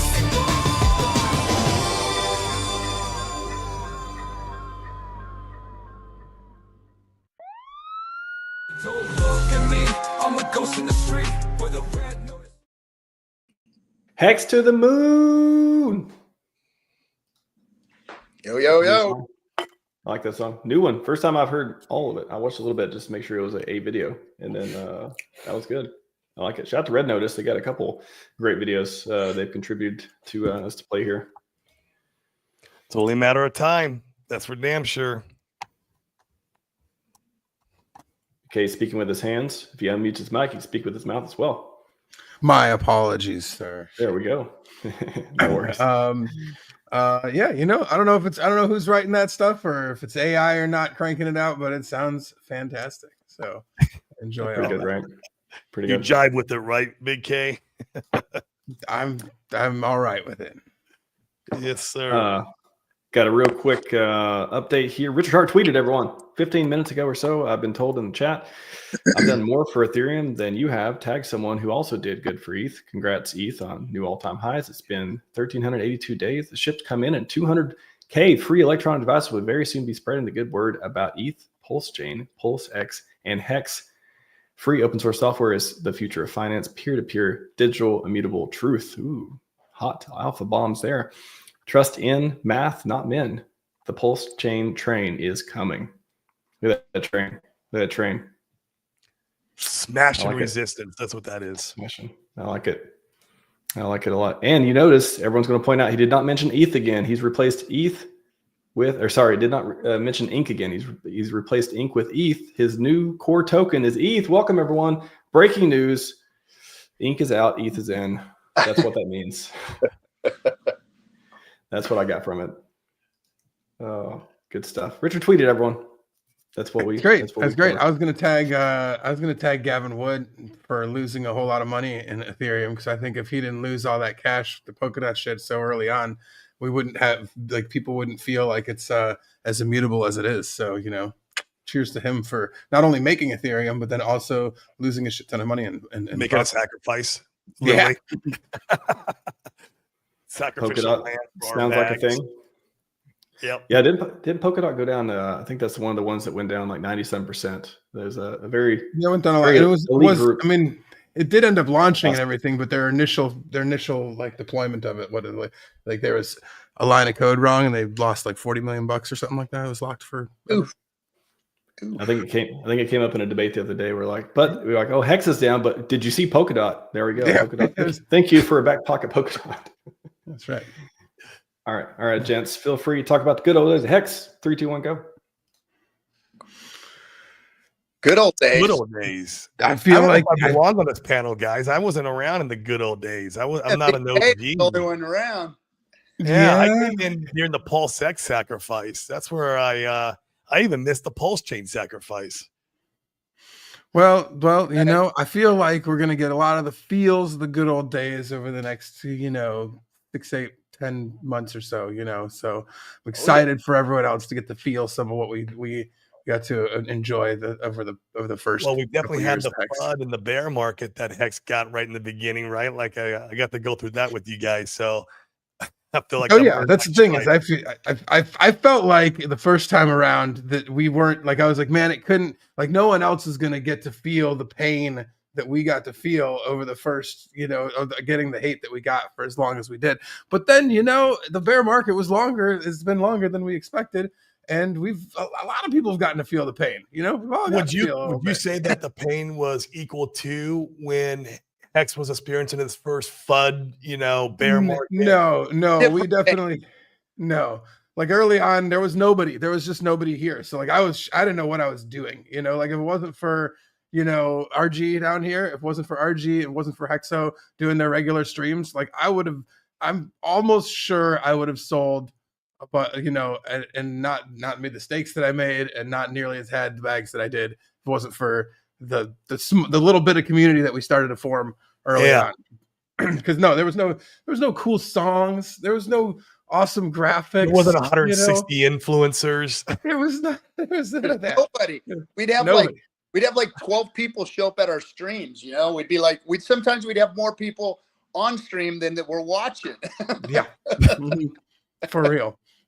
That's for sure. And the hate of like the general hatred from crypto, like there was nobody had anything nice to say. It was crazy how like, I mean, you can find some niceness now along the way, some people who will play ball, but like nobody wanted to have, I mean, just straight block if you like brought up Hex, brought up Richard, and and it was, to me, it was such a dichotomy, because like on the one hand, like something that I like loved and respected and used very frequently, the Pirate Bay, would like put up a Hex referral link, like they were very much involved, or paying attention, like they're in front of their website was a big Hex referral link for like the first, couple of 3 months, 4 months of Hexes, like with the referral, the first year of it. Like, I mean, like, so on some hands you had that, and then on other hands you had everybody and so like you'd see people that would show up, because like this was during lockdown time, and so there's people that are showing up to protests with like Hex shirts on, getting on camera and things, and you're just like, man, did I see that? This is like, you could feel that there's something happening, but then on like you talk to anybody who was anything that had anything to do with crypto, and we wwe were basically pariahs. We're like just Yep. It was definitely no love for the Hexicans. I mean, sometimes we just show up and they damn near be calling the cops on us or banning us or kicking. Sort of banning us most of the time, and I mean, I lost groups of friends through like mining friends that I had in crypto, because I was like, guys, this is like, I'm just trying to tell you, there's something here to make it. Yeah. Oh yeah, for they sure. were Maxis Big K, or was it because they just hated Hex so bad? They hated Hex so bad. They felt like it was such a scam, because like they weren't Maxis, because like, man, we mined everything. I mined Cheese Coin, I mined Heart Coin, I mined those guys it's crazy. So like the idea that that was what was mind blowing to me, is I was like, hey guys, this is just like, this reminds me of like Masternode kind of stuff, just like there's no like limit to it. You just kind of stake your stuff, but there's a time component, and they'd be like, nope, they wouldn't have anything to do with it. Like I said, I got removed from a couple, from one group that I was mining, like I was in forever. Like I've met these dudes in person, been on conferences with them and shit, and just like we basically don't exist. And like and every now and then I'm like, hey guys, see how it did the thing, but they still are like that. Yeah, but it's like they believe that anything that's not proof of work, they're even super like anti the changes that have happened to Ethereum. They so don't like EVM, they don't like proof of stake. Oh, their money, their bread and butter is running machines to mine. So like that's hard for them to see the forest from the trees. But there were general like crypto Telegram rooms that would talk about everything. But if you mentioned Hex in there, or if you came in with Hex on your tag, you're gone. Like they boot immediately. Even though it was a shill room, an overall shill room of any shit token.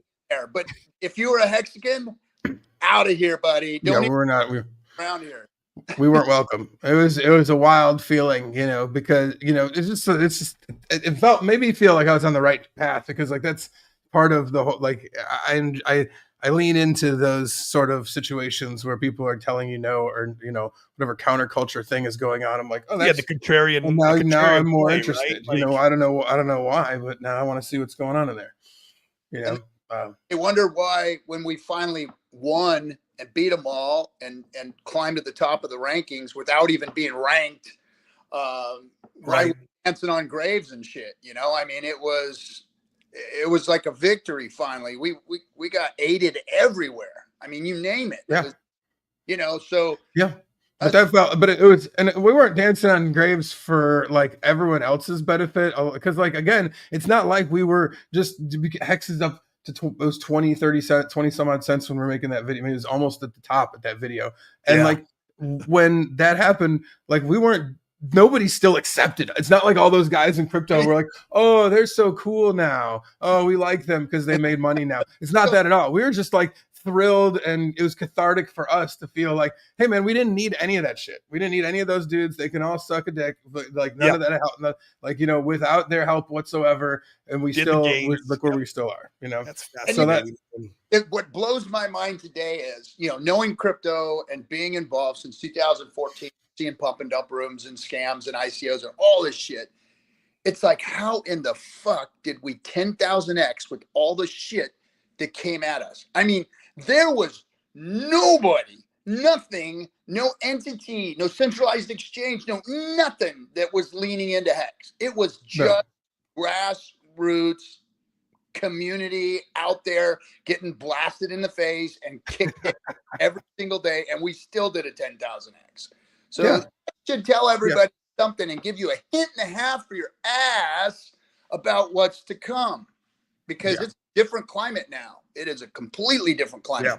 Oh no, we've got like room to breathe. We've got like ways to grow the community. Like, I mean, there's so many more people that I feel like are starting to move into, and there's going to be everyone with the 401k that's going to become diligent about their crypto investments over the next, year to, couple of years. And so like all that, having all that energy, being able to be put somewhere to where there's a bunch of people like all of us that have been in the trenches doing the training ourselves and others on how all this shit works is awesome. It's awesome. We're really, it's just like another, oh man, who would have thought that having a sick ETH reserve is like the big thing now? Oh, well, Richard did. That's why he's got, who would have thought that, like there's so many of those, who would have thought? And then you're like, oh, he did actually. Like, so I had no idea 2 years ago. And now it's like one of the biggest narratives in crypto, and Richard so happens to be one of the top. Yeah, he was 2 years, a year and a half, whatever, early on that, and we didn't even realize it. In fact, people didn't realize it so much so that they just wanted to shit talk, about like his mediocre time to trade on in the whole matter. Which like whatever, like it's easy to do from your armchair. Around that, everyone thinks he top blasted and was making a bad trade. Nah, I feel like, because we all know DAI is not what DAI used to be. Yeah, he was making backed by USDC, they could shut that shit down. I feel like, and this is all speculation, I could be totally wrong, but I feel like he had to do the trade. He had to go. He was one of the largest. He was one of the largest, if not the largest, DAI holder for a while there. So he had to go somewhere, and why not ETH? Right, like that was like, we know ETH can't be shut down. We know ETH is decentralized somewhat, right? I feel like enough so that Red Notice or some other sort of silliness isn't going to have anybody freezing assets. And so that's my speculation on it. I don't think he made a bad trade or he top blasted. No, I think he was. Well, and even if he wasn't, calling the shot of ETH treasuries being the next thing, I mean, it still sure works serendipitously well. So like it's thrilling to see all that, and then now like this, we've got an army of folks that are ready to evangelize, and like ideally at the right time. We're here for the news today. You see, the green candles today. It's all going somewhere sometime soon. So. Well, you also have to remember at that time, it looked like ETH was going up to make its all-time highs and doing its little run. So you take the fact that it's kind of like you get on the train or get left behind, plus the counterparty risk stuff that Corey was talking about. It makes it the trade when it happened there is some logic behind it. It does make sense. Oh yeah. There is. Yeah, like I said, I'm not here armchair quarterbacking anybody who's got to push in or out that big a stack of anything. I mean, it's just it's you can't.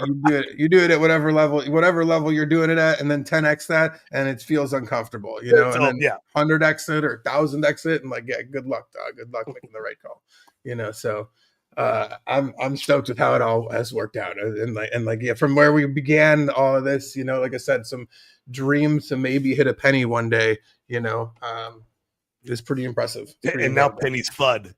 That's below us. It's crazy, right? Yeah, man.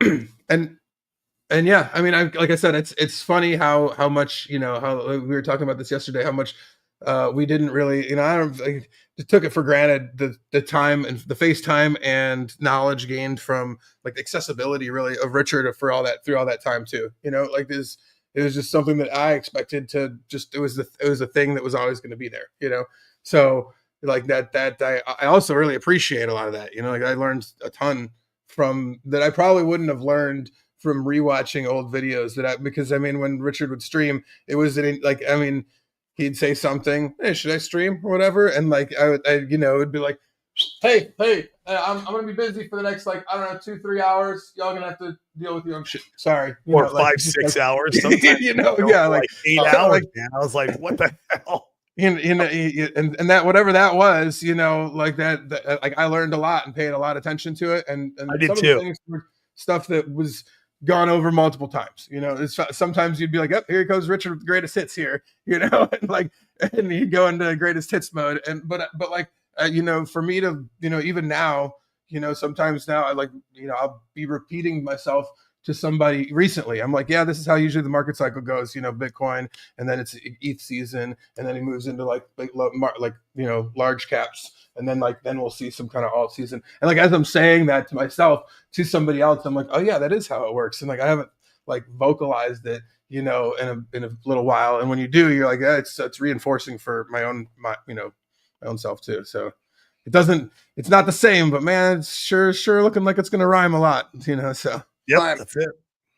I actually like the setup better. I mean, the setup is, you know, we didn't know what the setup was before. It was just kind of seeing come to fruition, and now looking back at it with hindsight, you can go, okay, well, look how that materialized and how everything came together, and look at how things are materializing right now, and it's just like, wow, man, this is a different setup. The wind up here is way different, you know, and the kinetic energy of the industry and the macroeconomic kinetic energy of, you know, what's going on with the Fed and the interest rate stuff, the kinetic energy hold back on this market right now. I've never seen it this wound up, you know, and ready to swing. It's badass. It's remarkable how all the stars are aligning and everything's coming together here all at once. It's like, it's insane to me. Even like the timing with Richard's marketing campaign lining right up here with altcoin season. Was he doing that on purpose? Was he planning that the whole time? I don't know. But it's like I always say on my show, we're just in a freaking matrix. The script has already been written. We just got to lean in and play our part. You got to have faith, of course. But if you have the faith, lean and play your part, the future's already been written, man. I mean, that's the way I view it. So yeah, it's don't question if you got the right idea. If you're here listening, you know, like, don't question yourself too hard. Like believe in what you're doing, you know, for sure.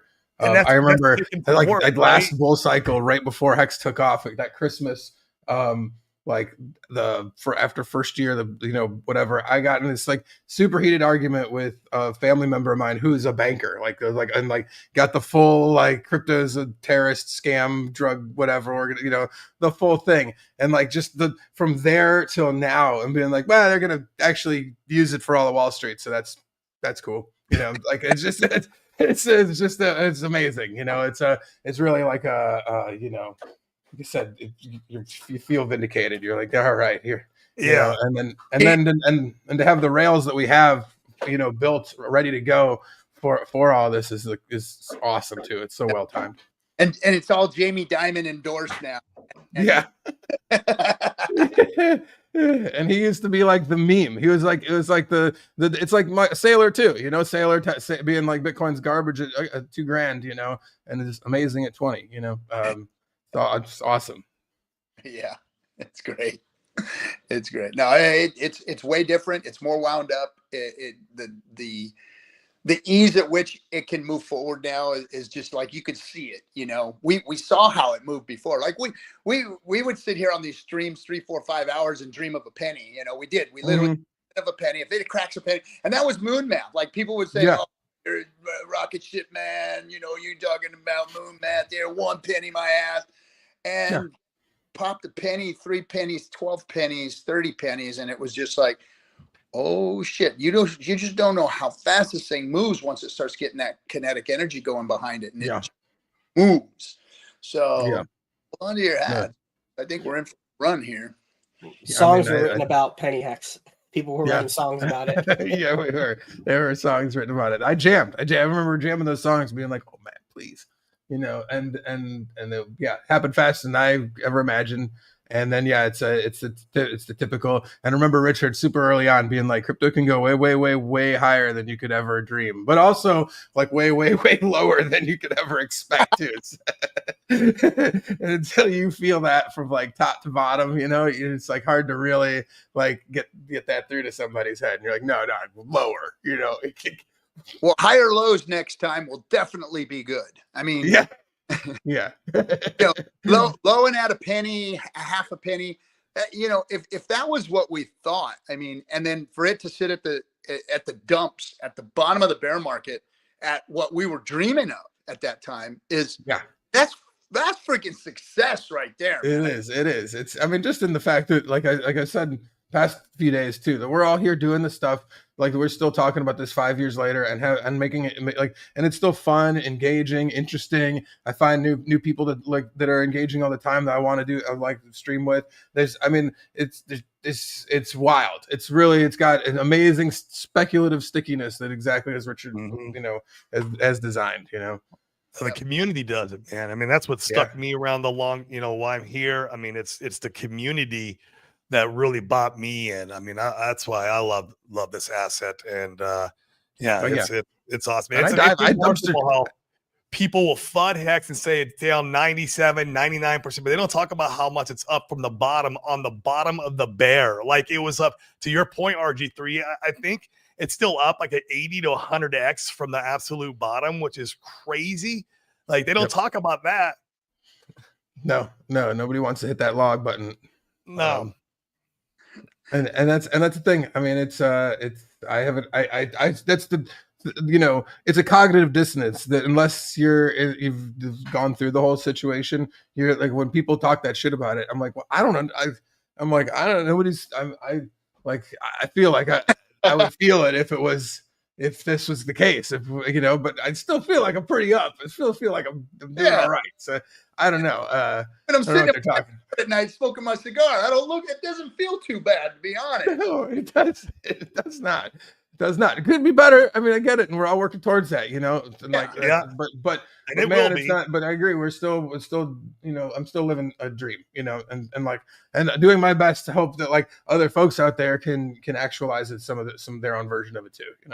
I mean, that's what really got me and like to keep doing it all is when I started to feel that like man, it's everybody else should feel this too. It's real. It's intoxicating. Yeah, it is.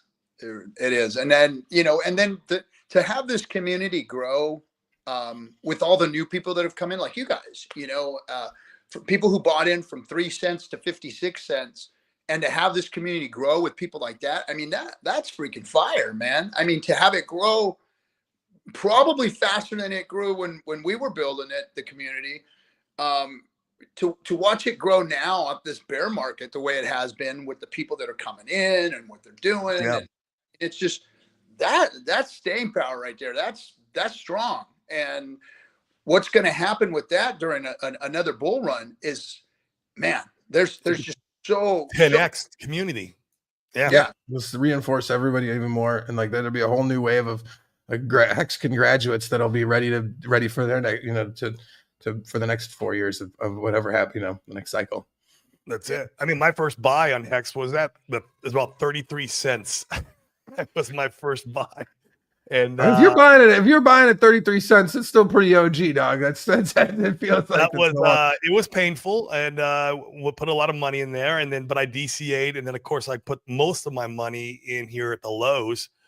So now Hex is my biggest bag out of my entire portfolio, but like it didn't start that way for sure, right? Like I had to stick with it, and that was the hard part. But I'm ready for it now. So nice. That's me too, man. Me too. And again, that's what like impresses me, gives me hope, makes me proud of like what me and Big K did in the beginning by gathering everybody that we could to just start streaming and talking and helping. And, you know, when, you know, you've done amazing shit in this community, both of you guys, and you built like from buying at 33 cents, the stuff that you guys have done, the way that you guys have interacted, the way that you guys, you guys are proof that, you know, hey, DCAing in on the way down. Oh, powerful.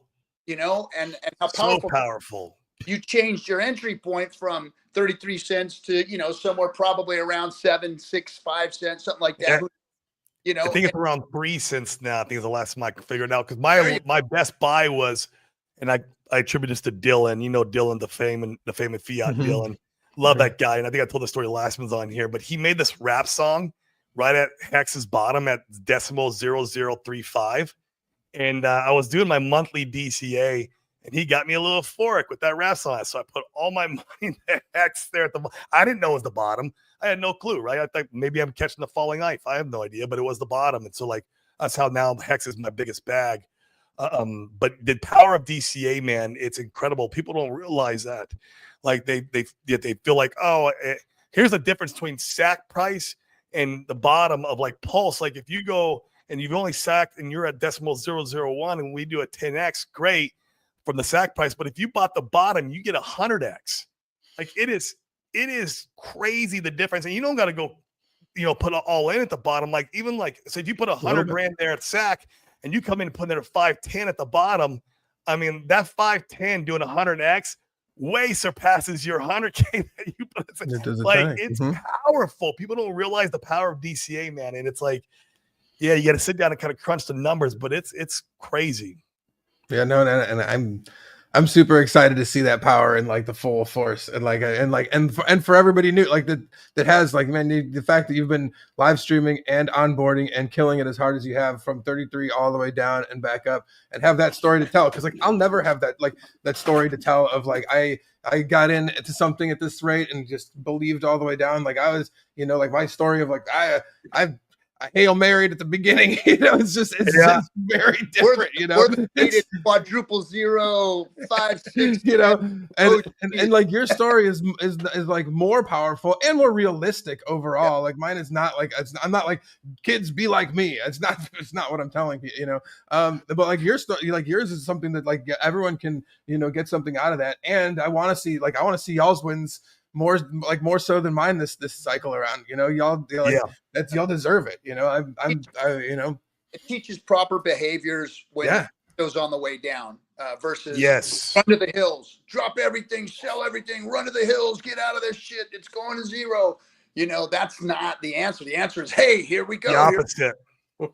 We're going to have 3 years to DCA in, and that's what you better do, because it's going to go up again. How much can you accumulate? And like, you know, Tam, who just started her new stream, she's speaking the same thing. You know, she's like, I invested here at the top, you know, and oh, look, there she is.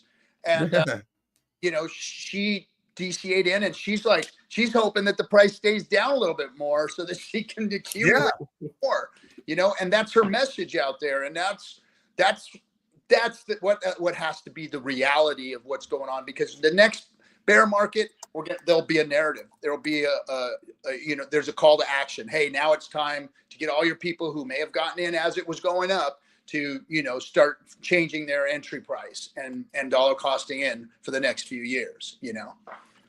Yep. What's up, Max? Are we getting hooked? Are we getting yanked? I'm just trying to manifest that 10,000X again. That's all. I'm just thinking real hard about it. Just thinking it. 10,000X from the bottom or from where we're at right now? Wherever you want, man. Wherever you want. 14,000X. Measure from the bottom. Chart, man. I'll take there it. is no reason why Hex cannot do another 10,000X from the top of the last cycle. I couldn't even imagine. Can't do that. Bitcoin has done 3 million X plus whatever. And I mean, there's no reason why Hex can't. Hex is better. And, you know, we've always said that. We've been saying that for 5 years. It's proven itself to be that. So there's no reason why it can't. It's just the narrative in crypto is false news, fake news. They're not speaking the truth. Problem is is those big guys bought the bags of the shit that's out there. They bought the shit coin. Bitcoin is the shit coin, and they got a bunch of it. So it's going to be just getting around skirting that. That's a great shirt. Bitcoin is the shit coin. I wonder about that next cycle. Like, I wonder if the Bitcoin leading the way narrative is going to be the same thing next cycle. I mean, you know, it has been each time, you know, but it'll be interesting to see. We'll have to wait and find out. 4 years. Slop, if Hex does a 10,000x, will you go full-time crypto? Maybe. I don't know. We'll have to see. You show it to me first, Corey, and then we'll find out. I'll let you know. Okay. Well, revisit this. Sloth is a civil servant. Okay, he fixes teeth. We can make all the money in the world. Teeth still need to be fixed. So he's a full-time he crypto. he doesn't need to get too rich. Do not get too rich. I'm telling you. We need Corey's quick. trying to talk. Yeah, go ahead. Stream. I just want to throw a shout out to Hex Kong in the chat room. He was like from day one in the old hex.com chat room with Kirkowski, myself, and you know, the old days where we were like we were trying to help save everybody from going to the Telegram rooms where they doxed Richard Hart and put his, you know, ID and any record he had on live. And I mean, it was insane. It was really insane. Oh, so yeah, he's been one of the OGs. serious. Well, thank you so much for having us, man. It's been super fun.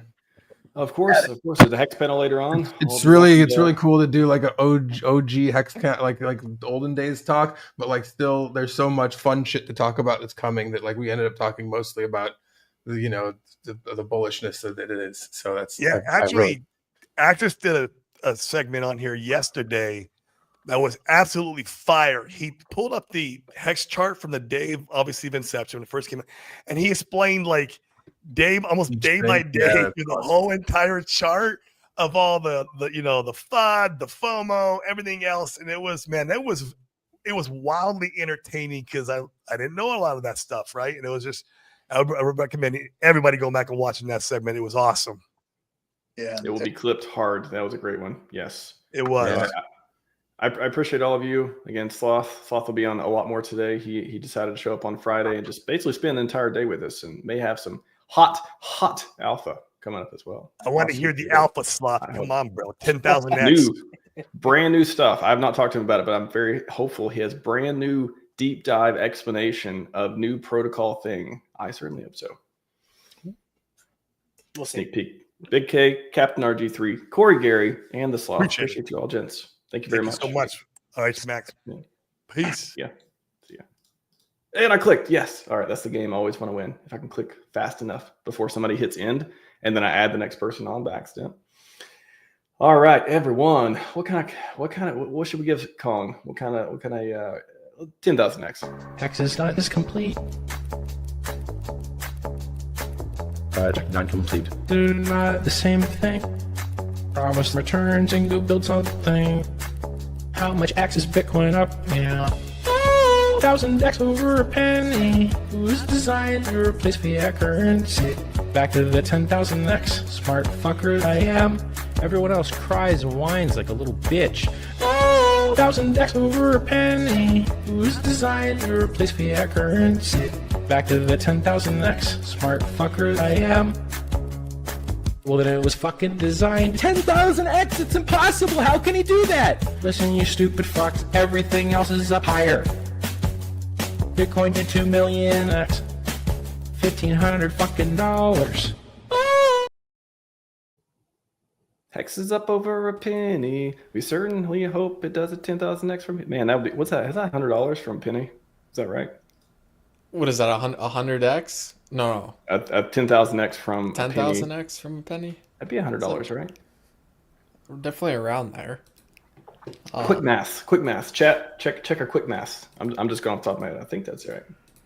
Sloth is clicking buttons. He must be checking. I think it is $100. So they're telling me it's correct. Okay, good. Quick math. But, you know, that was a good intro. Good intro. Right. Only the 10,000. Not a lot of people get 10,000x intros, so no pressure. But show us how we're gonna do it. Right. Show us. Yeah, again. we'll do. Right. All right. I'll see you soon, man. All right. Yeah, I'll catch you later. So yeah, I'm just going to start off here by just touching on what that previous panel we're talking about as well in terms of the hex and the gatekeeping and all that type of stuff. Because that type of like that talk kind of resonated with me, because that was one of the reasons that got me into hex as well. Was I think I was watching this YouTube channel and someone was essentially just saying, like, I don't know, just talking one bad thing about the top 100 cryptos or something, and it might even been like, might have just been like the top cryptos in general. I don't know if it had anything to do with the top 100, but long story short, the guy mentioned Hex at the very, very, very, very, very, very end of the video, and then his I guess his negative take on Hex was that it's not listed anywhere.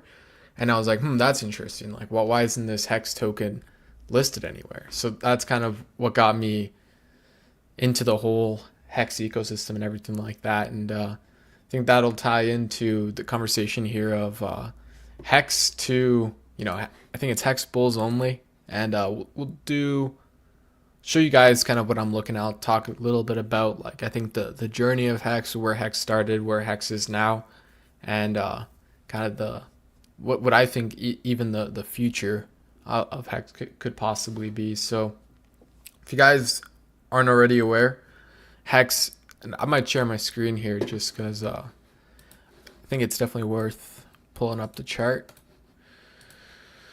See if, yeah, there we go. So yeah, we'll talk about kind of where Hex started and everything like that. So just like I was saying, like, Hex was one of these, I think it was and it still is one of these probably gate kept, and it might be a little bit kind of I think it's definitely a lot more mainstream as it started to run up a little bit, but I don't know if it's as mainstream as Bitcoin or Ethereum, although I do think if you are in the the DeFi vicinity, you have known about Hex and you probably have heard about Hex. So keep in mind, like, this ticker has done, and I don't know if this chart shows the full 1,000,000%, just because I think might be missing some of the wick highs and stuff. But I mean, this one draws up a ton. So keep that in mind. Is like, even with Hex, people, and I think they were talking about it on the panel, but people were talking about how, 1 penny was this, like, kind of impossible, far-fetched, impossible price target. And even today, Hex is it's pretty much sitting above 1 penny, right? And then from that previous all-time high, it ran all the way up to 55 pennies, right? So I'm not sure anyone necessarily knows exactly, like, I don't know if anyone has a crystal ball and knows exactly what's going to happen to any of these cryptos. But what I will say too, and I might just do just a little bit of moon math here real quick, but what I will say is Hex has been one of the top performers here on PulseChain, especially given the RH core tickers. You can see how much it's currently up. So it's currently up 90% versus Pulse, and it's actually from its low to its high, or at least its local low to its high, it's up over 266% against Pulse in its ratio, right? So I actually built one of these Hart's Law calculators that will take the pair address of Hex. So this is the pair address of Hex, essentially WPLS. You're able to kind of take this X factor, which is kind of what you're seeing here on the chart. So looking at how much Hex has outperformed Pulse, and we're just going to keep it simple and just say a 2x, right? Because I think Hex can go up potentially even more than a 2x versus PulseChain. But you can see in the previous, like, history, like, I mean, that's up almost a 3x. That went up almost, over a 2x here. That's 100% move, which is basically a 2x. So we'll say a 2x factor, and then the paired token price, that's essentially WPLS, And keep in mind, we talk about, like, I think Richard's talked about Hart's Law, where you have your two crypto assets paired together. And if one crypto asset moves up, if no one trades in that pair, the other one will kind of get brought up in value through Hart's Law. So that's kind of what we're taking a look at here, is like, if PLS moves, it's going to bring Hex up. And then on top of that, there's actually a good chance that people might even swap PLS for Hex, causing Hex to outperform. And that's kind of what this calculator is taking a look at as well. So we'll do a few conservative options of like for like PLS growth, and then that'll also kind of dictate the Hex growth as well. But here's a 10x, 2x factor for Hex. Basically, that means that you can read it here. Essentially, Hex is outperforming Pulse by a 2x. You can see the current ratio here. That's basically the same ratio that we get here on the DEX screener. And you can see where that puts the Hex price, right at 22 cents, which, keep in mind, that's only off of a 10x on PLS and a 2x over that, right? So you could say this is a little conservative. Like if RH is shooting for the glory and trying to, I guess, like we're here for the moon and everything, we'll crank this up a little bit, and we'll do it in, like, I guess, chunks here. But say like a 25x, right? And this is only with Hex outperforming by a double. You essentially get a 54 cent Hex, right? 54 cent Hex, which that just about breaks your all-time high. And that's if Pulse does a 25x approximately. So let's start to crank this up a little more. Like, let's put a 40x here. You can see that puts Hex over here at over 87 cents. So now we're getting close to that dollar region. And you can keep, like, here's the calculation assumptions here. So Pulse will reach, this is about 20x the SAC rate. And then if Hex outperforms by 2x, like, you get 87 cents. And I guess kind of what I'm trying to do here is show you guys how, and I think the previous panel even touched on it quite well, was like, crypto can go way higher than you could ever imagine. And yes, of course, it can also go way lower than you could ever imagine as well. But I think the point is like, one day, or it doesn't even have to be one day, but I think there will be a time where these tickers start to move and the price will start to run away from you. And just kind of the example we brought up where the 1 cent sort of price target for Hex seemed like this unreachable, kind of like far-fetched, it's never going to get there type of move. People might look at 87 cents, or even, let's do like a more not conservative, a more bullish estimate, like even here $1.75. People will look at this and say, that's not going to happen, that's way too far-fetched, like Hex it's down so much. But I think in reality, it's possible. And even with some of these numbers, like, it doesn't even have to be that extreme, right? Like, that's basically Pulse reaching a 40x the SAC price, and then Hex doing a 2x over it gives you $1.74. So keep that in mind. Is it doesn't take a ton of economic energy to move these things. Another thing I'll bring up, and I think I brought up this simulator before too, but keep in mind, people might also ask, like, why would the price ever move like that? Like, why would the price ever, like, this calculation depends on, it depends a little bit on PLS going to 40x a SAC rate. So if someone asks, like, why would PLS ever do that? And like, maybe here I'll give just like a simple example of like how that might even be possible, just based off the math in the AMMs and stuff. But here, this is just I'm saying just, but it's still like quite a hefty buy. But this is $200 million buy, and you can see that appreciates the price by 400x. So keep in mind, we only need about a 40x from the SAC rate to make this calculation work. This is already a 400x, and that's not even, I don't even think that's like a quarter of the reserve, right? It's probably less than a quarter of the reserve.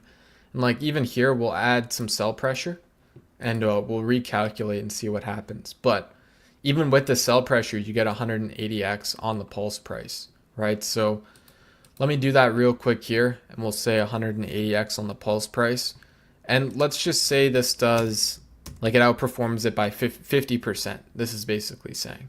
So you can see where that puts Hex, $2.94.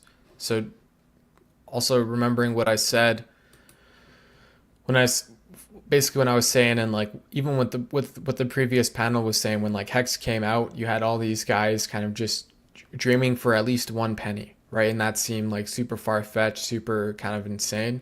And then by the time it happened, right, it kept going and it hit 50 pennies. So that same sort of logic might even be able to be applied to this, right? Where Hex can, like these numbers, you know, they seem far-fetched and pretty impossible, but it can run up. And we've been showing you guys how, even with some sell pressure and like $200 million, which keep in mind the treasury is 800 million currently, like you can still pull these kind of crazy numbers out. And especially kind of given Richard and his, I think he said he's doing it for glory, and just because, you know, like number 2 isn't as appreciated as number 1. So I do think he wants, you know, to have his number 1 assets and number 1 tokens, number 1 charts, number 1 everything, right? So that's kind of how I kind of look at the whole Hex ecosystem and stuff. And it is like Hex is unique, right? And I think there has been probably some copycats that have tried to, I don't know, replicate it in some way. But for the most part, like there's not really a product like Hex, especially keeping in mind that how much was raised for PulseChain and PulseX and all those different things to all support Hex, right? Like that's one of the core things that, you know, PulseChain was kind of brought into existence for, was to save the users from those hefty ETH fees that were kind of chopping up Hex users a little bit. So keep that in mind in terms of like, you know, like yes, some of the prices do seem far-fetched, but even like let's do $100 million buy into POS here. I mean, that gives you your 49x with 35% sell pressure, right? So yes, the numbers can seem far-fetched, but when you do kind of break it down and you look at it in terms of like, you know, if this, then that, then this, in a way, because you can sort of, you know, the blockchain is all code, right? So you can look at like an action and then a reaction, right? That's, you can prove this stuff with the code on the chain, which is, I think, which is actually what we've done with a lot of these tools, right? So taking a look at, you know, these calculations, plugging in the 49x into here, and we'll do an example here with 49x, and then just seeing like a simple, you know, X factor, and that still gives you an 80x for Hex, right? So keep that in mind, is like, yes, some of these price targets can look a little far-fetched, but I do think that and we'll do another example here, but I do think that there is some kind of reason behind them and stuff, and maybe this will be the last thing I do before might have to wrap up here. But take a look at this. So if we do even, I'm not sure if this is an even split, but essentially splitting $200 million in the Hex, $200 million in the Pulse. Hex does a 10,000x here to $114, right? PulseX does about 1,000x. All these other coins do about 1,000x. So keep that, I'll say keep that in mind. It's like, yes, these numbers do look far-fetched, but I mean, we just have this reserve hitting a new all-time high today, and then you guys can see the numbers here. It's like you don't even have to use up nearly the whole reserve, not even close, right? And you pull a 10,000x out of these tokens. So yeah, that's kind of my Hex bull talk. I'm not sure if I'm fully running out of time here, but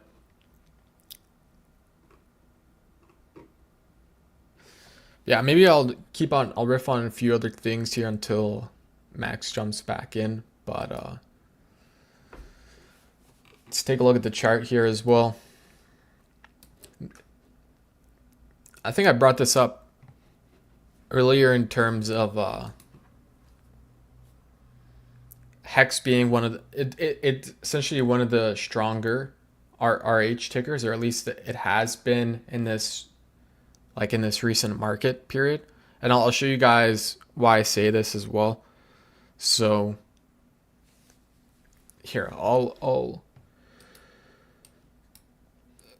kind of maybe I'll pull up some other charts. I just I don't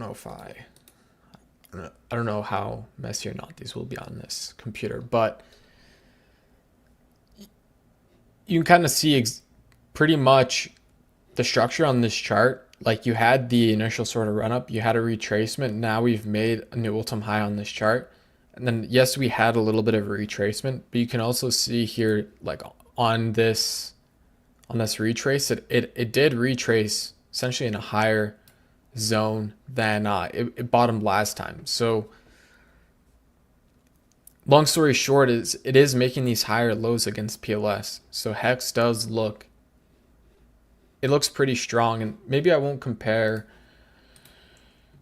other charts like that, but I'll go take a look at it in terms of a few other pairs. Like, let's take a look at it versus incentive. I don't know if I've fully done this, but yeah, it looks pretty good here. So keep in mind, this is Hex versus incentive. You can actually see during the early days of PulseChain, this is Hex outperforming INC. And then, yes, you had a retracement, but it does look like you start to have another run up. Like, that's over a 550% move versus Hex, versus Inc here, like Hex outperforming Inc. And then even if we look at it from this current local low to where we are now, like, you're up 81% versus incentive. So Hex, I think it definitely looks like one of the at least one of the core market leaders here. Check out versus PLSX as well.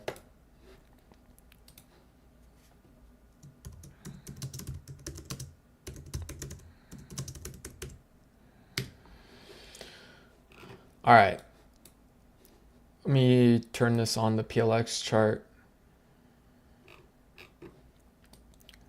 This one too, I don't know if it shows as much strength as the PLS chart, but it does show a lot of strength for Hex here. Like, that's Hex outperforming PLSX by 261%, even as of recently as well. And I think this is one of the key points I want to drive home. But as of recently, like, this is the trend of Hex on a lot of its key pairs is, Hex is moving up. Like, it has been starting to outperform against even some of these other RH tickers. But here, taking a look at this ratio, if you had purchased in essentially June of 2025, this chart rode up almost 70%. And even if you're taking a look at today, like, you're still up 30% here versus PulseX, right? So we'll see what happens with this. I know PulseX has also been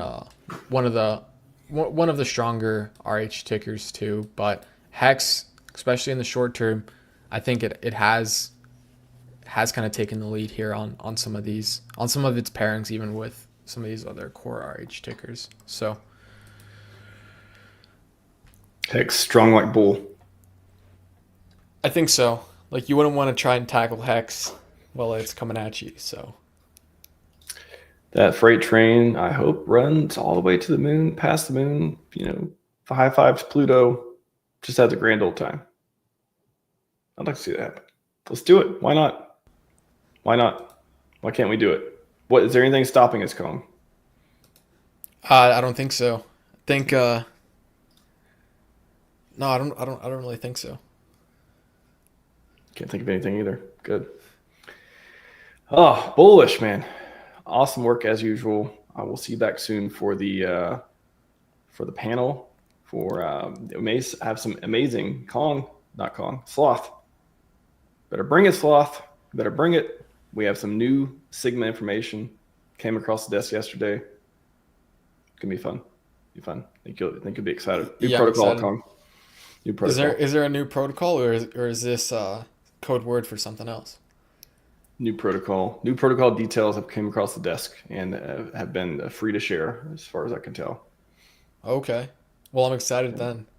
Old new protocol. The old protocol that we've been waiting for, but new details. Like, if that makes sense. That I think that'll be good. I'm excited. Catch you guys super soon then for See the you soon. panel. So yeah, I'll see you soon. See you soon. Let's go. I cannot warn you enough. There will be more new protocol details coming very, very soon. Very, very soon. All right. Let's give Sloth the transition here. Which one? Which one would he like? Should I ask him? No, it's all right. Let's do money gun. Haven't done money gun for a while. Wow. Neat. Don't leave home without it. Yeah.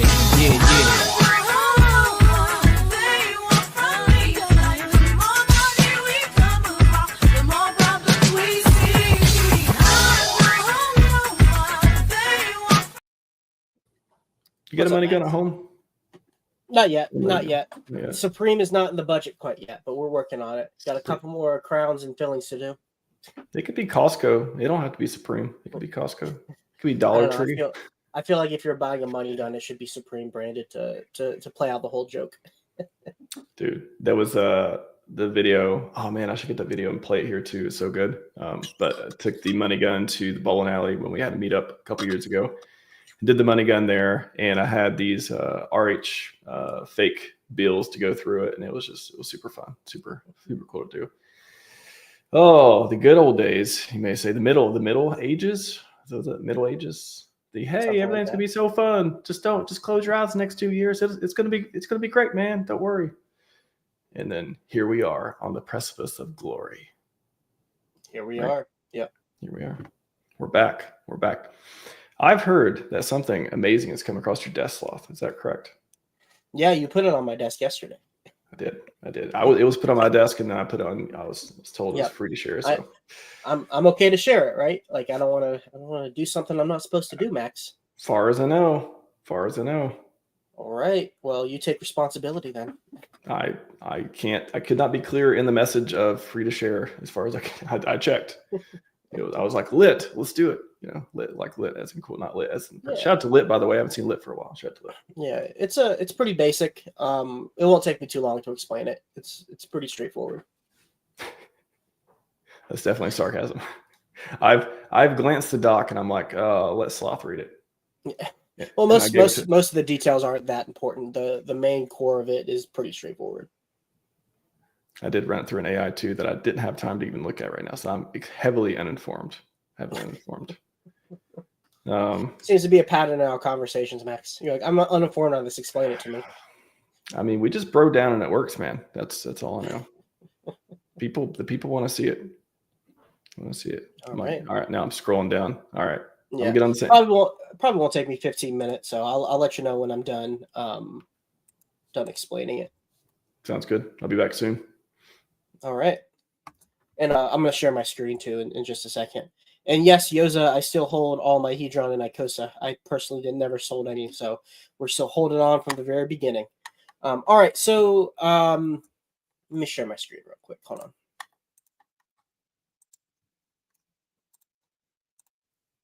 There it is. Okay. And Max will pull it up when he's able to.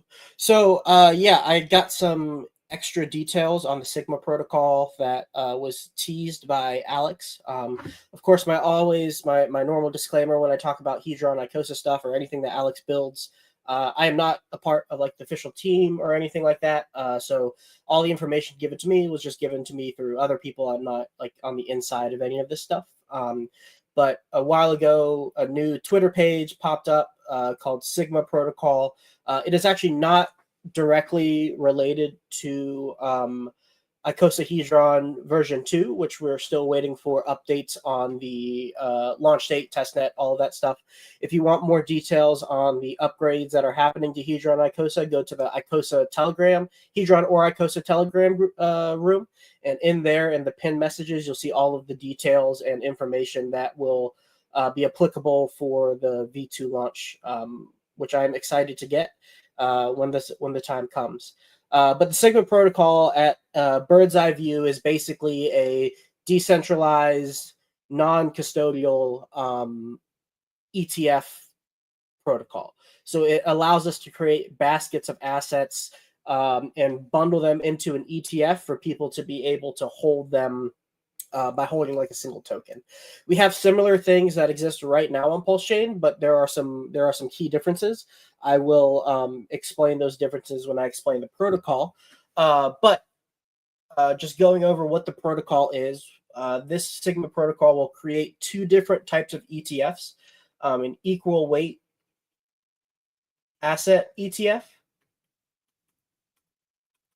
and a variable rate one. Let me pull up exactly what it's called again, so I get that correct. EWI. I'm sorry, EWI. Take out this EWI ETF. So this is an equal weight ETF, and then we also have a mutual ETF, and this one is MUT, and this one is EWI. EWI. So the main difference between the two is that the EWI ETFs, these are comprised of 4 assets at equal weights. And the mutual ETFs are between 3 to, I believe, 30 assets, also at equal weights. So the general way that this protocol works is you have a base currency or a base asset. In the example, we're just going to use DAI. And what you can do is deposit this base asset into the Sigma protocol.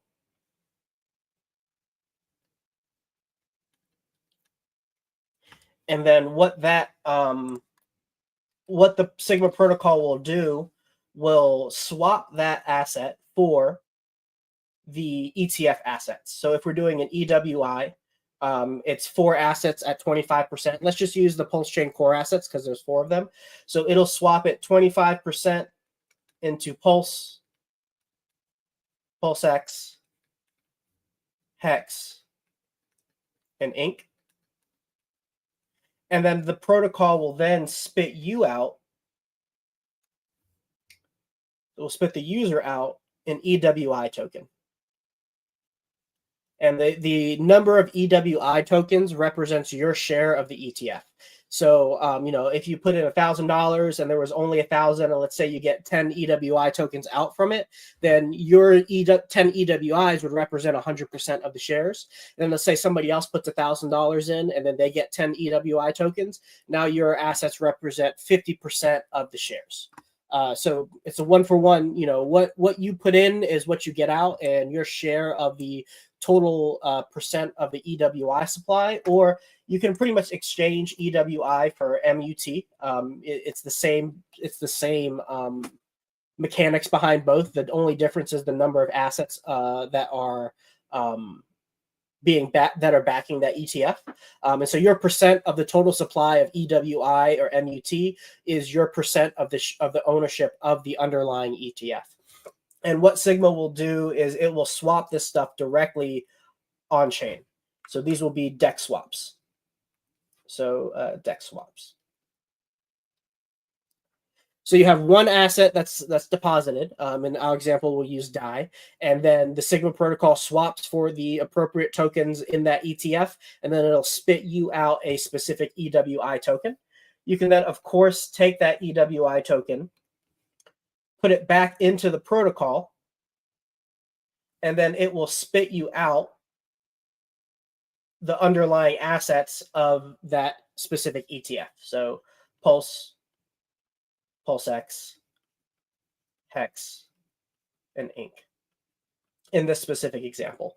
And so this is basically a way for us to create and hold a basket of assets on chain without a third party doing the custodial service of that ETF. You know, normally, like if you buy an ETF on Vanguard or Charles Schwab, Vanguard or Charles Schwab's are the ones that are holding those assets, and then they create the ETF asset to allow you to hold all of them at once. Now, with the Sigma protocol, we can do that for blockchain assets, and it's all on chain and decentralized and non-custodial. So that already, you know, improves the ability for us to hold multiple assets at the same time without the complexity of, okay, so I have $1,000, let me buy $250 of each specific token. Let's say you have an onboard that you're like, hey, I want you to buy all of the PulseChain assets. Instead of having them buy each one individually, you can now have them just buy the basket, the ETF, and then it will track the value of all of those tokens, one through arbitrage, and then there's also an internal there are also the ability to use oracles to set the internal prices of the ETF. So this allows us also to provide liquidity with all four assets at once. So let's say, for example, you have a new token and you want it to be paired with all four of the core PulseChain assets. What you'd have to do is divide liquidity into 4 different pools and then pair it 25% into each of the pools. That creates some energy loss or some inefficiencies with the need for routing with bigger orders. This way, with EWI that's attached to the 4 core assets, you can take your new coin that you're wanting to create or a coin that you are a fan of, and you can pair it with all 4 assets at once and have it be correlated with all 4 of the tokens. There are fees associated with it. So every redemption and creation, so both here and here, there is a fee associated with it. The base fee is 1%. And that fee is dynamic based on the DAO. So there is a DAO and a DAO token called TAO. And that DAO can make proposals. And those proposals can change some of the parameters around the protocol, such as the fee structure, creating new ETFs with different assets, as just some examples off the top of my head. Those fees are then distributed to people who are staking the EWI token. So you can take the EWI token, you can stake it, and then the fees are then paid to the stakers of that asset. So if you you put a bunch of your asset, you put a bunch of DAI in there, you get your assets that you want, then you can stake it to earn the protocol revenue that comes through that specific ETF. So it's not all all ETFs, as far as I understand it right now. Of course, any details that I say are amenable to change from official sources. But as far as I can tell right now, the fees go to people who are redeeming or creating new EWI tokens or MUT tokens from that specific ETF. The stakes do have minimum locks. So it's not a maximum lock of like hex staking where you're locked for X number of days and you have to end stake it at that specific day. There's a minimum lock based on your percent of ownership of the, I believe it's the pool. I believe it's the pool of it's either the staking pool or the total assets that exist. I can't remember off the top of my head, but it's volume dependent. So the more tokens that you stake for the protocol fees, the longer your minimum lock period is. And from the details that I got, it is basically the same as ICOSA staking. So let me pull up the document on the side here just so I can read it exactly. Yeah, so a whale size staking, okay, so it's by supply. I'm sorry, it's by the supply. So a stake of greater than or equal to 1% is a 360-day stake. A shark position or 0.1% is 270. 0.01 or a dolphin is 180. A squid 0.001% is 90, and then all other stake sizes are 30 days. And if you end your stake before that minimum period, then some fees are incurred. So it's the exact same layout as the Icosa and Hedron staking that we currently have with that protocol. And this is it. And so, not you can imagine, there are a bunch of different ecosystems that exist on PulseChain. You have SolidX, you have the PTGC /UFO, you have PDI. They have a bunch of assets. You have the RSI ecosystem. Tons of ecosystems that are already thriving and doing well on PulseChain. These have the potential to create basically an ETF for their main tokens, or if you're able to get a proposal through, whatever tokens you want to have an ETF associated with it are able to be created. Let me think. Anything else to say on this? That's pretty much the long and short of it, guys. It's really not that complicated. You put in one asset. This base asset can be changed technically, so you can. Let's say you have, a PDI one. You can put PDI in instead of DI if you want, or if you want to do Pulse for the example one that I have here of the core assets. Instead of having it be DI, you can do Pulse. Although for that one, I think DI would probably be the best, so that you can put some buy pressure into the core assets. We do have similar things that exist right now. The two that come to my head are the PHUX liquidity tokens and the FAME liquidity index. It's based on the pool sloth. Okay. Thanks, Red Squirrel. Appreciate that. Okay, so you have the two liquidity pools, the FAME liquidity pools and the FUX liquidity pools. The main difference between this protocol and the ones that already exist is that the ETFs are not liquidity pools. They are an ETF, so there is no impermanent loss associated with them. Good examples would be like the HTT tokens, HTT and Hex. That would be a pretty cool ETF to be created. COM and Hex, just to keep it on topic for the conference. But yeah, basically you can create. You have the theoretically you could create an ETF for any basket of assets as long as you can get DAO approval for it. So yeah, that is it, Max. That is all that I got for the protocol. Go ahead and clean this up a little bit. Is it all going to make us insanely rich? In of itself, Richer. probably not. No, this protocol is more of a infrastructure value add, not necessarily something that's going to inherently put buy pressure into the chart or create some kind of flywheel. But you can imagine, like, okay, so we have this ETF asset. If we wanted to use that as the base of anything that we're building in the future, instead of having that ETF be held by a third party, we have the ability to have it completely on chain.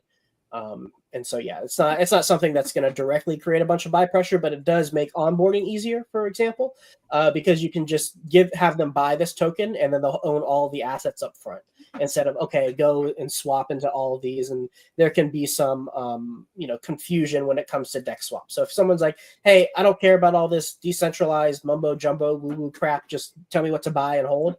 This would be something that gives them base exposure and they only hold one token. So it's not like, where's all my tokens? Where's all my stuff? It's like, okay, buy this one. And then whenever you want to sell it, you can sell it. All right. Very interesting. I'm sure the panelists will have more questions as well. Thank you for the deep, simple dive and clicking buttons on a screen. You're very good at that. Then, Just Live has a question. Does it rebalance? It does.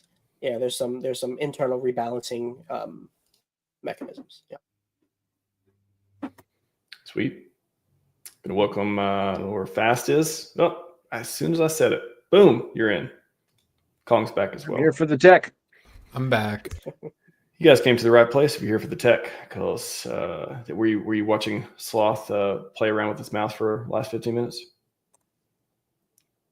I saw that. Yeah, it was a good demo. Okay.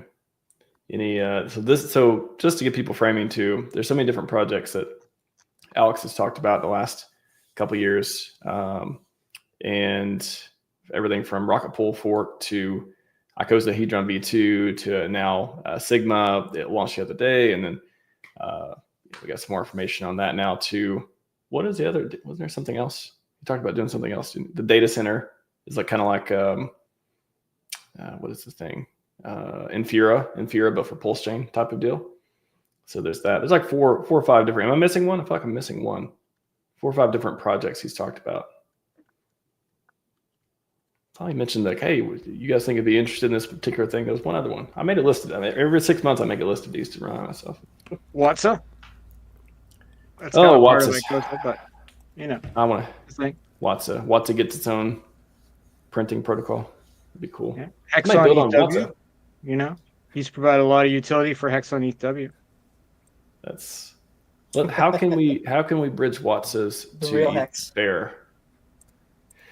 How can we make NFTs of what actually, wasn't there some kind of secondary marketplace? An NFT platform to buy and sell your Watsas. That was supposed to be a thing. That was the thing. Monkey pictures, I like to call them.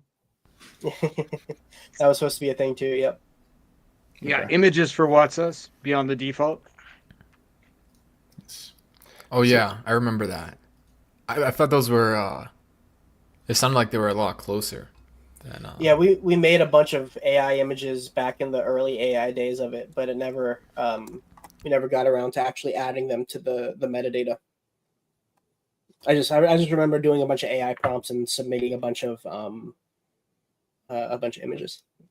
Wow. But maybe one day. Whatever time you spent out back then, you can do it all in about 5 minutes now. AI is I know, right? Amazing. So yes, talk about Sigma, talk about ETF protocol. So just what questions are there? So this is another protocol from Alex? The Sigma thing is, yeah. Mm-hmm. So what is the play, do you figure, Sloth, on Sigma? Like, if that comes to be, what's the play? Yeah. It's not totally obvious to me quite yet. It's definitely a good infrastructure to have on top of things. But in terms of where is there like some alpha to make some extra returns on stuff, it's not quite known to me just from reading it. Obviously, the ability to create some cash flow with your PulseChain assets, that's an immediately obvious one. That's yield that you don't have access to now by just buying the native asset. So by holding the ETF and staking it, like if you plan to hold these tokens for more than whatever the minimum stake length is, well, that's some income that you're generating that you would not have been generating by just holding the assets. So there's that. Fair enough. One thing I was a little confused about is like, what's the difference between these proposed ETFs and just making an LP pool on Fux that has these assets? There's no impermanent loss that's associated with it because they're liquidity pools. That's the main difference that I'm seeing. Yeah. Okay. Yeah. But doesn't the ETF have like a rebalancing feature and so on and so forth? I was looking at it just now when somebody asked the questions because I thought that it did, but I'm not seeing a rebalancing feature. What I see is that it distributes it across the assets at the weighting that it's at. So if it's like the equal weight one, then there is a when you put the die in, then it splits that die up 25% to each one. But I don't see a weighting as of right now, like internal changing of weights. So. Doesn't that sound a lot like a liquidity pool? If it doesn't rebalance, then not if it doesn't, I guess. Yeah. Not if it does. If it does rebalance, then it would be similar to a liquidity pool because it would rebalance based on the asset that's going up. But yeah, if it doesn't rebalance, kind of like a normal ETF, if you have one asset that's running up more than the others, it's going to increase the whole value of the ETF, but it doesn't automatically sell into the other ones. But new money that's added in goes equally across the ratios at that point in time. Yeah, fair enough. I understand. I hope I So, am explaining that correctly. when ICOSA V2? I know you guys know. Tell me. 2 weeks is what I last heard. Yeah.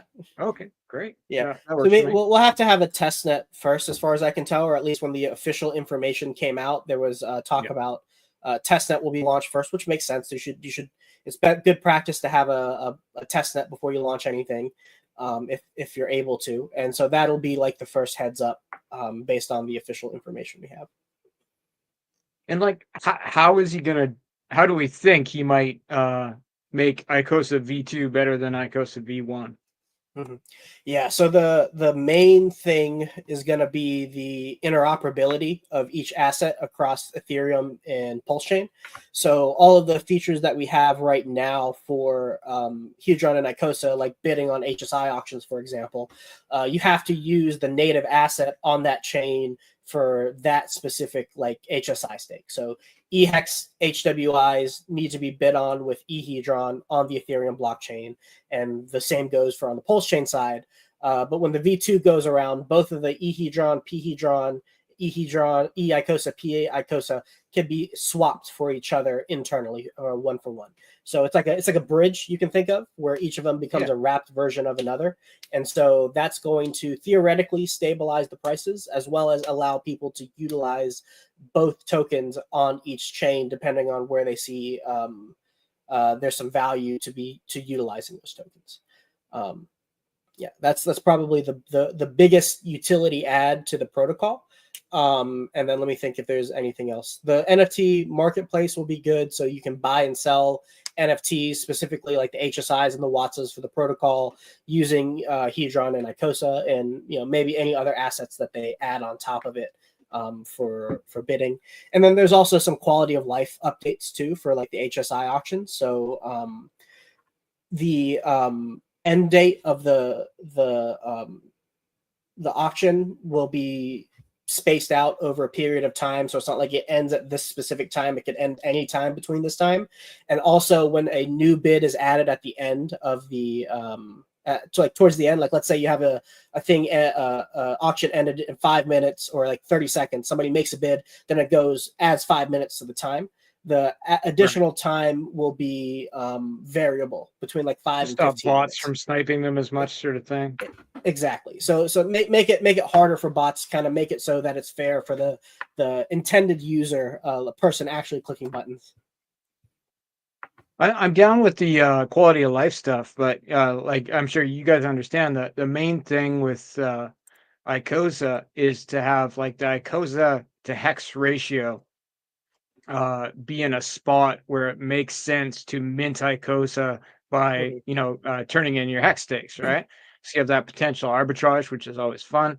But it also, that's what keeps the auctions going, is people trading their Hex stakes for ICOSA to market sell or do whatever, stake whatever they want. But the ratio has to be such that it makes sense, Makes right? sense, Which, it's probably around 60, 70 Hex per ICOSA, something like that. I used to have a little calculator some guy made for me that showed me that. It was a spreadsheet. It was really cool. But yeah, so how would he get the ICOSA price or the ICOSA V2 price to get up to that point and stay around there? Great question. So I'm looking at the official updates on the Telegram right now. And so it says the HMI. Oh, and that's another thing we'll talk about, the HMIs versus HSIs. But HMI buybacks will pay more ICOSA if under the ceiling using Hedron borrow leverage. So this provides a dynamic ceiling. So extra ICOSA, and then that extra ICOSA will be auto locked into a ladder to make it less like immediate sell pressure. But basically, the gap that currently exists with the price, which you can't control what the market sets the price as. The market sets the price at whatever it feels the value is, but it will give more tokens to make up for it, so it makes more financial sense to sell your HSIs with some locking periods associated with it, so that it's not immediately just like giga dumping ICOSA that second. It's more on a timeline. Totally. Okay. And the closer it gets to the ceiling, it seems like the less ICOSA you'll get. So that's the Okay, so you get, when it's further from the ceiling, you get more ICOSA, but the extra ICOSA you get is like locked, like perhaps staked with like some sort of time lock on it. So you're not going to jump the price automatically, but probably you'll get some liquid too. You'll probably get then the if- ones that you're normally entitled to liquid right there. And then the extra ones will be locked over a period of time, is what I'm saying. Okay. And then if it hits that ceiling, then it's, it's going to be, it'll stop giving you the extra, so that it's less of a variance, like above or below probably the hex per ICOSA ratio that's desirable. There's also for Hedron the ability for leverage borrowing. So instead of the base amount of Hedron that you could borrow from an HSI, which before ICOSA was created, the only way to do these auctions was from a defaulted leverage position. And so now with the addition of leverage to it, theoretically you could borrow against it, get more Hedron, and then with the leverage, the probability of a default becomes higher. So there's I'd say that which will add probably, to the auctions, right? Yeah, I'd say that one's probably likely to be utilized. If I had to pick one of the two that will increase the volume of the HSI auctions, the leverage bar would probably be the less one, but it's like a tick in the direction of more HSI volume, which, as you said, is the fundamental engine of the whole system. Yeah. And because then if you have more HSIs, like hex stakes that are, NFTs that people can buy, then the price of Hedron goes up if Hedron is the only thing you can bid with, right? And then you can get Hedron by staking ICOSA, I do believe. So it makes all those things much more desirable. Yep, exactly. And HSIs also get an update too. So from HSI to HMI, hex minting instance, kind of, remember back in the day when Richard changed the vocabulary or the terminology from staking to mining, kind of this is in line with that as well. And I think the biggest thing with that is the where is it? That there is an extra function that allows you to claim airdrops on those HMIs. So on current HSIs, if you have an HSI, something like COM, for example, it's a great example. You can only do it with a native stake.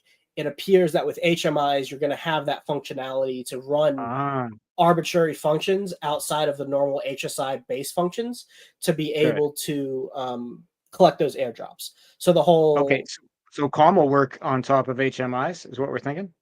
Yeah, that's what it's looking like. Right any now. sort of airdrop, there's like a rescue token function in that contract where you can pull out tokens that aren't hex from that contract. Okay, I think like it. the way that it works on a tech level, which I know you're all about the tech fast, Abdul, it basically allows you to run a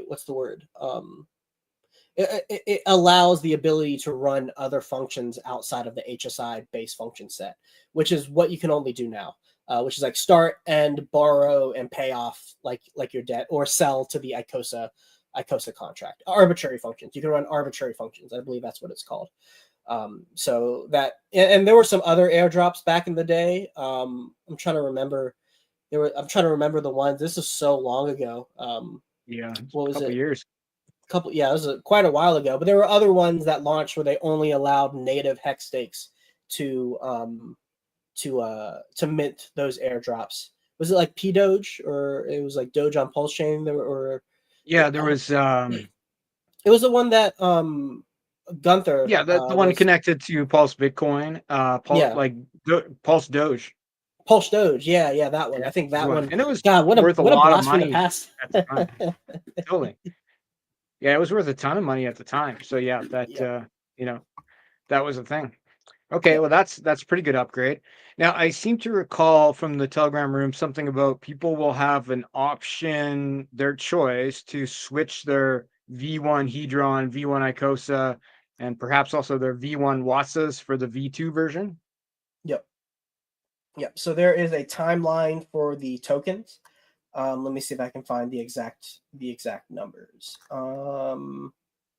It was like you have like 30 days to do it at 1-for-1, and then after 30 days it like cuts in half. Okay, so it did give a ratio. Okay. Yeah, that's cool. Yeah.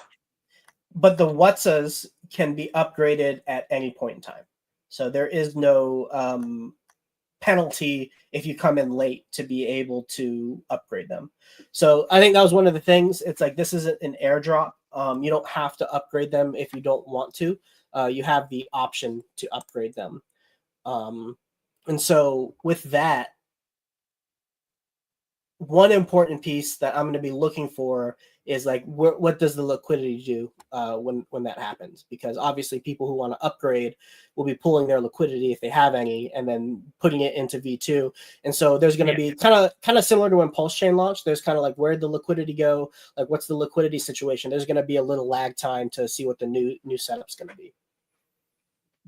As far as liquidity goes, the one part that I'm not necessarily concerned, but just curious about how it'll turn out, or if there'll be changes made, because this may be an issue, is if there is a one-to-one exchange, like if ICOSA on or not Hedron on Ethereum is worth the same as Hedron on PulseChain, that is not the current case, right? For Hedron or ICOSA, right? So that would be a big weird arbitrage moment if that were to happen. Yeah, basically, if you are purchasing any of these assets in preparation for V2, you want to buy the cheaper one, because even though their prices are not the same across the two assets right now, on V2, they will essentially be the same token, because you can always go from one to the other at a one-to-one ratio on V2. So I wonder if you might renege on part of that deal, though, in terms of, because we have the new V2 Hedron, which is the same on both chains, right? But like, which makes sense for the Pulse Hedron version, because that's the higher priced one. But I'd wonder if he'd be like, okay, and the one from Ethereum gets you half of a V2. Because like on the back, because of the price is different. Like, I wouldn't be mad.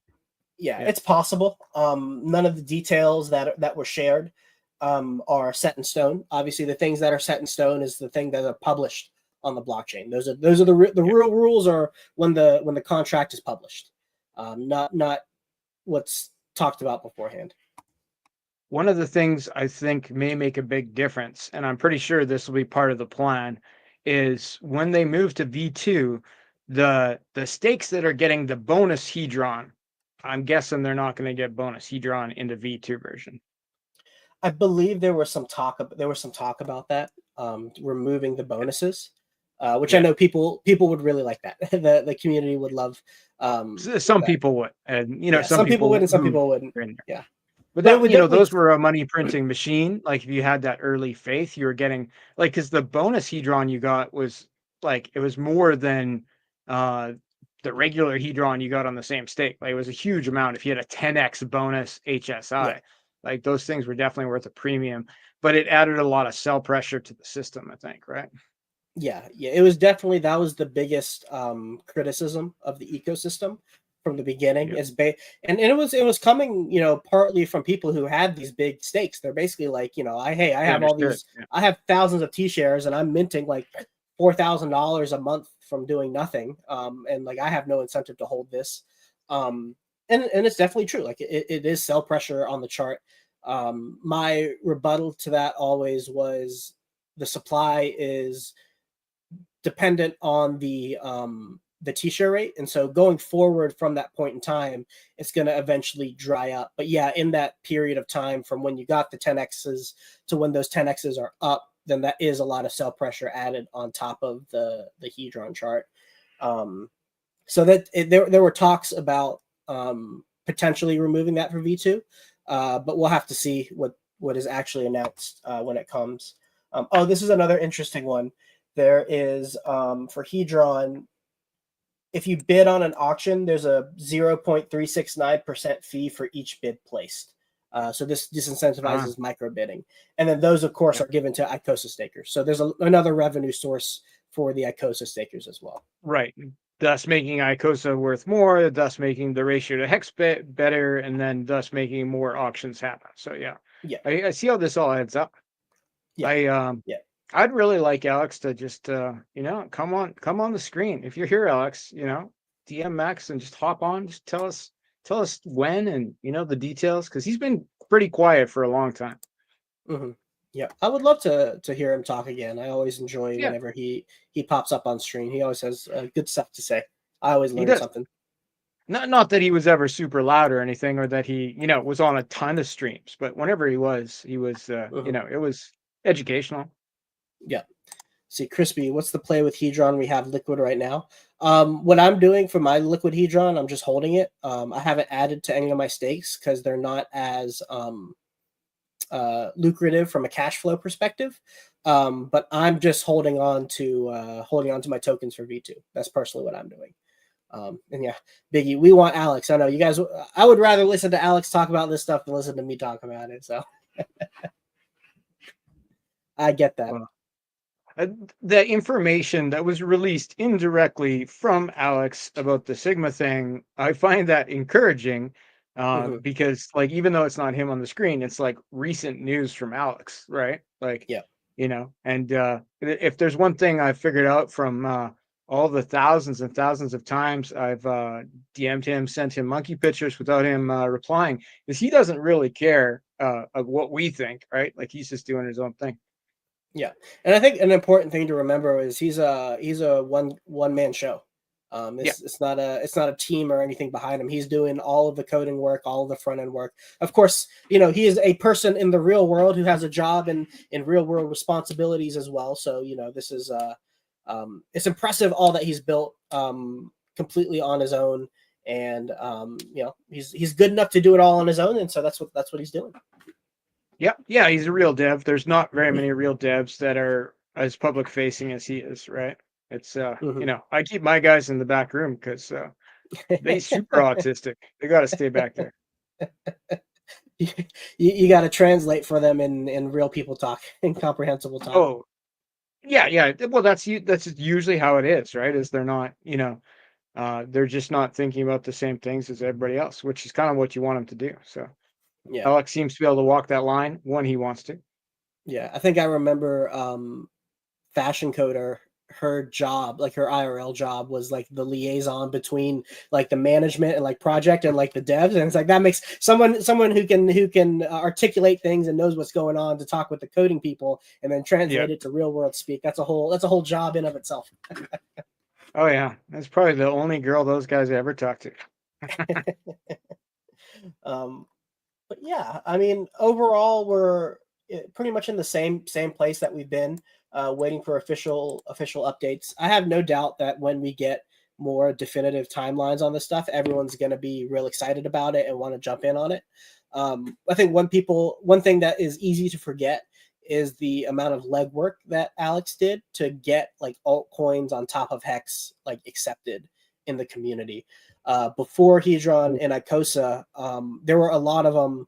Like I don't even remember what they were, honestly, but they were basically riffs off Hex. They weren't accepted by the community, and then Hedron and Icosa was the first one where the community mostly adopted it and kind of opened up the avenue for people to build on top of Hex, and that's how we got things like Maximus DAO right afterwards. Like it did a lot of the legwork so that team could make their stuff and the perpetuals, and then that's opened the door for things like calm to be more accepted. It was like, yeah, someone's building on Hex again, and then even more recently Actuator protocol. So it's kind of Hedron and Icosa have a very important part in the history books of Hex and PulseChain, especially even more with HSIs, because it allows people to build on top of Hex stakes. Like even if the price does nothing and goes to zero, that piece of tech right there has been a value add for the ecosystem overall. Well, I think that was essential for Actuator to have that HSI option. I think that's built into their code. Exactly. They would have had to build that piece of tech themselves, and so now they don't have to. They didn't have to. You don't have to reinvent the wheel. They already had the tech there for it, so they just plugged it in. I'd be so stoked when this launches. Like, I remember the early days of Icosa, like the arbitraging of Hex stakes, right? And like the bottom line is it results in people making many Quattro Cinco Hex stakes, like 15-year Hex stakes, to sell them to the contract for Icosa, but it's still staked Hex, right? It's just like that then other people can bid on in the auctions. So like how much Hex got Quattro Cinco staked because of the Icosa protocol? It must be a Yeah. stupid number. It's a lot, and people were making new stakes just for that protocol, like you were saying, to do that initial arbitrage. So that was a lot of hex that's now just locked up, and that can be turned on at any point in time whenever the prices make it make sense. I think I remember you DMing me early on to be like, "Hey, look how much like hex I've made from all this arbitrage." Like at the very beginning. Yeah, it was sweet. Yeah, and yeah, it was like when- I put through like hundreds of thousands of dollars in hex into hex stakes, sell it to the ICOSA contract, and then use the ICOSA I made to buy back more hex than I just sold. But now that the hex that I sold lives in a 15-year stake, right? That someone else can choose to buy, right? So, and people did choose to buy it. So it was like, yeah, it was really fun for one, right? Like you can make, and sometimes you're making like $30. So you put in $1,000 for the hex and you take out $1,030 for the hex, but still like, it's like great. And you just staked $1,000 for the hex for 15 years. Like where's the downside, right? Yeah. Each iteration of that flywheel results in a action that is definitive and not able to be taken back. So it's not like it's this infinite thing. It's all dependent on the hex supply. So playing it out to its logical conclusion, if you assume that it goes on forever, which isn't, the best assumption to make, but if you make the assumption, then that just ends up, with hex being locked for 15 years until the supply dries up. If you were to, assume that if ICOSA was $1 million forever, then all the hex that exists will get locked up forever. Like that's what 14 years from now, those HSIs that are, minted out for, or 13 years, I think now, those HSIs that are minted out for 15 years going to be worth a lot. Yeah. Oh yeah, absolutely. And those 10x ones right now are hot commodities if you're able to get them. Yeah. Great. Breaking news. Ooh. Richard tweeted again. He tweeted again, everyone. We got ETH all-time highs, baby. It's tweet season. I explained pumps to you. You have X influence. Your influence can cause Y amount of buys. The more liquid what you are promoting, the less the price will move up with Y. I'm not going to try to read all this. I can't do it right now, Richard. Less liquidity means price go up more, Max. That's what he said in the first paragraph. Man, just there's the words, they're grouped together in a certain way. It's just read faster, Max. Come on. I can read. It's like the adverbs are like twisted. I don't know what it is. It's weird.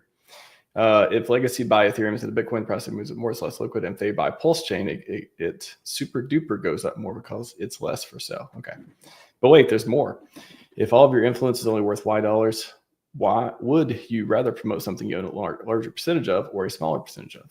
What do you own a larger percentage of total supply of BTC, ETH, or PLS? This is why you often see people choose to promote most that which they own the largest percentage of, so they don't have dead weight pulling down their gains from promoting. Like I'm just tired. I guess I don't. Who wants to go into that one? If your influence results in $1 million of buy pressure, would you rather that $1 million go into something that has a lot of liquidity where price doesn't move as much, or would you rather have it to go into something with lower liquidity where price moves up more? And so basically, the long and short of it is, if you have influence, you probably want to own a lower liquidity asset, direct the buy pressure that's derived from your influence to that low liquidity asset so that there are greater returns associated with it. And because you can own a larger percentage of it, you get more bang for your buck in that term. So things with lower liquidity have better returns. And if you have influence that can result in buy pressure, it's in your incentive to put it in lower liquidity stuff. Is this a call to influencers to either pump their bag of PulseChain or get it back and start pumping it because it'll go up more X's than ETH, for example? Indirectly. And then also putting it for ETH as well in a larger context to basically have the cycle of adoption that Bitcoin had be replicated in ETH. So if you take it to the next level of scale, ETH has much less liquidity than Bitcoin. And so the magnitude that institutional money can bring in will amplify the ETH price more than the Bitcoin price at its current liquidity setup. And so it plays out at all levels, and it's just dependent on like what's your level of influence. He's definitely trying to pump ETH, which seems to be working because the sack bag now has $812 million in change in it. It's up 185 million. So pushing towards that billion. But bro, it was down for a while though. I thought bad trade. Oh no. I thought bad $185 trade. million dollars. Like that terrible trade. Like what Fat did man, you bad do? trade. Fat man, bad trade. Yeah. Terrible. Terrible. Fat man, good. Is that where we're at now? That's what the price says. I see green, so now Fat Man good. That's all. If I see red, bad. Fat man, If I see good. green, good. That's all. green That's all means you need to know buy, in crypto. right? Yeah. Come get your limited edition T-shirt at Hex Week 2025. Fat man, good, and it's just got like a green candles of the ETH going. I like it. 29%, not bad, not bad. Add another 0 to that. That'd be nice. 290%. You never know. Never I know. do think it's funny how ETH like peaks over the all-time high, and everyone's like, "Ah, ETH all-time high." I don't know. I find it funny. We take the smallest win and amplify it, and I love it. We see that on PulseChain as well sometimes. Yep. Price is up 7% today. We're going winning. from red candle syndrome to yellow candle syndrome. Hopefully, green candle syndrome. 2 more weeks. Certainly. People are going to be shocked in 2 weeks. Shocked. Don't tase me, bro. Well, I was impressed by the candles that we're seeing on ETH. I mean, things were, it was looking like we were coming in for a retrace over maybe a couple weeks. Like I was like, oh, we'll probably consolidate here for 1 to 4 weeks, something like that, build a new base and go to all-time highs. But literally in today, we engulfed all of those candles from when we got rejected around 4,700. So, I mean, that's just like a micro, not a micro, but it's a micro example of what can happen on PulseChain. Like you can turn around like that, and you see it all the time. Like literally one day things are going down, everyone's all upset and depressed, and then one big green candle happens, and all everyone's a genius, and everyone who wasn't in it is an idiot all of a sudden. Don't snap your fingers at me. Microaggression. I'm sorry, I forgot how sensitive you were, Max. It takes thin skin to be an influencer, I tell you that. Anyways, great segue to Hex liquidity. I'm pop you guys off. I'm gonna pop Sloth back on. He's gonna do it in about 7 minutes, 6 minutes, because we got some stuff to debate. Yeah, I can do it. I can do it quickly. Nice. Thank you, Max. Yep. Thanks, Colin. Fast. See you guys soon. All you. Is it just me again? Oh, great. Okay, let me get my pen and let me share my screen again. 1 second, my friends. Where's my mouse? There it is.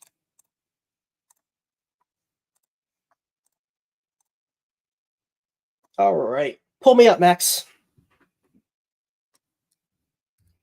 There it is. Okay. So when talking about Hex liquidity, there are 2 different, I guess, epochs, you could say, of the liquidity set up for Hex. And one is pre-PulseChain.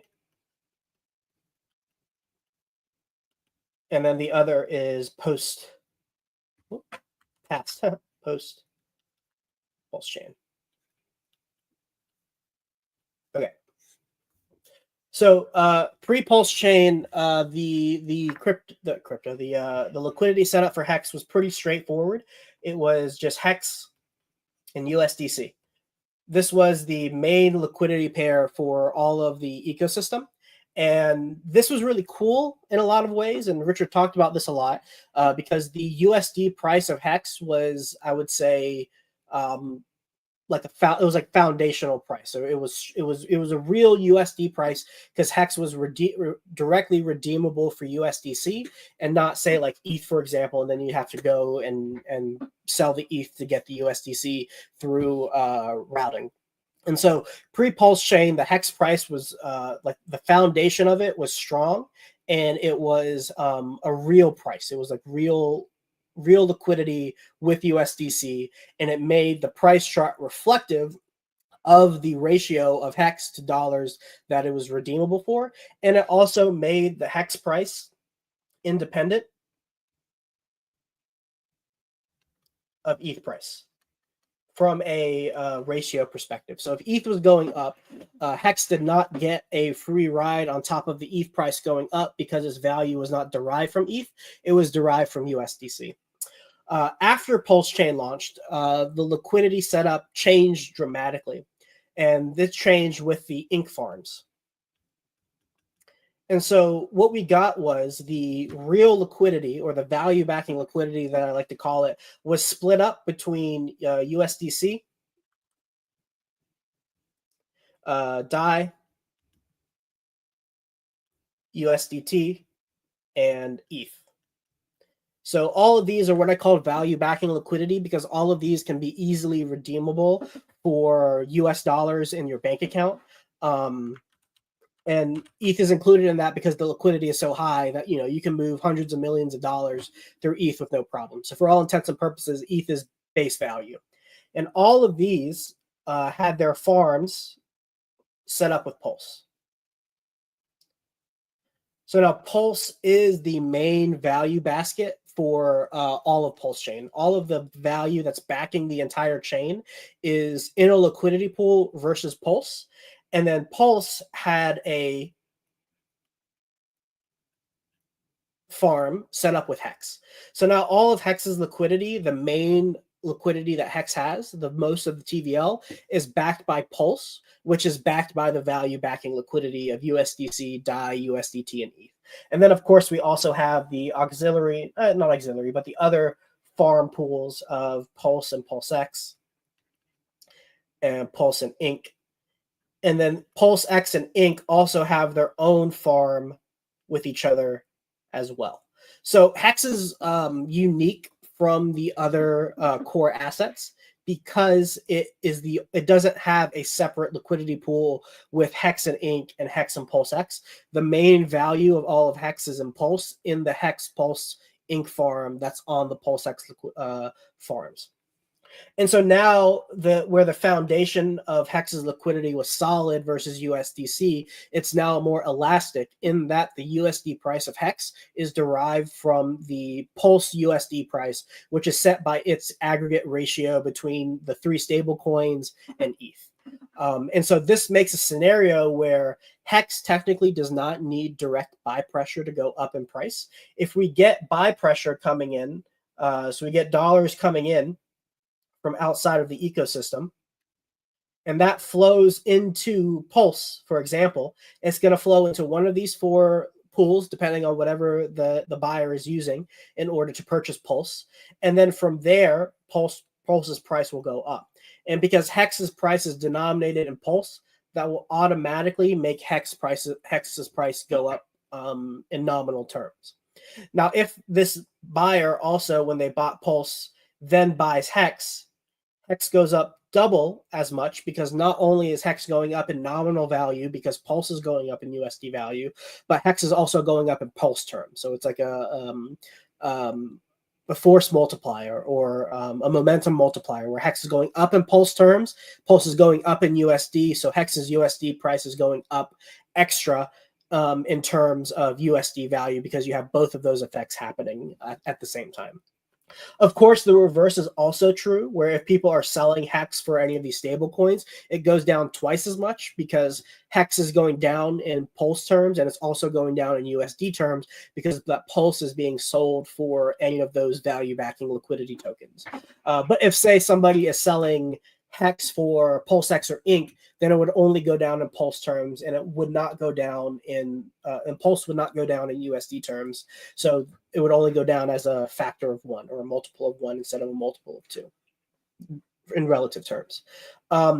Now, the fact that Hex does not have extra liquidity pools like PulseX and Inc. does, that does mean that its ability to go up in value, or ability to appreciate in price, is higher than PulseX and Inc. because it has less liquidity.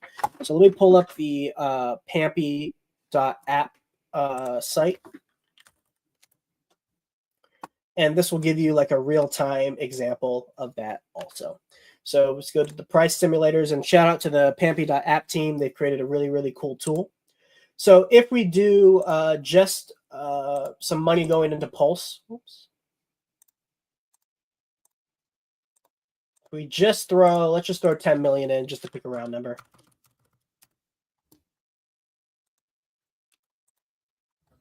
So and this is a really good example on how, like, when Pulse goes up in price, all of the core assets go up at a 1-to-1 value, assuming no like ratio trading or switching. So if you put $10 million into Pulse, then what you see is that all of the assets go up 3.68x. And that's because that's the price that Pulse is going up. All of these tokens have their USD value priced in terms of Pulse, or its prices in terms of Pulse. So its USD value is derived from the Pulse price. So if Pulse gets purchased, then all of them go up in price. Well, let's go ahead and change this to just buying Hex. So if we just put $10 million into Hex, let's see what happens.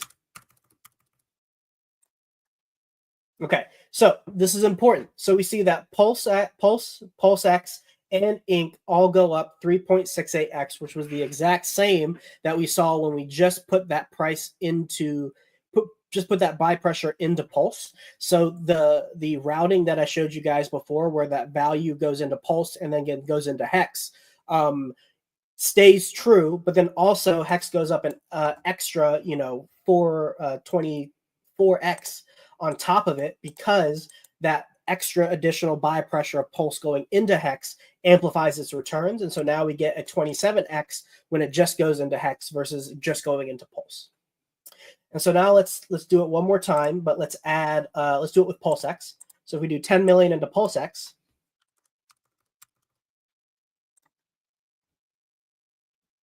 now we get an interesting situation where Hex goes up 3.68%, which is in tandem with the Pulse amount that goes up 3.68%. So this is the same routing that I talked about before. But if that same buy pressure goes into PulseX, all of a sudden you see we don't get the 27x that we got in with Hex. We only get a 9x, which is still amazing, but it's not a 27x. So the green candles that we get are not as drastic. And also you see here that Inc goes up a little bit more, 8.21x, which is because there's that liquidity pool between PulseX and Inc. And if we switch this to Inc, we just put $10 million into Inc.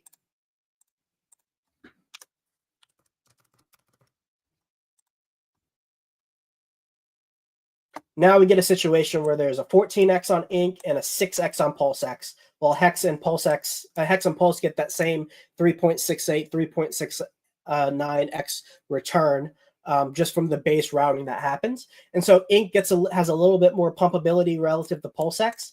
PulseX has a little bit more to Pulse, but if you see, Hex has the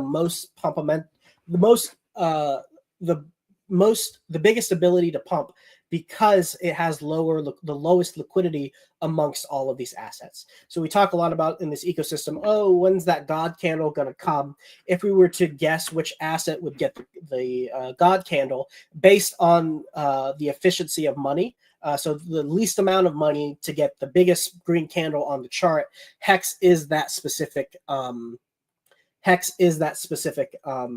token that, assuming the same buy pressure across all the assets, and it doesn't matter where this buy pressure comes from. That's not relevant in this specific situation, in this specific example. But just assuming $10 million net is coming in, so 20 million comes in, 10 million gets sold. That's 10 million net.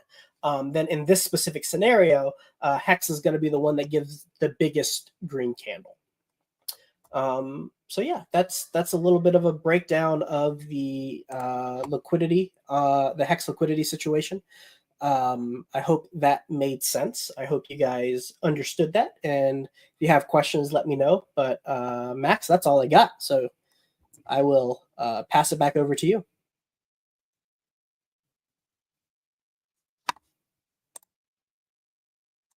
Whenever he comes, I'll just answer any questions you guys have until Max comes back. But so Johnny says, so what you're saying is Hex destroys everything. Yeah, and this kind of goes into what we were talking about with the tweet that Richard Hart gave, like, oh, hey, where's your money most efficient if you want returns in the lower liquidity asset? Hex for all of the core assets is that lower liquidity asset. Do I collect teeth? I should collect teeth. I should have a little jar of all the teeth I extract. That'd be a fun little mantle for me to have in the background of my streams. What else we got? Kryptonite, Hex Wizard. Hey, I hope you guys enjoyed that. Oh, Turk, Richard's not pumping your bags, not our money. Work harder. Yeah. There is no guarantee that the that the SAC funds get rotated to in any way, shape, or form into our assets. So if it happens, great. But if not, we don't control the keys to those assets. 19, which hex? This is all p-hex. So eHex has its own liquidity on Ethereum, and that one technically does have less liquidity than p-hex. So if you wanted to talk about which ones could give the biggest green candle, eHex would technically be the one that can give the and yeah, fast duels question. Do I think it will pump? Yeah, it'll probably pump. Like if all of the core assets are doing well, then eHex will do well also. And there's definitely a chance of it outperforming core assets at any given point in time because of its low liquidity nature. So yeah, like that. There is a real possibility based on the liquidity setup alone that eHex does well. So what actually happens is dependent on where the buy pressure goes, which we can only know in retrospect. So that's not something that we can know until it happens. And so your speculation then needs to be tampered with, information that like analysis and information like I gave just now on liquidity, as well as, how likely do you feel money coming in is going to go to those different assets. And then once you do that analysis, you can kind of figure out, okay, I think this is how my capital is best allocated across the assets that I have the potential to buy. Hey, no problem, 19. You're a G2. Well, the 08 emergency end stake to increase APRs, that is a potential. That is definitely a potential.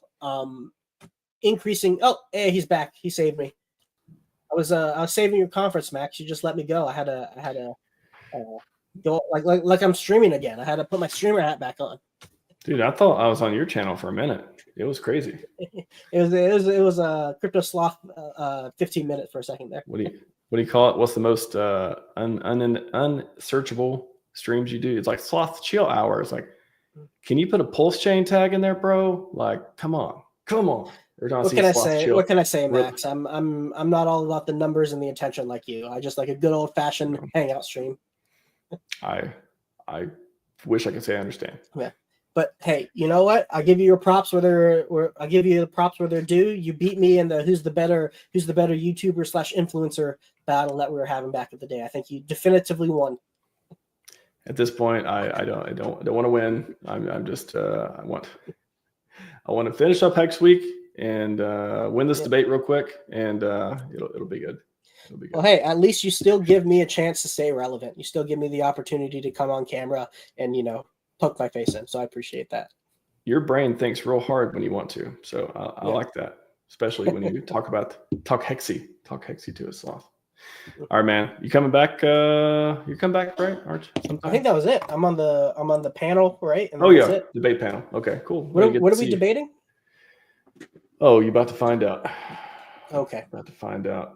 Transition.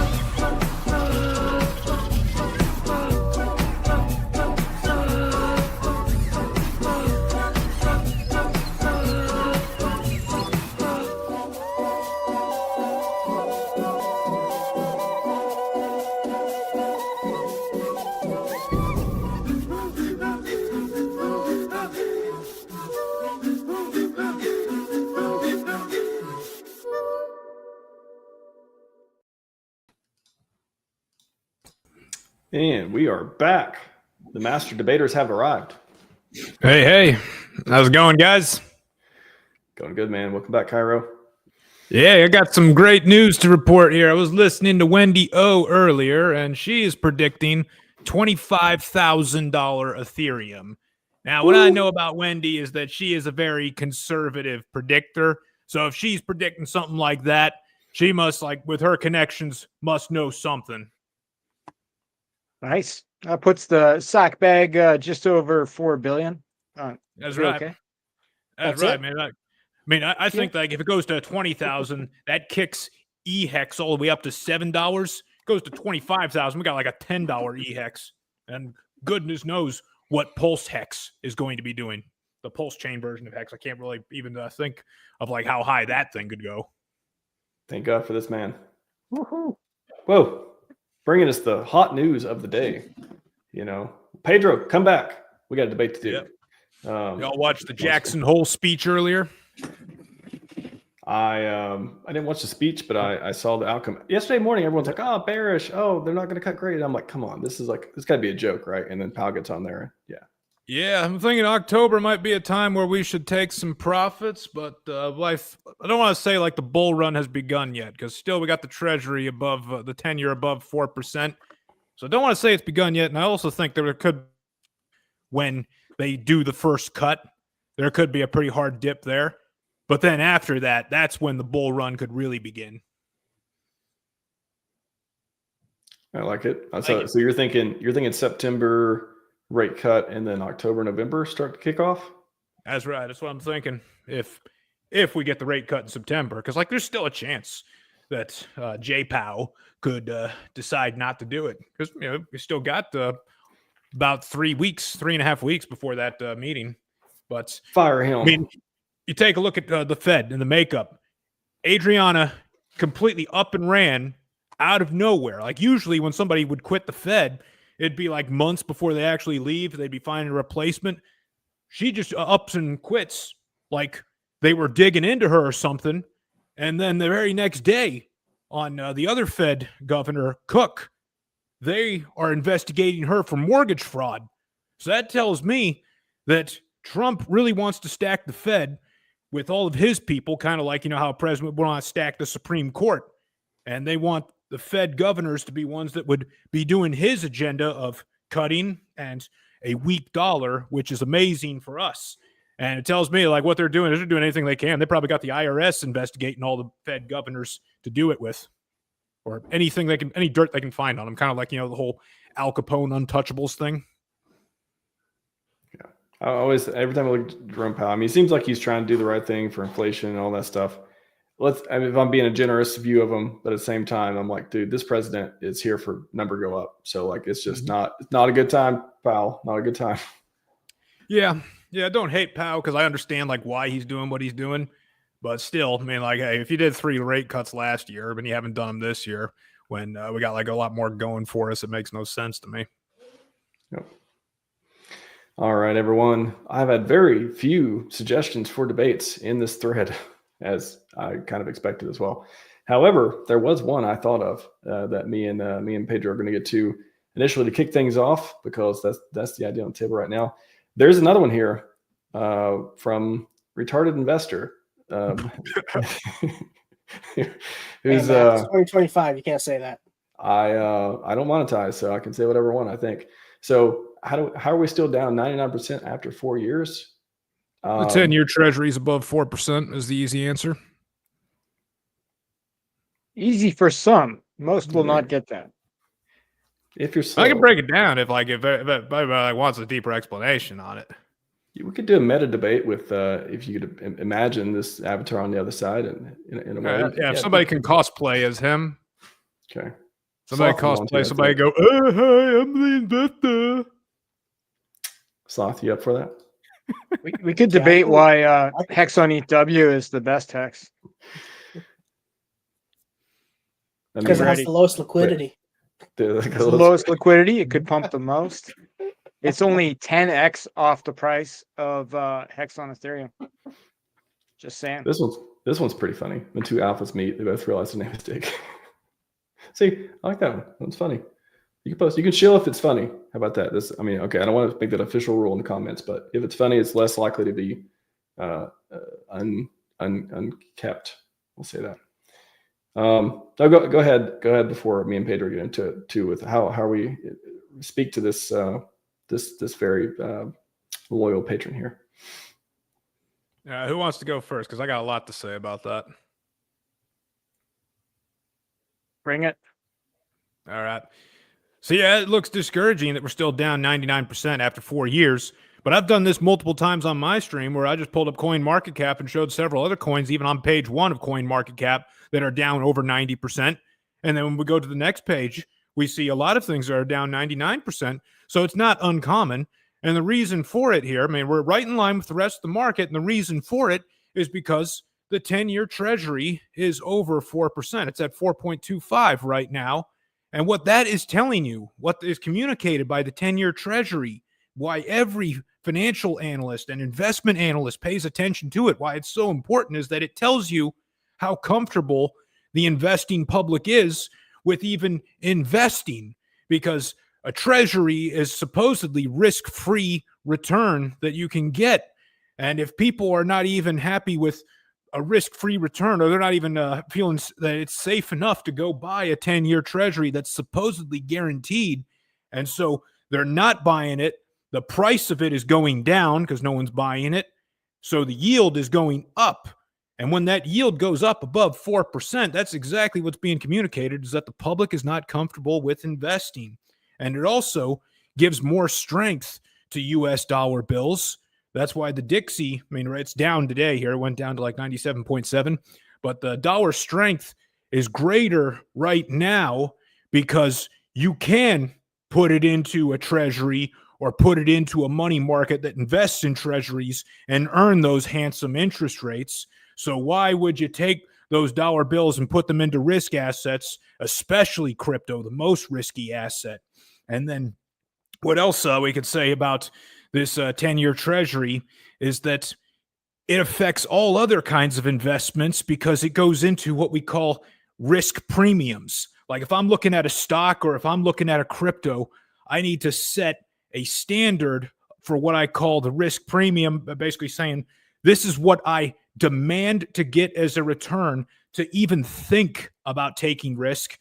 And the risk-free rate is part of that equation, but I want a little bit more than the risk-free rate. So really a risk premium right now would be something like at least 8%, but the higher that the risk-free rate, the 10-year treasury is, the higher that risk premium is, and the less likely a risk asset is able to meet that risk premium and justify that kind of investment. Man, I go on all day about this right here. Like, you guys want more, or have I said too much already? But can I ask a question? Hi guys, by the way, sorry. I'm Welcome, going to Pedro. speak like in. Hey man, sorry. Yeah, my internet kind of sucks, so I'm not sure if you can hear me well or not. I can hear I'm you. on my Can't phone, see by you, the way. so we can hear Okay, you. perfect. Okay, awesome. But yeah, I got a question. So how do you explain, Bitcoin pumping from 20K to 120, or Solana, or fun memes, or I could pick like so many examples, right, of things that have been pumping for the past 1-2 years, right, including like assets on PulseChain, right, like PDI or other P copies, for example. So how do you explain that? All right, let's take them all one by one. Because like Bitcoin, what we know about Bitcoin is that it is its own case here, because in past bull markets, it has always ran ahead of the rest of the crypto market.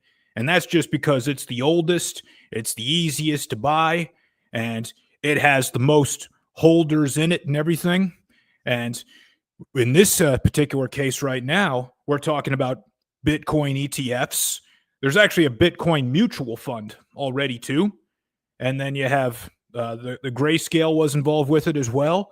And you also are getting to hear about government strategic reserves in Bitcoin. So it makes sense that those things are pushing it up. There's a lot more institutional activity in it, whereas all the other cryptos don't have that yet. They're all further behind before like institutions have even gotten to them yet. Solana, that's another case. It is an older one, and it has been doing a lot more activity in this cycle than it had in previous cycles. But also, we got to remember, Solana, it got beat down pretty bad before it had this great big run up. A lot of people were thinking after FTX that Solana was going to die and would never come back. So it really came back from the dead, which is making its current run look so great and everything, because when you're at 200, but you started at like $6 or $7, yeah, that looks awesome and everything. But we also got to remember, hey, Solana was at like 260 at the top of the last cycle, then it fell from grace from there. So really a lot of what it's got right now is it's just got back some of what it had before. I think that like the highest it ever went to so far this cycle was that it kissed 300 for a little bit, but that was in December when everything was going up just before the last rate cut that brought everything back down. So that would be the story with Solana. I think we'd have to just look at all of these coins on a case-by-case basis for the most part, because there are some outliers, like especially on PulseChain. Like there are some outliers on PulseChain. We got like some assets that go up very well, but is it really an apples-to-apples comparison to compare a obscure meme coin on PulseChain or some other kind of small community on PulseChain to say the original Hex or PulseChain version of Hex? I don't think that's really a good apples to apples comparison. So yeah, some things are still going to have an outlier run at first, but I also think this here, like knowing what they're going to be doing with stable coins and how they're going to use stable coins via the Genius Act to make the Fed less, to make the asset market less dependent on the Fed's actions, and how they're going to use stable coins to bring down the yields on treasuries. I think none of these coins, not even Bitcoin nor Solana, has even done a fraction of what it's capable of. Because really, Bitcoin hasn't even done a 2x yet from the previous top.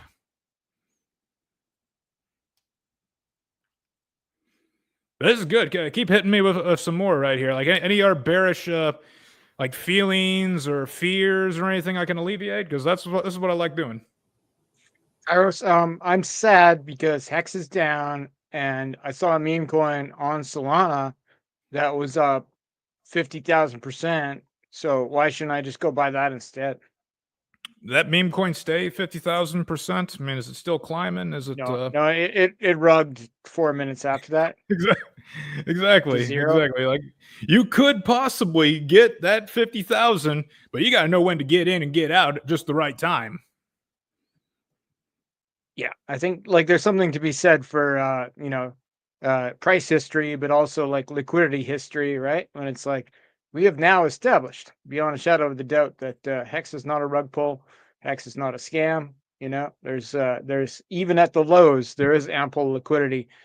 Think what that liquidity will be at the highs, right? Because I think everybody on the screen here understands that if Hex does a 10,000x from the current, then its liquidity essentially will do a large number of X's, not necessarily 10,000x, because some of it will go into other things, but yeah, there'll be a lot of liquidity.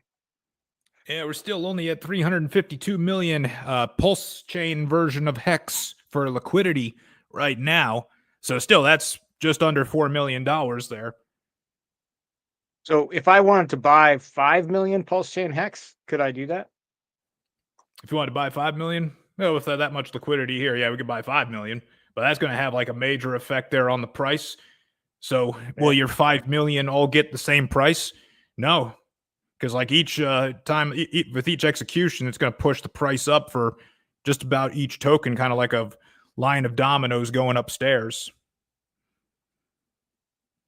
Nice. You're like the bear personal trainer. You're going to work them in, you're going to massage them into a bull.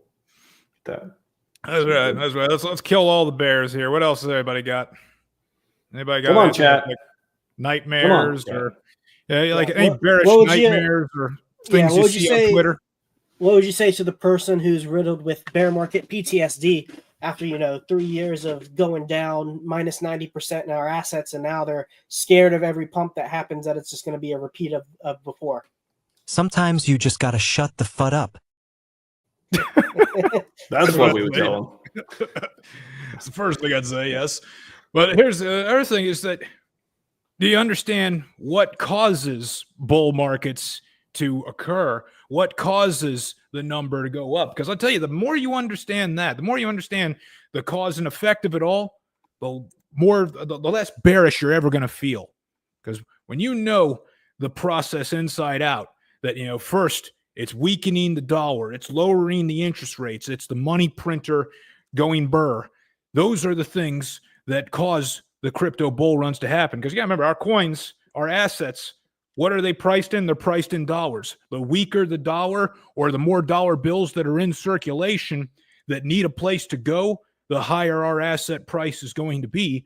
And when we look at, this past almost 4 years now, almost 4 years of bear market we've had now, when you look at it, we've had a strong dollar because it started getting really strong ever since 2022 when the bear market began. And we've had high interest rates. They were higher than they are today. I mean, like the federal funds rate went all the way up to 5.5%.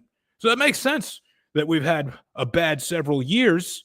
But now that we're at a turning point, like a Fed is saying, well, we might pivot. We might pivot. I mean, there's still a chance that Powell could rug us coming up in September.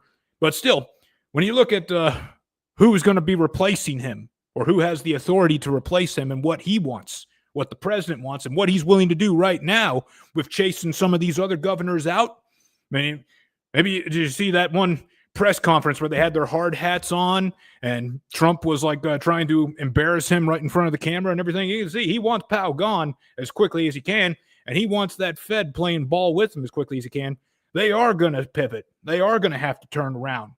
So it is going to happen at some point where the dollar will start getting weaker, and as that dollar bill gets weaker, asset prices across the board, not just crypto, but stocks, gold, they all end up going up for that. Because you notice, like, historically, I think Sami pointed this out here, historically, stocks and crypto seem to peak at the same time. Cool. Thanks. When Sloth meets Cairo. So we connect people on stream here. I know every time we have a conference or event or otherwise, new people get to meet. Pretty cool. Yeah. Nice to meet you, man. Pleasure. Yeah. Pedro, you ready? Let's Take another call. Yeah, man. Is your body ready? Go for it. I'm gonna go for it. I'm gonna lay out the case. All right. Yes. Hex. Always. The Hex game versus the meme coin game. This little micro debate is about Hex versus the game you're playing when you buy Hex and hold Hex and all that stuff versus meme coins. I had my AI draw up this based on some words I put together. And I'd like to start at the top. Probably hard to see, but I'll read it from here. Should I buy crypto? And they're like, oh, maybe I'll buy Hex or maybe I'll buy a meme coin. Which one should I get in PulseChain with? And then if you go the Hex route here, you can see, oh, you bought Hex, the future of finance. Cool. Yeah, everybody likes that. What do you do with Hex? Well, you can stake it, you can hold it, you can LP, you can promote it. Maybe you get a 10,000 X at some point. You never know, something like that. So pretty cool stuff. Not a lot. There's a risk curve of everything, but boy, it's a little bit different than the meme coin, which we'll go through. So buy meme coin. Welcome to the party. What's your strategy now? You could hold it, you could trade it, you could LP with it, but big factor that a panel alluded to before. Go down. Hold on. Okay, sorry. Will the project rug? Did it rug? What if it rugs? Okay, let's see. Yes, it did rug. Wow, you lost everything. Oh no. But what if it doesn't rug? Okay, well, now you got to start the grind. Now you got to start becoming annoying. You got to get on everybody's posts. You got to shield on everything until you get blocked or otherwise. Got to spam those comments. Got to get in that Telegram. Got to tell people to buy. Come on. I have it back. Please buy it. What does it do? Nothing. Just buy it. Just keep buying it, please. And then you got to keep talking about it. There's a roadmap. Oh, they may add staking to it. Oh, may add this other feature. Oh, yeah, look at that. Yeah. And then you look at the liquidity. It's got $15 in it. Probably has about 5K the first week or so. And then also you got to keep comparing it to the Hex price. You got to be like, oh, look, Hex is down 99%. Haha, look at my meme coin. Look at the green candles. It went up last week. Look at it. It might go up more. Who knows? And then you got to keep saying Hart's Law, everyone. Hart's Law. You can do whatever you want. Hart's Law will save it. Hart's Law solves everything, and it gives me a reason to create every coin in the world. And then Hart's Law. You just got to keep screaming Hart's Law. And then all the toxic maxis, it's all their fault. No, they won't promote my thing. They won't give me marketing. Oh, no. And then everyone who criticizes or otherwise, have fun staying broke, bro. Have fun staying broke. We're over here with Green Candle Land. You broke land. You in broke land right now. You broke, bro. And that's about that. That's pretty much the end of it. We're all Hexicans here, so I think it's okay for us all to admit this. How many of us bought the top? Because I'll bet I bought some at the top. Yeah, You've made we the all top, kind of and I'm did. pretty sure I saw 20 cents. Yeah, yeah. With most meme coins, by the time you hear about them, it's too late. Most people buy the tops on meme coins. Yep. Remember buying some P-Hex at 10 cents as well, or something like that. Now, I won't say that it's not. There aren't some successful meme coins. Of course, there are. There's, I mean, I could probably name. I don't even like meme coins. I could probably name 5 off the top of my head that I've seen that have communities that last a long time, that seem to be doing something other than just a funny picture of something, and have all this liquidity and have all these other things behind them. I get it. Like, they can last and they can do stuff. And hey, you can make money and stuff off of them. But the overwhelming majority is just not going to happen. You're going to buy high and you're going to sell low, and it's just going to be like just rinse, repeat. And you just get in this cycle, and it's just another reason I'm not a big fan. So I just want to. That's my thesis of the difference between playing the Hex game versus playing the meme coin game. And I await Pedro's very academic and eloquently put rebuttal. That's okay. That's a high expectation, man.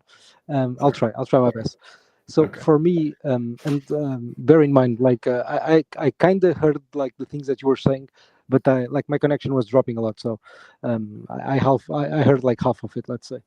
But I saw the diagram anyways, like that you shared. Yeah, I saw the diagram anyways, like before I had the chance to read it.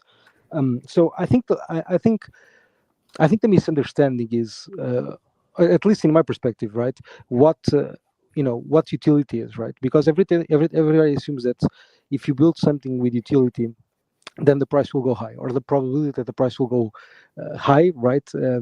Each cycle increases, and I understand that. I understand that where that perspective comes from, but empirically that is not true, right? It can be true in some cases, but it's not true in other cases, right? So that's obviously my first argument. My second one is that meme coins are quite useful to build communities, right? And to attract people. And in some cases, these meme coins actually have good tokenomics, right? They have a limited supply, they cannot be minted, don't have admin keys, etc. Right? So they have a bunch of features that you can say there are cool features. Which means that there's absolutely no reason why those coins cannot, pump, like on every cycle, right? And I could, pick up the example of Dodge, for example, that has been extremely inflationary, and even though it has been extremely inflationary, they were able to build a huge community around Dogecoin, right? So. And you also mentioned that, right? So my case is only that utility. I understand the point of utility, but it's not a guarantee that the token price will go up, right? Because it's just not a guarantee, right? I don't think the main point is utility, though. That's definitely one thing. But I think just the 6 years false operation, billionaire, backing it, all that stuff. It's like the risk is so much more with meme coins, because it is one of those enter low, sell high. Hopefully you can do it again 5 times to get rich.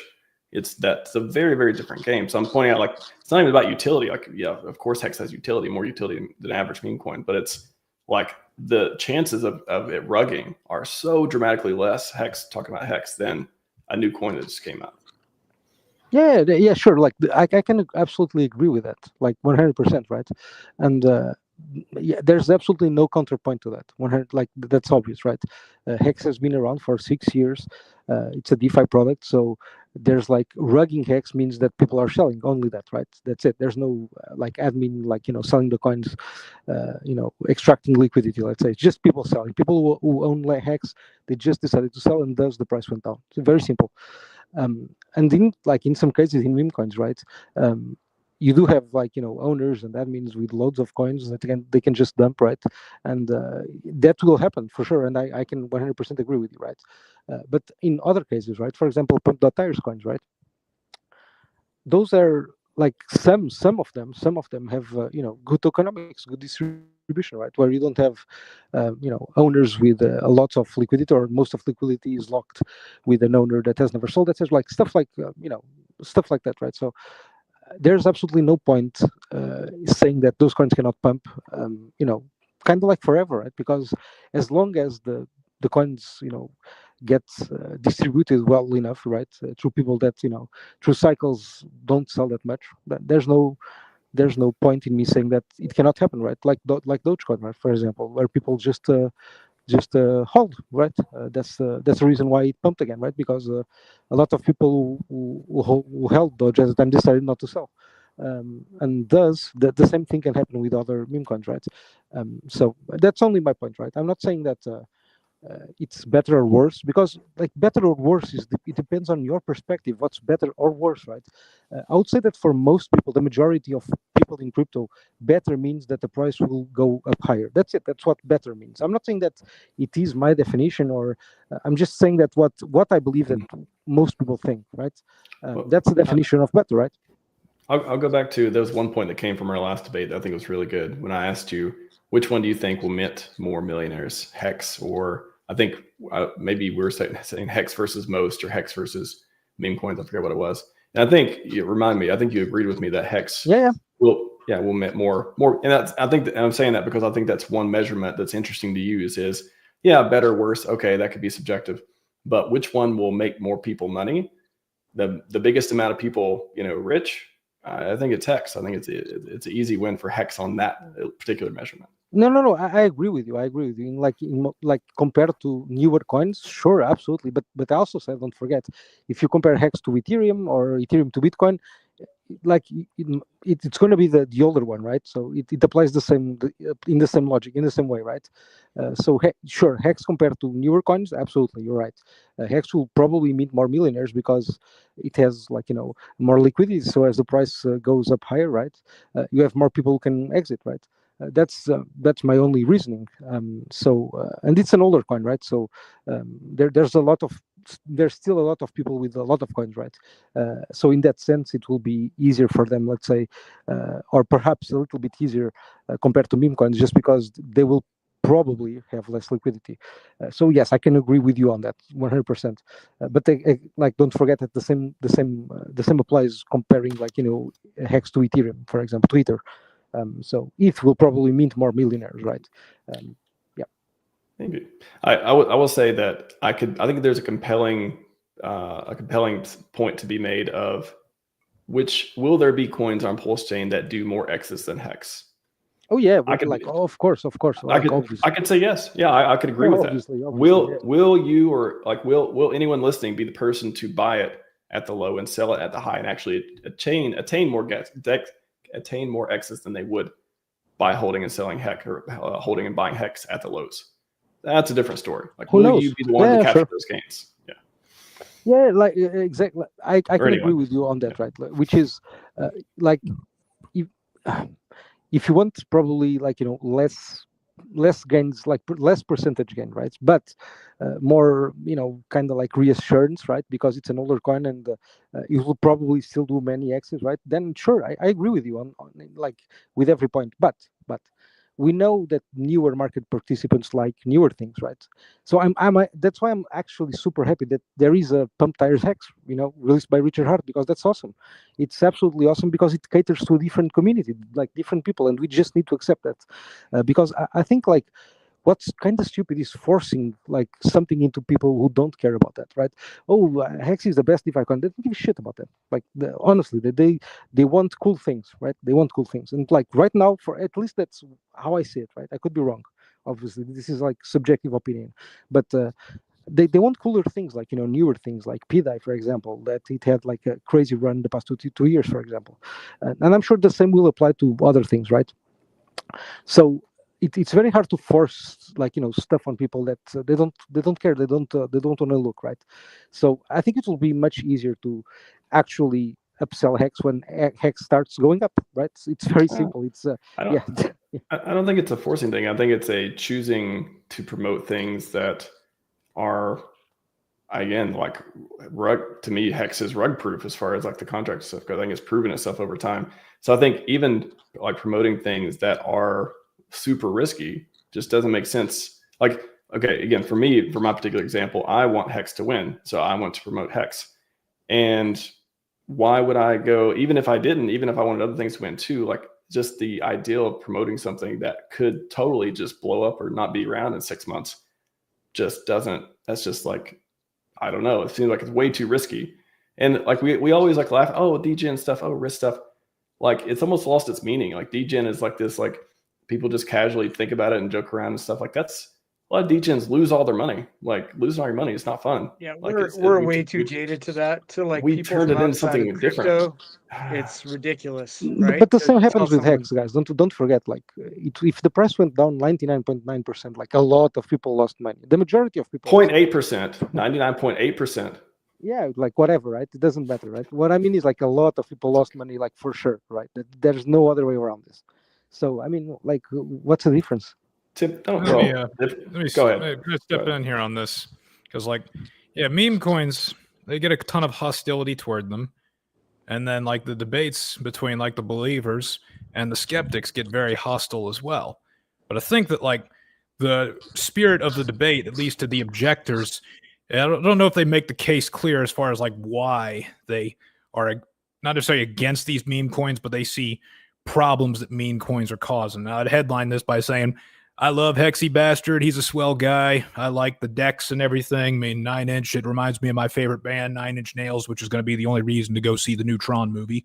But the danger that we see with meme coins is that it's taken something that we would like to present to new people, this entire crypto ecosystem. We'd like to present it to new people as something that makes sense, that if you put in the work, if you study what you're buying, know what you hold and why you hold it, you got a great investment thesis and everything, well, then you will do very well. That's what we want to present. But when meme coins are introduced, all that's thrown out the window, and now we just have randomness here, and it's a matter of, well, is this meme coin a pun on the thing that's hot on Twitter right now, whether it's about a girl spitting on dinglings, or if it's about a squirrel that died, or if it's about something else, as opposed to, say, like the reasons and theses that we use to invest in the core coins. Like now with Hex, what's the reason we invest in Hex? Well, it's because we can stake it to protect ourselves from dilution. We have the lowest liquidity. We know what the inflation is going to be, and we know that the founder really stands by that coin. Or if it's PulseX, well, we got a great reason to invest in PulseX because every time we buy it, we burn some of the supply and make it more rare. But when it comes to a meme coin, we don't really have anything like that. We just have, well, it's a pun on something, or it's this funny joke. And when we go down that territory and we try to present this to someone new who is already drinking from a fire hydrant with the amount of information that they've got to learn, and we tell them, yeah, there's this other thing here where it can pump, it might not pump, it's totally random.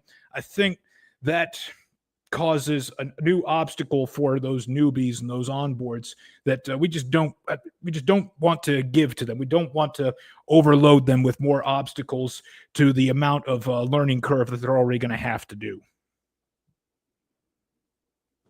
I mean, I understand that, but I don't think those are obstacles. Like if I say, oh look, there's like 20 meme coins launched by RH on pumped out tires. So what's the problem there? I mean, what's the downside? I honestly don't understand. Ask the people that lost, got wrecked on them what the downside is, right? Like no, but that same applies to Hex, man. You cannot say, oh, the downside. Yeah, but the downside exists with Hex, like yeah, but like over the timeline is the difference. Like a meme coin, you can get wrecked in a day, right? Like Hex went down 98% in over the course of a couple years following the market. Like whereas on Solana, there's a meme coin rug every 2 seconds or something like that, where people lose I all their understand money. that, and I agree. But the ones that I mentioned, I mentioned 20 coins, right? 20 coins from the address of the pump tires deployer. Those coins did not go to zero. Why? Because like in the case of like Pump and Most, the deployer address owns 80% of them. No, So there's 20. There's 20. What about the others? There's 2 XRPs, man. There's literally 2 XRPs. Like, well, there's more of them, yeah, but like those 2 big ones are more of the tokens were bought up in the initial launch than with all the others, right? Yeah, sure. So but I think that makes a big I guess the deployer bought like about 8% of the supply of the other ones, right? Like 80% of Pump and Tire and the Most, 60% of Trump, and then 8% of the others. It's not 8%, but it's around 8%. Yep. See, I think that like this would satisfy me. Maybe it would satisfy all of us here. Is meme coins. There is a place for them. Not saying we should never have any meme coins or anything, but there's definitely a place for them. They serve a purpose in the crypto ecosystem. But it's like this here: penny stocks do not hurt or hinder the blue chips or even the small cap stocks in the Russell 2000. They're kind of like their own separate world. Yes. But when I go to buy a penny stock, every broker is going to tell you, hey, this is a penny stock you're buying. Do you know anything about it? You should read these disclosures here about what this is. Or they put a special label on it saying, hey, this is a penny stock you're buying. If you don't know what that is, call us. We'll explain it to you. Or maybe they make you sign something because the broker doesn't want to be responsible for that kind of risk. That's how it would work in TradFi. What I would appreciate is just something like that similar here in DeFi, where if we're going to buy something that is a meme coin, it's labeled, hey, this is a meme coin. It's like, here's the disclosure. This is a picture of a euthanized squirrel, and you know that you're buying a community of people who want to support not euthanizing squirrels, and it's called Peanut with 2 T's. And I just want to make sure everyone understands that this is a joke and don't take it seriously. And wink, wink, don't buy it. And it could totally exist on Dex Screener. Just if you want to put liquidity in, that's fine. But just want to make sure everyone knows you're investing in a euthanized squirrel, anti-euthanized squirrel cult thing. And we hope it goes to the moon. But just to let you know, there's just like, yeah, it'll never happen like that. It'll be like, no, we're gonna revolutionize the anti-euthanization of squirrels. It's like it will be this rally call that makes no sense, but it'll be no, I'll put $5 in. It's just yeah. But I'm with you. I'll just agree with you, Kyra, on the point of I totally think meme coins should exist. I've never said they shouldn't exist. I've said many times they should. I'm just not going to promote them over Hex, and that's my stance today. And I don't think they're a better product than Hex, and so that's my take. Well, I think most of the tension can be resolved, or most of the debate can be resolved just with position sizing, right? Like the further down you go on the risk curve with potential for higher amounts of returns on a short timeline, the less capital you need to commit to such a play in order to make it move your portfolio. And then the ones that may take a little bit more time that have lower rug risk, but maybe won't perform as much in absolute terms, you can have a higher confidence of putting more capital there. And it really only takes one big win on a meme coin, or really just a low cap altcoin is really the things that we're talking about, new low cap altcoins. It only takes one win from those to make up for a lot of losers and to completely change the status of your portfolio. So these are games that, if you're willing to take on the risks, can give you big rewards, and all you really need is a small percentage of your whole portfolio to really make those returns work for you. So for me, when I'm talking to people about it, position sizing is always the place that I go. Yeah, but what do people actually do, right? Like, it's like, oh, you see a meme coin, whatever, you think it's going to go up. Do they put in 0.1% of their portfolio? Or do they get excited and put in 50% of their portfolio? Yeah. Well, what people do and what people should do are always very different things. I have trouble with new people. Like, I just don't want to show them a lot of stuff like that, because it's like, I know because of human emotion, which I experience on the odd occasion, they're going to make a mistake in meme coin markets, right? They're going to go all in on something ridiculous. And sometimes maybe they get lucky, and that's great, but probably not.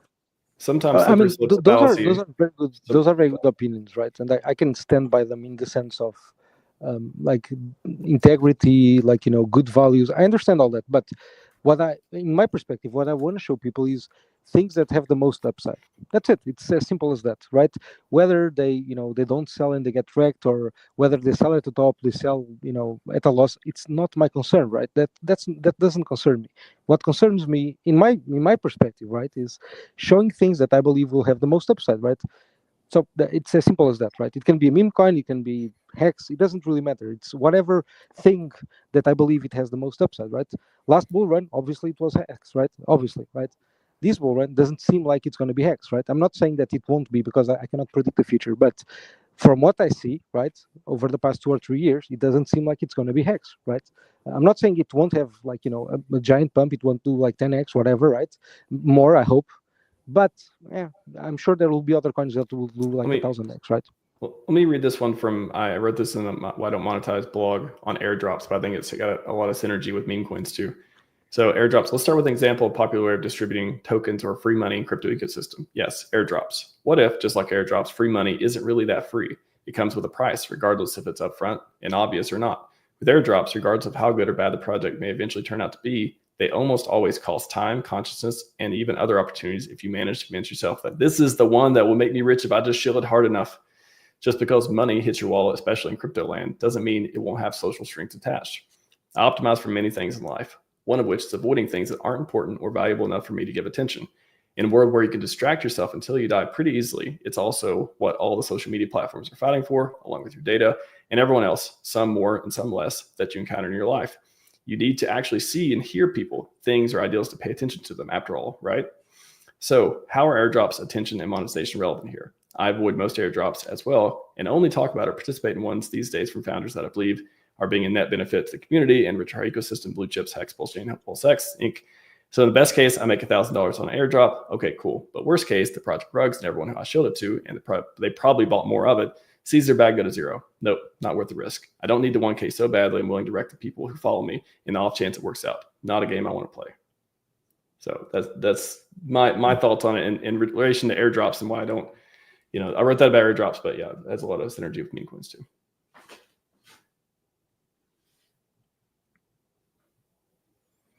Also, do you think any coin? But don't forget that Hex go ahead. was airdrop, man. Don't forget that Hex was airdrop to Bitcoin holders. Bitcoin holders, yeah. Wasn't that auto staked too? Was it auto staked?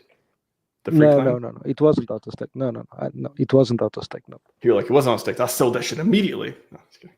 Yeah. Exactly. There was a time when airdrops worked differently. I think people view airdrops very differently now than they did in the initial Hex airdrop to Bitcoin holders. It's not the same win or potential win it was at 5 years ago, 6 years ago. I think didn't PDI did like 1,000x from the bottom or like 10,000x from lunch at some point? I'm pretty sure PDI did 10,000x from lunch, right? And how many people captured it though? It's like the same thing. But it's the same with Hex.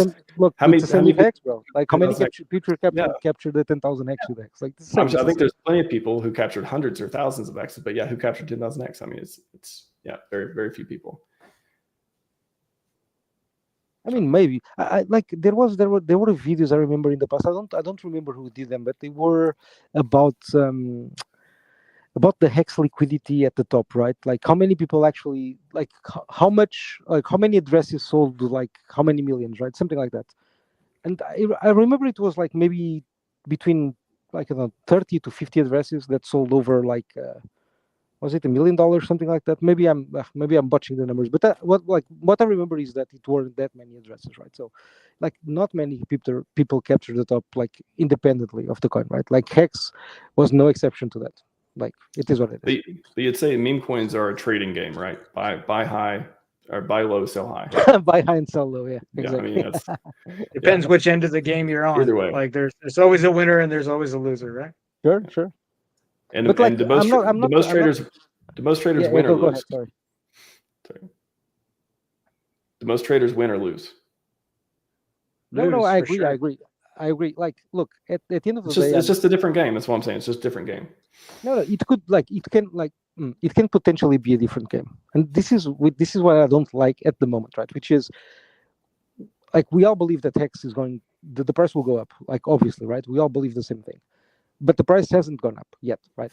So it's still a belief. It's still a belief because we don't know. So far, what we know is that Hex like went from whatever to whatever, pumped 10,000x and then dropped 99%. That's what happened, right? So we don't know what's going to happen in the future. We all believe the same thing, right? That the price of Hex will go up, but we don't know, right? So it's still a belief. It's still a belief, right? If Hex goes up 100x, do you think it'll be still as easy as it is today to onboard people to PulseChain with meme coins? Or do you think showing them a price chart like Hex has, like both, it's even better? No, I think it's even better because like if Hex does 100x, I'm 1000% sure that there will be plenty of meme coins doing like 1 million X's. So I mean, it will be even better, right? You The can show the comparison, Hex I Week don't know. 100X, Is this a the Hart's meme law coins. thing? It's just everything can work because Hart's law. I don't know. I'm so No. I'm It's so only by because it's like, less yeah, if the liquidity is like paired it's together, newer, sure, it can go it's easier up, to but at the solve. same time, if it can go to zero. So it's like, I don't know. I think No, the Hart's there will be law coins and going the to zero. risk cancel each other out pretty much. No. Look, there will be coins going to zero, but that's not what I'm saying. What I'm saying is that if Hex does 100x, it's very easy to understand. There will be a lot of coins doing much more than that, right? And that's not a bad thing, right? It is what it is. It's newer things, less liquidity, etc., right? So it's normal. So it's even easier, right, to onboard people into PulseChain because we have Hex doing 100x, we have different like meme coins doing like much more than that. So it's even better, right? Like it's a win-win, right? And just as an answer for them too, Freddie Max has life cycle utility. I've literally not said anything about the utility of Hex the entire debate. I just want to mention that. Like I said you can stake it and you can't do that with meme coins. Do I prefer things that are interesting DeFi products? Yes. And I think I probably always will. I don't think I'm ever going to change. I'm never going to be interested. I'm probably never going to be interested in meme coins. Like, I don't know. Again, I'm not going to set myself up to never change in any way, but I'm probably that just doesn't interest me. I like DeFi protocols. Hex is a great DeFi protocol. So whether it has utility or not, it's a DeFi protocol that helps do CD blockchain yield, all these different interesting things, along with many other protocols in PulseChain. So it's not like this, I only want utility to win. My point for this is I think meme coins are uninteresting and much more risky than, for example, Hex and other protocols like it, for the reason I've mentioned. And I think more people are going to win with Hex than they are going to win with meme coins. So it's not even, I don't even frame it as like a utility or not utility type of thing. It's just not an interesting product. And I think Hex winning means a lot more, even beyond the price chart, even beyond these things. I think it's richly successful and go do longevity research, all that stuff too. There's a whole bunch more to that I think is important, that these things are successful and the core products succeed.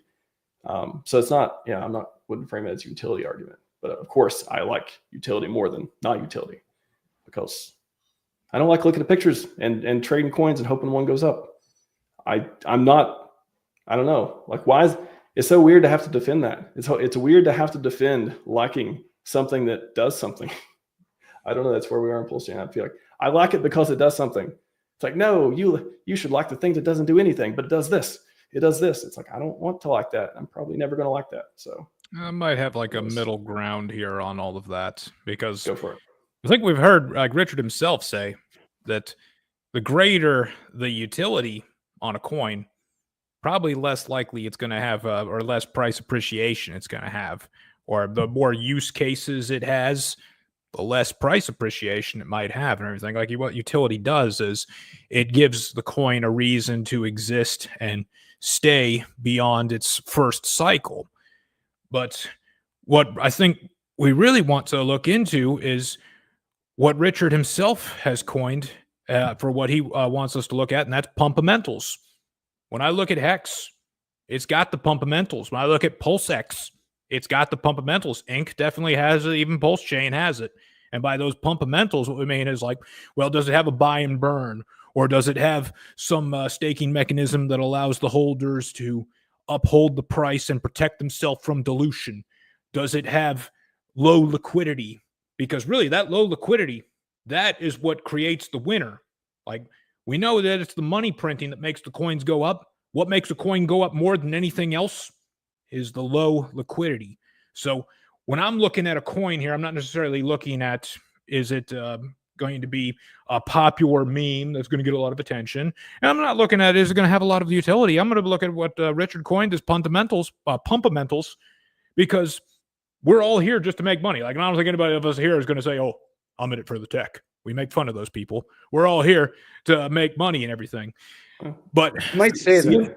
See ideals succeed. I would add, see ideals succeed. I think there are ideals that are worth succeeding in the world. I think Richard's got a few of them. So that's there are ideals. Yep, there are ideals that we want to see. Yeah, money good though. Money good though. Mm-hmm. Yeah. Money go up though. But like, here's another thing I'll also say though, is that when it comes to crypto itself, and this is like really what attracts me to crypto and keeps me hodling for as long as I have, is that crypto is one of very few assets in the world. One of very few assets in the world that is not somebody else's liability. And I think that that is definitely true when it comes to coins with the large pumpamentals, and certainly the Richard Hart core coins. When it comes to the meme coins, I'm not so sure I can say that.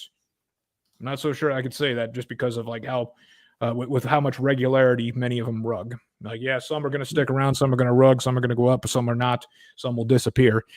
But I don't see them as being an asset on par with the other coins. One more comment before we wrap up here in a minute. Good comments, by the way, Ferdy. I appreciate the comments. DeFi is boring compared to Richard's memes.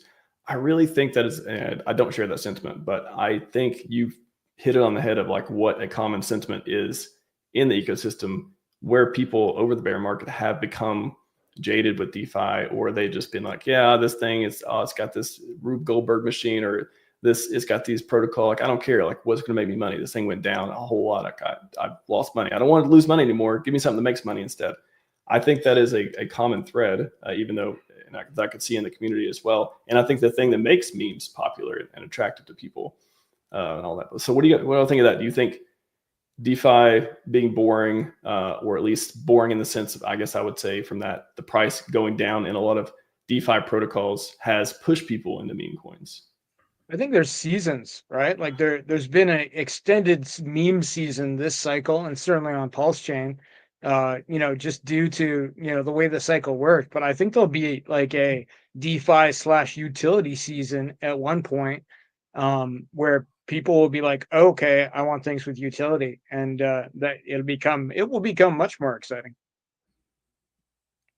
Yeah, meme season was a lot longer this time around here just because the main assets on all the different chains were so suppressed, like the top L1s and everything. And of course, all the, I guess you could call them blue chip coins up in the top 100, 200 of coin market cap.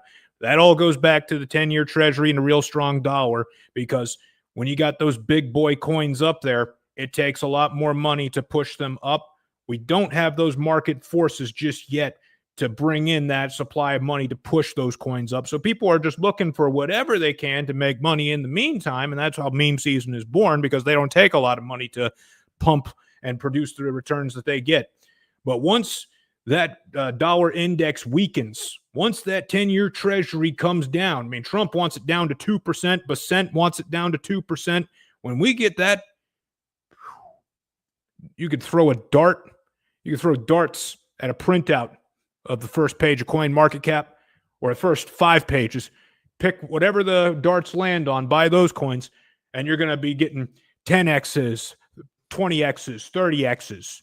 That's how powerful the money printing is going to be when it finally comes. Will we all be able to afford Sydney Sweeney posters for our bedroom walls? We'll be able to afford a date with Cindy Sweeney. She'll be doing Hex Week. My wife would object. Yeah. Should be like doing an auction. Like back in the old days when you auction yourself off as a date, or there was an episode of the Batman animated series where he was being auctioned, Bruce Wayne was being auctioned off as a date. It'd be like that. Bachelor auction. We did that live here the other day. I was auctioning off Kong, I believe. It didn't go that well, but we'll try again. Maybe we should do that instead of a sacrifice next time. Maybe we could sacrifice Kong. Kong, are you in the green room? Do you comply? No, yeah, you definitely don't need to buy any posters, but you can afford one at least. They may be, she may become that popular at some point if she keeps not being infected by a virus that they call woke. Yeah, we can afford her jeans, that's for sure. Gents, awesome debate panel. Appreciate you all. Pedro, you brought your best. Appreciate you phoning in. 4th time phoning in. Appreciate it, man. Sloth, Fast, Cairo, awesome job as usual. And thanks for having me. Yeah. Come back around. Yeah, man, my pleasure. What is up next? We got Super Steak with Kyle, and then panel. Anybody who wants to come back for the panel at 7:00 Eastern, feel free. That'll be the last panel for Hex Week. Oh my God, yeah, it'll be a little bit later than 7, right? Yes, yeah, good call. Probably let's see. Oh, it's almost 7 now. Yeah, probably 7:15. Okay. Yeah, everybody that's here and everybody in the chat, come up with all of the bearish sentiment and everything that you want me to slaughter, and I'll come back for that. So you got any bearish thoughts, write them down and bring them to the Hex panel, and I'll slaughter them then. I like it. Anyone have any bearish thoughts? Are there bearish thoughts in the room? Are they in the room? Write them down. Let Cairo take care of them. Make it like he's a the bear, gauntlet. the bear exterminator. I like it. All right, gents. See you soon. All right. All right. Yes. Oh, are you not entertained? We got to pump it up. We're going to pump it up real quick. Kyle's coming up for Super Steak. And then we got the last panel of the day. And I finally get to take a break. More than a few minutes to gather food and listen in case anyone wants me to share a stream or put their thing on screen, all that fun stuff. What are we going to do? I'm going to say Crypto King for probably the last one, but let's do Hex commercial. It's pretty good. Hey, listen, seriously, stop what you're doing right now and listen. It's important. People are getting rich right now, truly rich, and you could be one of them. You need to see how people are becoming millionaires with Hex.com. Hex's launch phase ends on November 19th, and there's still time to get involved. Hex can make you truly wealthy. Go to Hex.com to find out more. That's HEX.com right now. Trustless, immutable timeline reward. This is Hex. Community influence, foundation support. This is Hex. No fraud, no forces, no corporate office, no admin keys. True, decentralized markets. This is Hex. This is Hex.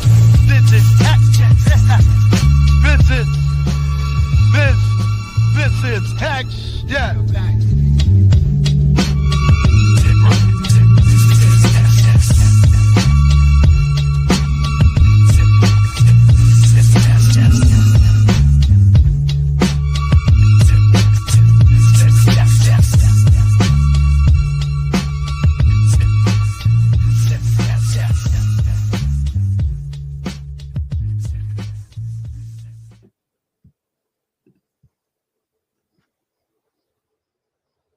Welcome back to Hex Week, Kyle. How's it going, man? Hey, what's up, man? How are you? Am I on? Okay. You're on. Sorry, I was We're trying live. to change my background. I forgot. Fuck, we're doing it live. Tell them. I know. All right. So yeah, I'll anyway, my screen will be on most of the time anyway. But yeah, man, thank you. I really appreciate you having me on. And the community thanks you. We've tried many times. Get on Pulse conference and the old Hex conference and no luck. So appreciate you finally giving us a chance here. Yeah, well, this is Hex Week, and protocols built on Hex. We've had, I think you guys are one of like 10 or so at least have been highlighted here. So glad. Well, you did Hex for AI first, and now you're going to highlight Super Hex or Super Stake. Sorry. So thank you for building on Hex, and the floor is yours. All right, man. Hello, everyone. My name is Kyle. I am a founder of Super Stake. I'm going to get my screen up here and we will go over everything. Let's see. Okay. I'll share this one first. It's going to share. Okay. So, Super Stake. Let me make this full screen for you guys. Make it full screen. There we go.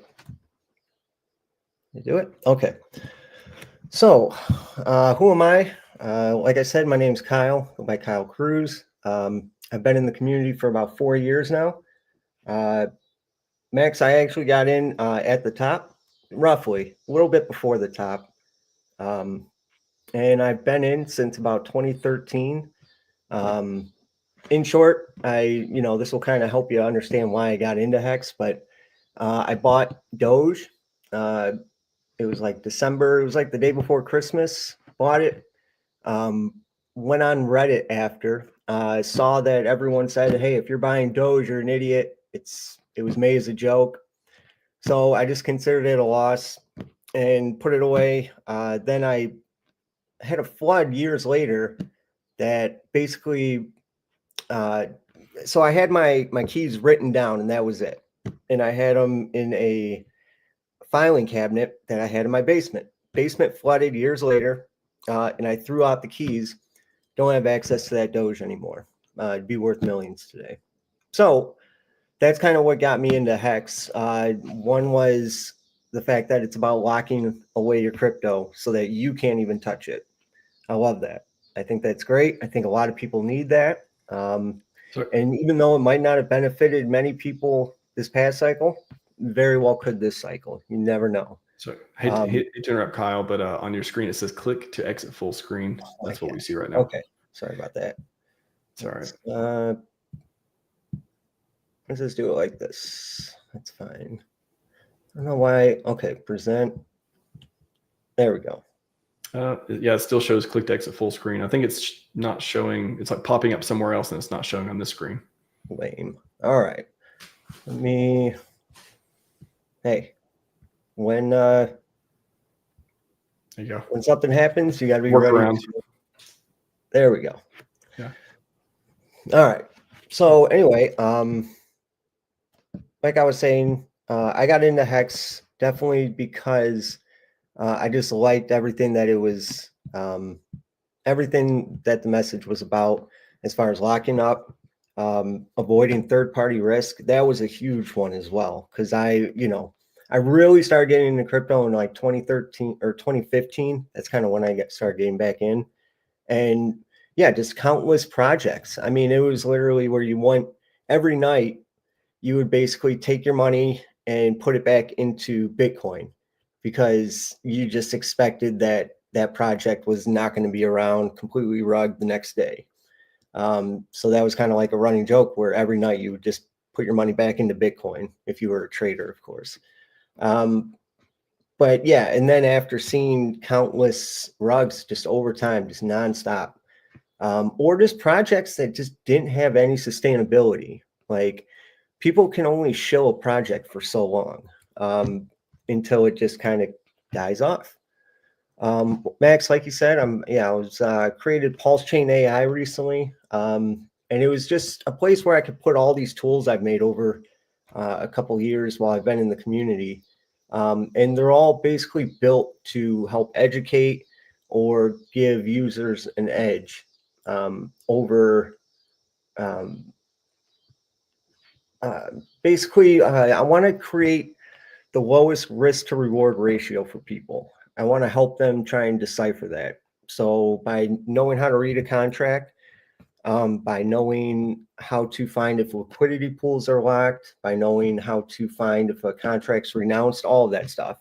It's very important to me. That's helped me very much over the years, and actually is what got me to the point where I was able to be successful in crypto. So SuperStake, it did launch 2 years ago. And what I'll do now is I'll basically tell you, so SuperStake, it is a hex-based reflection token.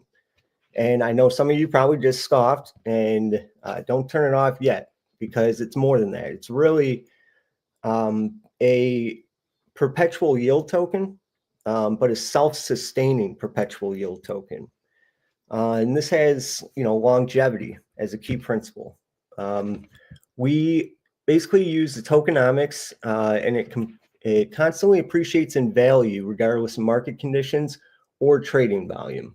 Now, there is an asterisk next to this, and I'll show you why. But let me, I'm going to play a quick video for you that Hexplain, he's in the community. He actually made it for us, so big shout out to him. And he's a great supporter in the community, great content creator. So I urge everyone to please go check him out too. But without further ado, let me play this video. Hopefully it doesn't cause any issues. Let's see. And Max, let me know if the volume isn't playing for whatever reason. And of course it's not. You know what? We're just going to move on. So SuperStake, here we go. Okay, so I'll just go right here. Okay, so let's see. Okay, so the problem here, reflection tokens. So I don't know, many of you might not know, but when BNB came out, or BSC, the Binance Smart Chain, when that came out, it was pretty successful. It was doing okay, doing good numbers. And then SafeMoon which, trust me, I'm not a fan at all. But SafeMoon launched, and it just rocketed. BSC was massive. It became number one in volume. It was just, it brought so many people to that chain. It was ridiculous. And then created all these copycats, and all of them obviously rugged, and all of them just died off. I'm sure many of you, you'll say, there's no reflection token that has ever lasted more than 2 years. Show me one. Well, the biggest thing with reflection tokens, for those who don't know as well, so most of the time the tax will go into, an auto deposit in the liquidity pool, buy and burn of tokens, and then reward distribution to token holders. A lot of times they'll have founder allocation, marketing, development, and stuff like that, where you have no idea what it's being used for. So first and foremost, let me just explain: Superstake does not put any of its taxes towards the founders, or you know exactly where the tax is going, and all the tax. Let me pull this up here. Okay, so yeah, that video being down kind of threw me off, but you have to be ready for anything. Okay, so how does Superstake solve all these problems, which is a massive problem in the industry? Massive reflection tokens, and they're still very prominent in crypto. Nobody's ever going to get rid of them. You're not going to convince people otherwise. So build something that'll try and convince them, or build something that'll make it safer for them. So what Superstake did is, our tax is split by the following: 2.5% is used to buy Hex. This is only on buys and sells, so no transfer tax. 2.5% is used to buy Hex and distribute directly to holders of Superstake. 1% goes towards buying and burning Superstake, so it is deflationary. Now, the last 2%, this is where it's a game changer, and it basically fixes all issues with reflection tokens. So 2% goes towards buying stake as well, buying Hex as well, and it is put into an endless rolling 60-day native Hex stake. Okay, and every 60 days, 1% of that total balance that's being compounded, obviously, after each stake, 1% of that balance is distributed back to holders of Superstake. All of this is automatic. There's no keys. There's no third-party intervention or anything. It's a very simple system. It just buys the Hex, stakes it, distributes, and stakes, distributes, restakes. So that 2% of volume every 60 days, that will get added to the new stake. So that's how we're able to compound. Now, what does this do? Well, so what does this do exactly? So this is to create another form of value that can still be used to reward users, whether PSSH, Superstake, our trading volume is high or low. And this is also to establish a self-sustaining system that will always remain relevant due to the established community behind Hex, also known as Hexicans. So when I go here, just to give you a little brief of the tokenomics here. So we do have a starting supply of 55,550,000. Like I said, it is deflationary. We have no owner, fully renounced, immutable. The liquidity is burned. We started out with WPLS and Hex, and then a community member actually added PTGC at pretty low, and they burned that liquidity as well. Currently, that's actually our biggest pool. So we have been around for 2 years. We launched about close to 2 years ago. We're going to be celebrating our anniversary here soon. And again, just to break it down, 4% of all volume, 4.5% of all volume goes to buy Hex. 2% of that is staked forever. There is no end to it. Now, this generates volume forever again through an endless rolling 60-day stake. Okay. So let me,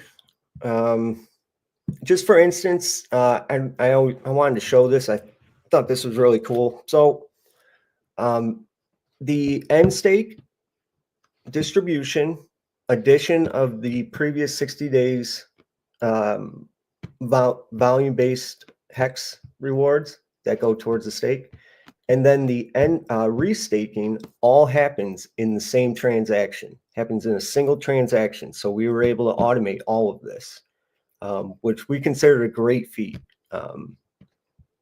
And so as far as this contract, I will actually post the address, but you can also find the address on our website that does all this, and you can read it. That contract is fully renounced as well. And again, has been working for 2 years. So our current stats, we are currently at, well, actually, let me show you this just to give you kind of a better picture. So this is just a rough chart of, actually, I'll show you this. This is better. So this is our staking history. So we originally started out Super Stake with about 670,000 Hex. That was our first stake. Okay. So with that, when yield was about 1.4%. This was before the OA staked and cut the yield. So with that 1.4% and the volume-based rewards, in just 1 month, we went from, come on, get out of there. We went from 670,394 to 2,205,609. So with that increase, we went from 24 T shares to 75 in just one cycle, one 60-day cycle. So with that, one thing I want to point out here that's cool, and this is where I say what, we used to be able to say that without volume, we can have zero volume, and regardless, we will still increase the rewards being paid out every cycle, every 60 days, just because of the native yield on the 60-day stake. Obviously, we can't say that anymore. But that was an amazing feature that we were always earning more just in yield than what we were paying out, because the payout was only 1%, right, of the total amount of Hex. So then that's where the self-sustaining really comes into play. But in my mind, we still are self-sustaining, and I'll show you why. So, here's the history. And again, we have this on our site, and we have all the analytics. So if you go to superstake.win, you can see all of this. Now, when you look up here,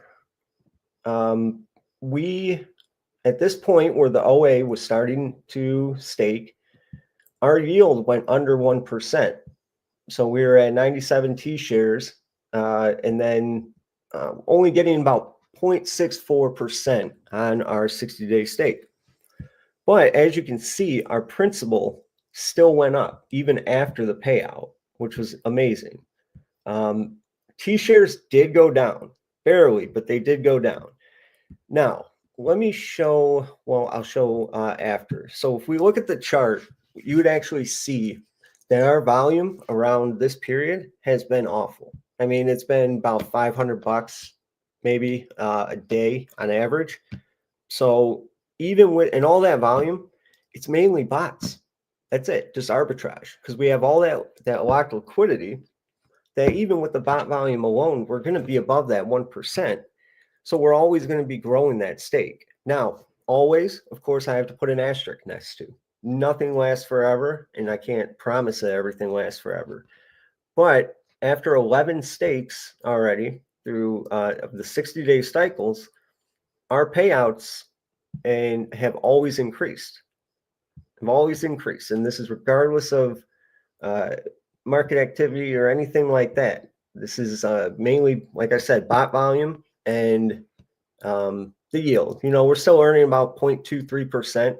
But what people also have to remember is that the OA is not staked fully for 15 years. There's many stakes. And as they end, that yield will start going back up in the payout per T share, which is great. So just some more rough stats here. So total rewards we've paid out so far, about 4,166,000 hex. We're at about close to 4.5% of the supply total burnt.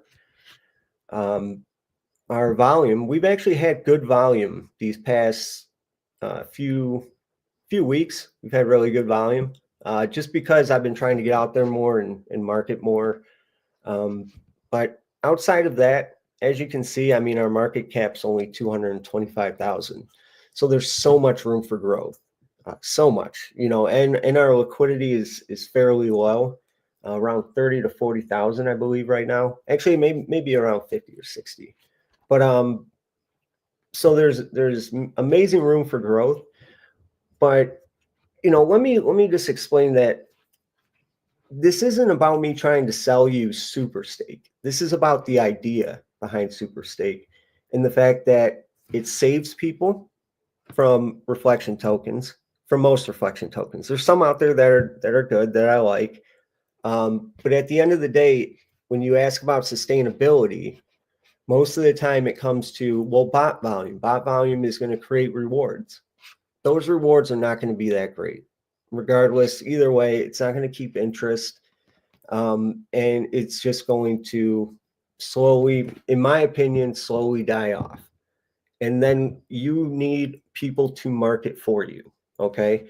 With this, because it's buying hex and because it's staking it every 60 days, regardless, there could be zero volume, but it's going to self-market itself just because any holders are going to get hex in their wallet every 60 days automatically. So if you hold and forget, after years, you come back, there's going to be hex in your wallet and you're going to keep receiving it every 60 days, that payout. Okay. And that will be of the total. So here is here is actually our current stake. We're on, like I said, our 11th. So right now we have 58,000 that's ready to be added to the next stake. It's worth about $630, no big deal, right? But if you look to be staked 58,000, our principal right now is just under 4 million. So that means that we're above the 1%.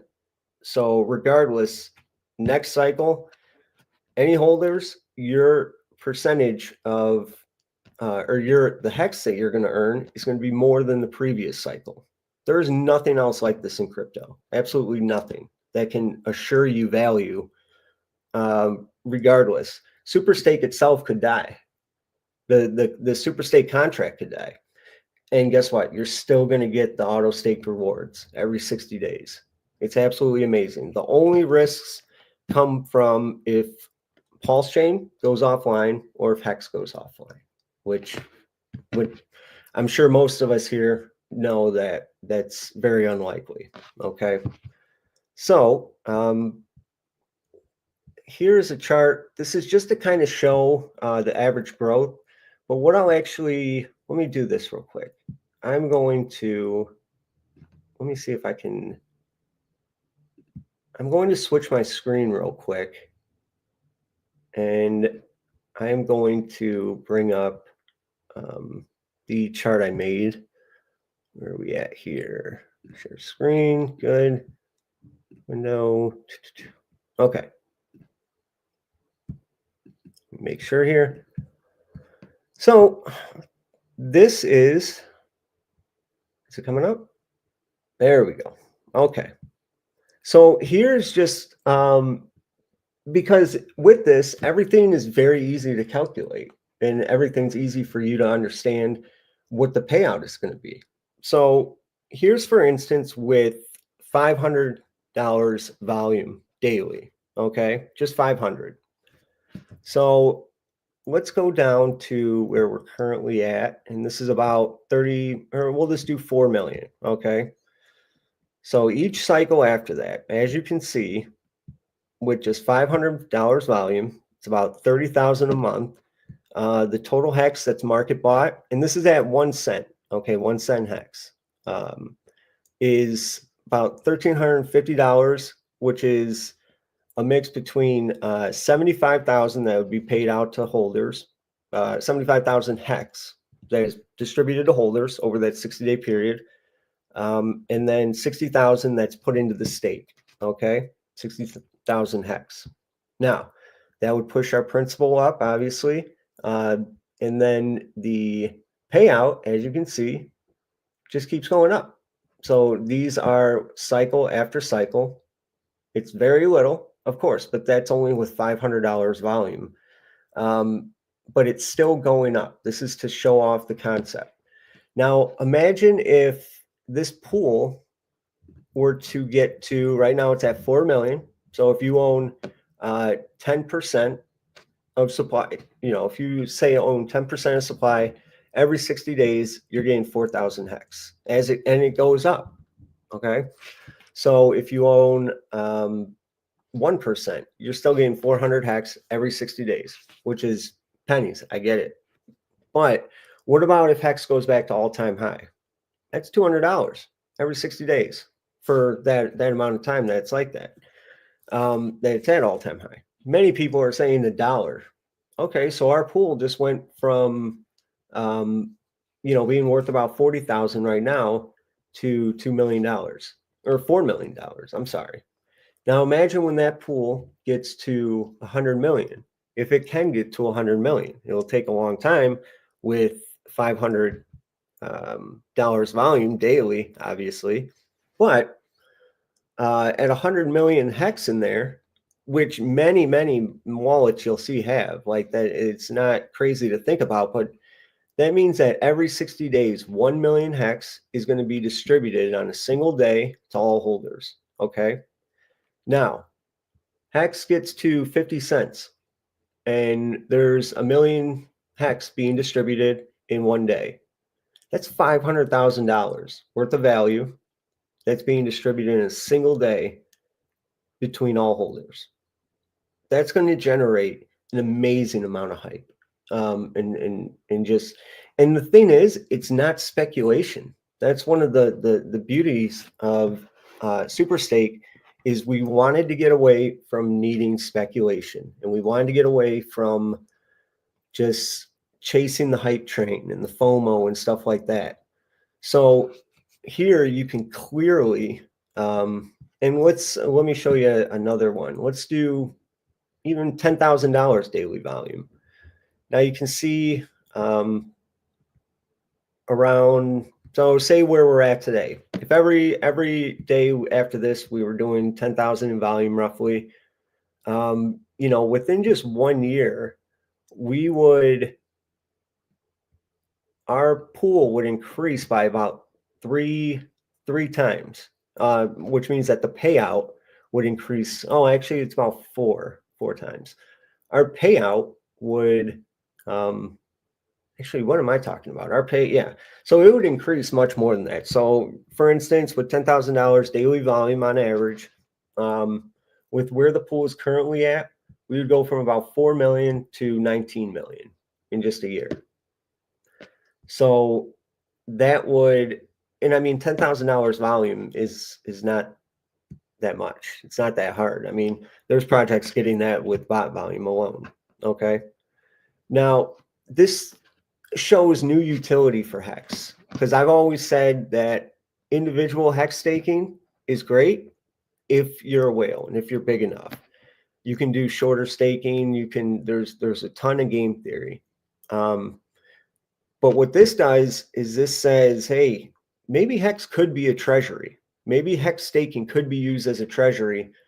And in our sense, the way we built it is to ensure value regardless of volume, market conditions, liquidity, or anything. We wanted to make what could essentially be called the safest crypto in cryptocurrency. I mean, when you really break it down, and I love this argument, and I try to get people to debate me on it often, and nobody will. Because at the end of the day, even Hex itself, and this might upset people, but Hex itself could go to zero liquidity. Actually, now that I think about it, that would hurt us as well, but we'd still be a meme coin at that point. But with us, we can go to zero liquidity. It doesn't matter. You're still getting a payout every 60 days. Like, you're still earning money every 60 days, or earning Hex every 60 days. Okay. So again, that's why I'm not trying to exactly sell Super Stake itself, but the idea behind Super Stake. If more projects were to even just throw in a 1% tax, think of all the meme coins that will do $1 million daily in volume.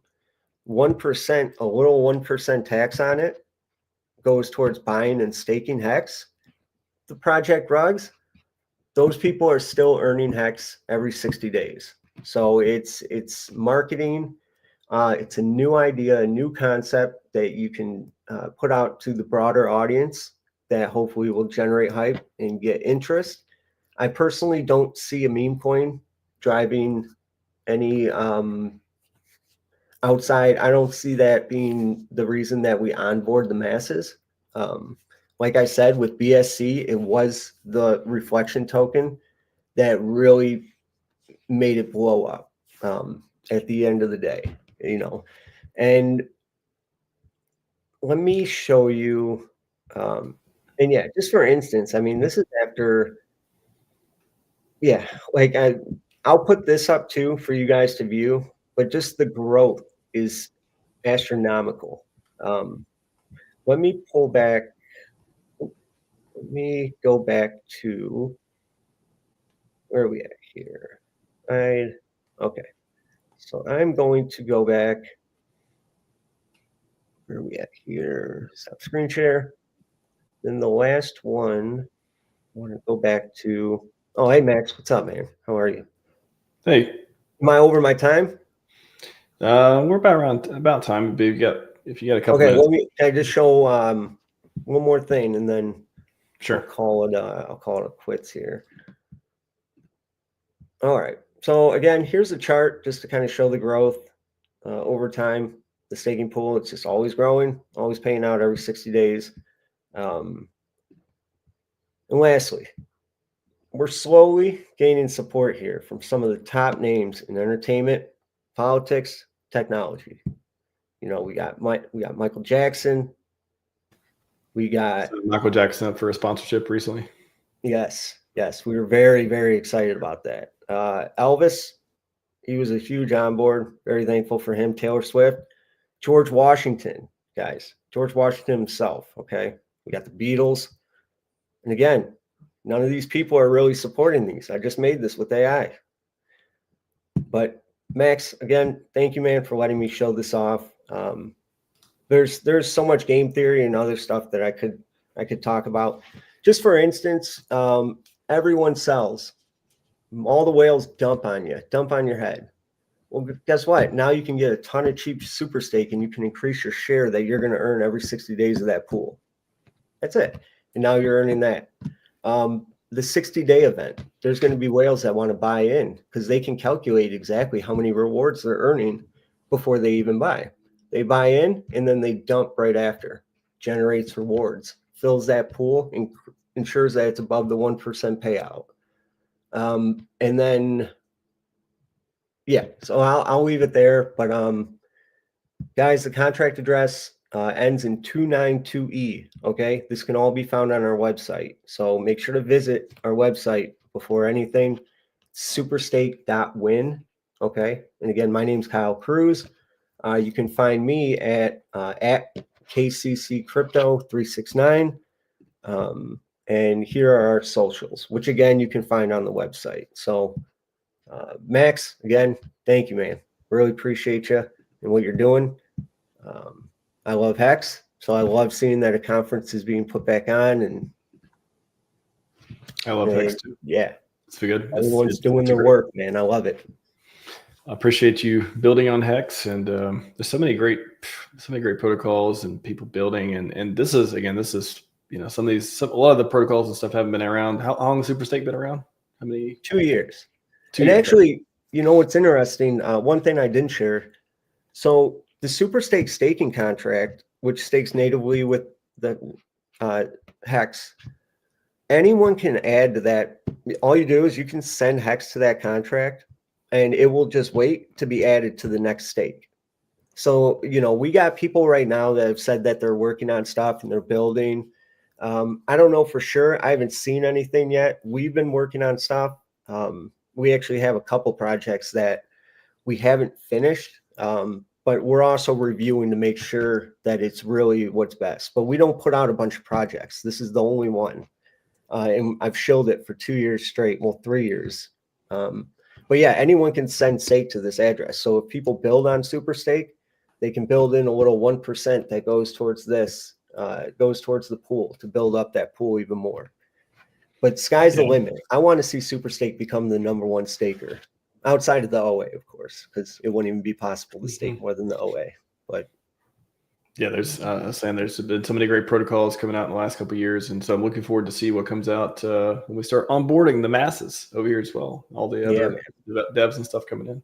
So it's all with Hex.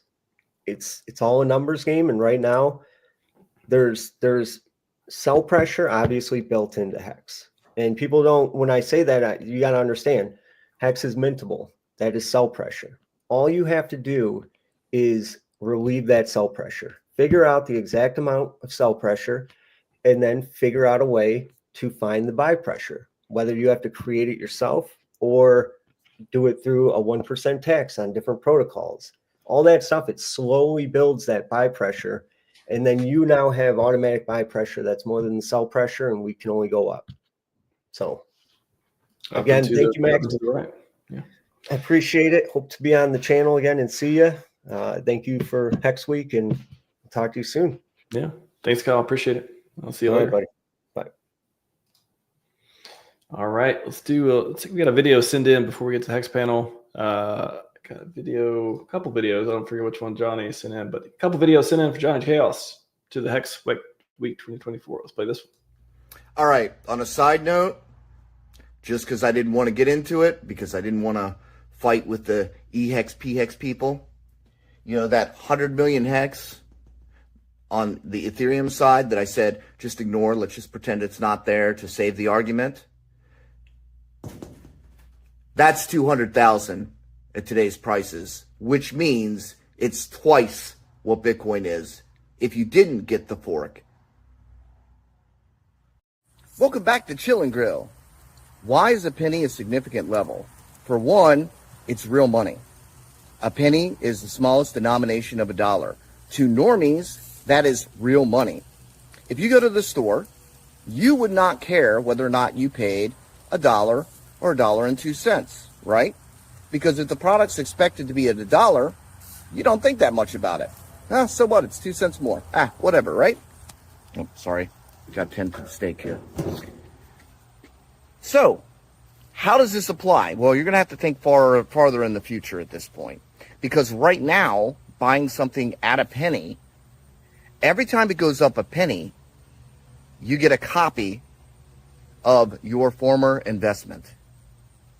So what do I mean by that? If you put $1,000 in, it goes up a penny, you now have another $1,000. So you got $2,000. It goes up another penny, you get another $1,000. Goes up another penny, you get another $1,000. Goes up another penny, you get another $1,000. Now, you go and buy your Bitcoin, and you, in order to make your $1,000 into $2,000, if you buy it today, it has to go up to $240,000. So where are the gains? You figure it out. I'm going to eat. Boom. Hex token good. That's pretty good. Neil for t-shirts. How's it going, man? Been a while. Hey, Max. Been a while, man. Doing well. How you been? Doing good. Doing good. Trying to stay hexy over here. Kyra's back as well. How's it going, Kyra? Yeah, and speaking of like that penny that Johnny was mentioning, what's amazing to me is that throughout all this volatility, throughout all this chaos, all this sell pressure, we stayed above 1 cent the whole time. I don't think we ever went down below 1 cent throughout all this chaos this past week. Boom. It's true. Yeah, the resilience of the whole ecosystem. I mean, we had nothing really went down. I mean, it went down a little bit as far as the core coins and stuff goes, but Ethereum went down a lot. I think Bitcoin went down a lot, and then ecosystem was like, nah, we're good. So why is that? Why is it? You guys have any idea? Hopeful anticipation. Right, everybody's ready. Right, that's what we all have. We have hope that this thing's going to kick off, and marketing, and maybe an RH himself will do something. Who knows? DXY. It may also be that like all of the weak hands are finally out, at least out of PulseChain Hex. PulseChain is. Are you saying there's weaker hands in Ethereum Hex? It may be. I mean, like that one seems to be more volatile because like the level it's at here, where it's kind of like right on the line of 002. It has gone down from there to below it, but then bounces right back above it. But when you look at the PulseChain Hex, I mean that is the only thing that's actually cracked like an actual unit of exchange here, because like there is a penny. There's not a there's not a 0.2 of a cent piece. So for it to stay at 1 penny or above is incredible, because like here is like, okay, now we know we can easily calculate how much we're going to buy whenever I put $1 into it and everything. And for all of like for all of the FUD that's out there and all of like the bearish sentiment and everything, to still be holding a high price like that, relatively high compared to like how low we've been in recent months, that's incredible to me, because like I think uncertainty about the Jackson Hole speech and like the direction of the markets themselves has been so negative lately. There's been more uncertainty than usual, but now like we have like some positive clarity going forward. Yeah, it's been one of those. I was just watching Anthony Pompliano, the Pump. He used to have a show. Now, well, he has a new show now. He used to be with his brothers and stuff, and now he's got just the 10-minute clip deal where he covers the latest stuff going on. But I was just watching that, and I called a little bit of the Powell speech when I had a break, and yeah, like I saw yesterday, I was bearish. Oh no, the chances went up and down, and it's like, guys, it's pump timber. It's pump timber time. Come on. My body's ready for pump timber. Pump that timber. Pump the timber. Yeah, so where are we at now on the CME? We're back up to 84% chance of a cut. And I imagine it's probably higher than that on Polymarket. Real telltale sign to me, though, is like someone that has like very conservative predictions, like Wendy O is saying $25,000 Ethereum.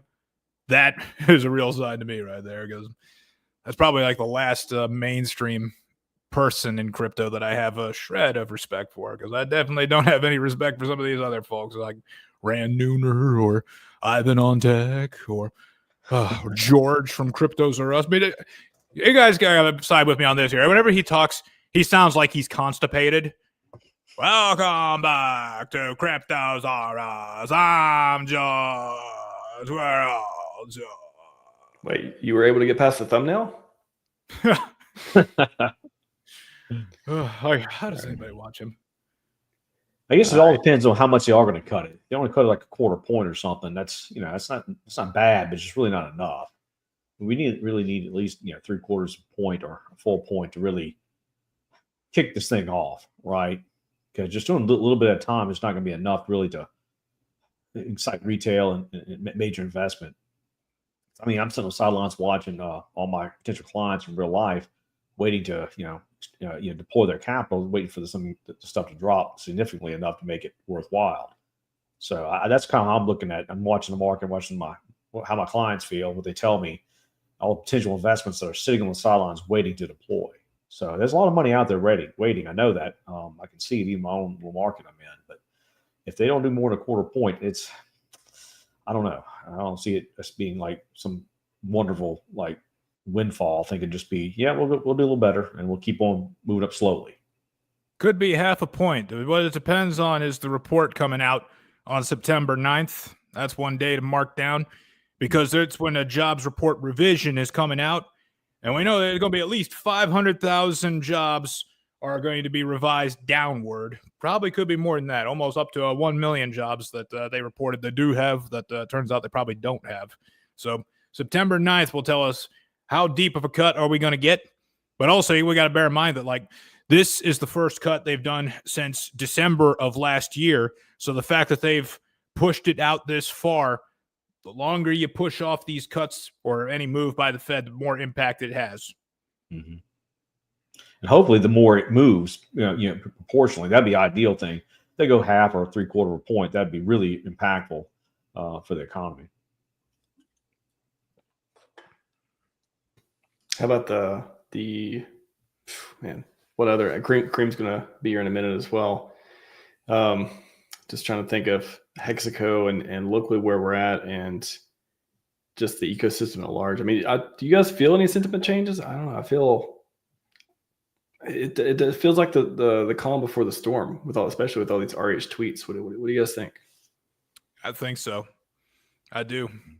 Because it's not just Powell's change in tone today, but what it's followed with that one Fed governor, Adriana, I forget the last name, resigning abruptly. That doesn't happen. I mean, working at the Fed is a really poshy gig. You get paid a lot of money. You go to all the fancy cocktail parties. You get the really fancy cigars. You get the caviar dinners and everything. It's a lifestyle that you enjoy. You don't walk away from that job. You certainly don't do it abruptly. I don't think this has ever happened in the history of the Fed before. So we have that go on. And then we have Cook getting investigated for mortgage fraud. I mean, to have those two things happen and then have Powell kind of change his tune to dovish. I mean, still, he could screw us over, but still, this is a lot different from his usual, oh, yeah, we're gathering data, and we just got to wait and see. Oh, yeah. Oh, we feel no need to rush. Rah, rah, rah. For him to be saying, oh, yeah, we think we might be able to reduce some rates here. And it sounds like he kind of got dragged to it, kicking and screaming. I do think this could be the pivot point. Could be the pivot point. And then from here, we got 6 months of green candles. Let me get Cream in here real quick. Boom. Welcome to the program, Kareem. Welcome. Bang, bang. Yeah. What's up, everybody? Good to be here. Hey, Kareem. Woo, Cairo. First time meeting you, but I love what you've been talking about. So shout out to everybody. Shout out to the conference. Shout out to RHMax getting it done. I had to hop in here. Micro talk is my favorite thing. And shout out to everybody that's building on Hex that I haven't heard about, since the Hedron, Icosa, and Perps Day, all the new people.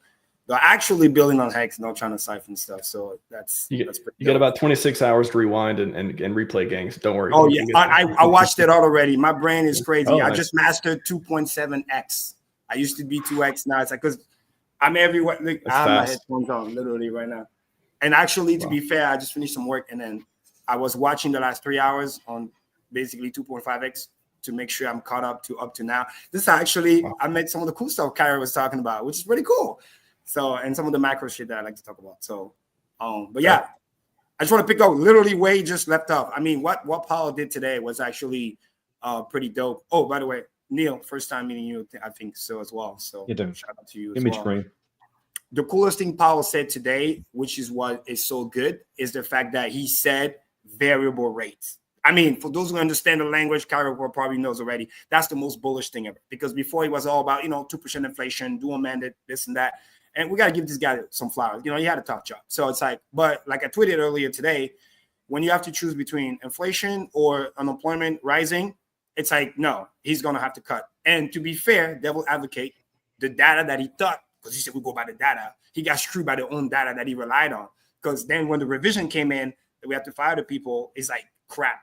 This is actually worse than I thought. And like Cairo said, there's another revision coming out literally September 4th, which is going to be even worse. So he had to pivot because if he doesn't, then he's going to look really bad and all the insult will be validated. Too late power, all this other crap. And another shout out for him is that, he didn't let the ego get in the way. That's very important because he could have literally just stick it to Trump and then that's that. But he's like, listen, I genuinely trying to do my job and I thought I was relying on the data. Data turns out to be wrong. Therefore, we need to start cutting. So, and for people watching, why is it also so bullish? Is because there's no other FOMC meeting until October. So it's bullish as it go. Market love like security in terms of like no uncertainty, and it's always forward looking. So, and then the cut, which you already baked in, is going to happen September, right around the 14th to 17th. I don't know the exact date when they meet up. So it's like, it's bullish all the way there. Then depends on how crazy we run, we might get a pullback. Meaning if it's institution style, which I like, what I call control structure, up and to the right, you know, like you want to do with Hex. No, you go up a lot, sideways, go up a lot, sideways, because this is how they manage portfolio. Shit goes up 10, 20%. They have to sell. They have to rebalance. They have to chill out. You know, somebody was panicking because, oh my God, Catchy would start selling some BMNR. No, it's called rebalancing portfolio. They have to. When it pumps so much, they have to. But that's how you build the base. Stairs. This is what we should say in Hex. You know, if you stay dead and chill, leave off your yield, this thing is sustainable. We can create infinite number up and to the right. But then when retail comes in, there's a distinct pattern. It's like parabola, because retail is like that. They don't care about entry price to just get me in. The same way when the bear market comes, they don't care about, like, you know, reverse rally or like dead cat bounce. They just be like, get me out. So it will just, if you see the chart start going parabolic too fast, then you know retail is in, and everybody knows it's the beginning of the end. Is watch out the, you know, falling off the parabola. Rich is probably going to tweet about this, and then we know it's game time. But if it's like up and to the right, slightly diagonal, then we're good. If right now pumping like crazy, it's totally fine, because like Tom Lee said it best, this thing's been undervalued for so long. And something that I like to use for Hex and PulseChain later on in this conversation is the same thing Tom Lee used for ETH. It's like the fundamental has never been any better for ETH than what it was. And like he was saying like a month ago, that shit was at 4K. We're way better than before. We have finally, you know, the ETH Foundation get their shit together, right? We finally have the restructuring, the narrative's coming back, people are getting galvanized. So it's like, why would ETH be less than what it was before when the fundamentals are better, right? And then, you know, L2 activity, all this sort of stuff. And I love how Tom Lee does it, because that's the way I like to do it. It's like he's not trying to like talk down to you. He's using very simple words that everybody can understand. The same way he said, this is, you know, ETH's turn, the same way Bitcoin did in 2017. And literally the pattern looks like that. Bitcoin did the same play. Run to the 5K like we're doing right now. Chill a little bit. We're probably going to run to 5,700. That's the next fib-ish. If we pop that, then we go 6,500. If we pop that, then it's 7,300. So it's like, obviously, inhale, exhale, breathing in between, but the path is clear. You guys saw Richard's tweet earlier today. That was so cool with the chart. I mean, it looks so good. The fib literally points at 13,000. So it's like the same way Bitcoin got his over 100 plus K. You saw the big well with the 80,000 Bitcoin. Shout out to him. He took his profit after what, 10 years, 12 years, whatever. Now it's like, it's time to rotate. And Tom Lee gets it. He didn't say I shit on Bitcoin. He said he gets it. We made the money on Bitcoin. Let's run it on ETH. And now what's so cool about ETH is the yield, the native yield. I want everybody to understand that. This is also why it's so good for Hex and PulseChain. It's like, this is the thing that's going to replace like something that's on TradFi, which is what we used to call Hex, which is like the bond market. In other words, like what you see on TradFi with what's called money market funds. Because with the native yield alone, let's say Tom Lee right now, BMR, they have like $6.7 billion under management. I mean, that was earlier today. She went up 14%, same as, you know, Hex. Same as Ethereum. Now, if you just do the quick math on that, 3% yield, 6.6 billion, they're generating $200 million a year just in interest. So it's like, once you understand that, and they can just pay the stakeholder that way, and then the thing is sustainable. So no matter what, the bigger it gets, that 3% native yield will become more valuable. And then they're going to keep running the same play. The bigger the market cap, for those who understand stock market, then you get approved to the next tranche. That's how Tesla started small, and then they got all the way approved into being the S&P 500, right? The better you do, you get bigger and bigger and bigger. Then you get introduced into the micro cap, then the mid cap. And every new graduation, there's unlimited money waiting for you. They can hate the fucking asset. Let me say it again. They can hate the asset. They have to buy it, because that's just how it works. So your goal is just to make it there. And people are scratching their head. Why is this thing has a premium? It has a premium because those people are banking in the future. They're banking in the fact that it's going to keep growing, it's going to stay sustainable, and it's going to meet the next graduation level, which then is going to allow them to reach the new pool of assets. And this is how we're going to win. because ultimately the better ETH does when the rotation eventually come. Richard tweeted about it earlier. I kind of did a reply too. We're gonna get ours as well. So yeah, just excited to be here. I don't know when we're starting the panel, but I told RHMax I want to talk to Cairo. So yeah, but great to see you there, Kareem. Like, you've been always like a star to me ever since I saw you in the highest of stakes there. And can't wait to see you pull up your staking wallet and make another $1 million in a second again. You mentioned something that I think deserves a little bit more attention here, the political chess that goes on between Jerome Powell and the President Trump. Because you know how explicit the verbal war has been from the Trump side. Yes. Whereas Powell is kind of like walking the tightrope and trying to like not say anything to rock the boat, or at least he's restraining himself when he probably wants to say something. And you think, well, why would a president want to go at war with the Fed? Because we've seen this in history before, where the first, I'm going to age myself here, but in Reagan's first term, his first 2 years economically sucked because he kind of went to war with the Fed and they didn't like it. So they punched back using the tools that they have as opposed to words. So why would Trump be doing that? Well, it's political chess, because what's the words he keeps using? Too late, pal. So when this jobs revision comes out, no matter how bad it is, Trump is going to come out and say, well, hey, it's Powell's fault. He should have cut earlier. He's too late. And he's going to be rubbing that in more. And that, so now Powell is kind of boxed in to the point where he kind of has to cut. And not just from Trump, but also it's not just about bringing down the interest rate on treasuries. It's also going to be the interest rate on every other bond, because every other bond has to compete with a treasury. And when you look at corporate bonds, like, say Walmart or say Apple or any other company out there wants to issue bonds to hire people, because we were saying, well, the jobs market looks weak here and everything. We need to make it easy for these companies to hire people. What's going to make it easier for them to hire people is for them to issue bonds. They're not going to want to issue bonds at these high interest rates. So I think that there's also pressure on JPOW from these other companies here. They're saying, hey, we'd be happy to help you meet your employment mandate of your dual mandate here, but we need lower interest rates to do it. Absolutely. I mean, it gets even more fucked up than that, which is key. Hex, clip, if you're watching, this is the part you want to clip this. This is so cool. This is literally what Trump is called, and then Trump and team, right? When I say Trump, Besson is involved as well. It's truly a 4D chess, right? For people to understand, why do we even call it 4D chess? It's like you're seeing so many moves ahead, and you have contingency of the contingency of the contingency, right? So what's the ultimate goal to make that 4D chess happen, right? They have literally, because of Janet Yellen back in the day, they have literally like $7 trillion still that they got to kind of issue in the short-term future within the next, 6 months to a year, just to replenish what's already needed right now.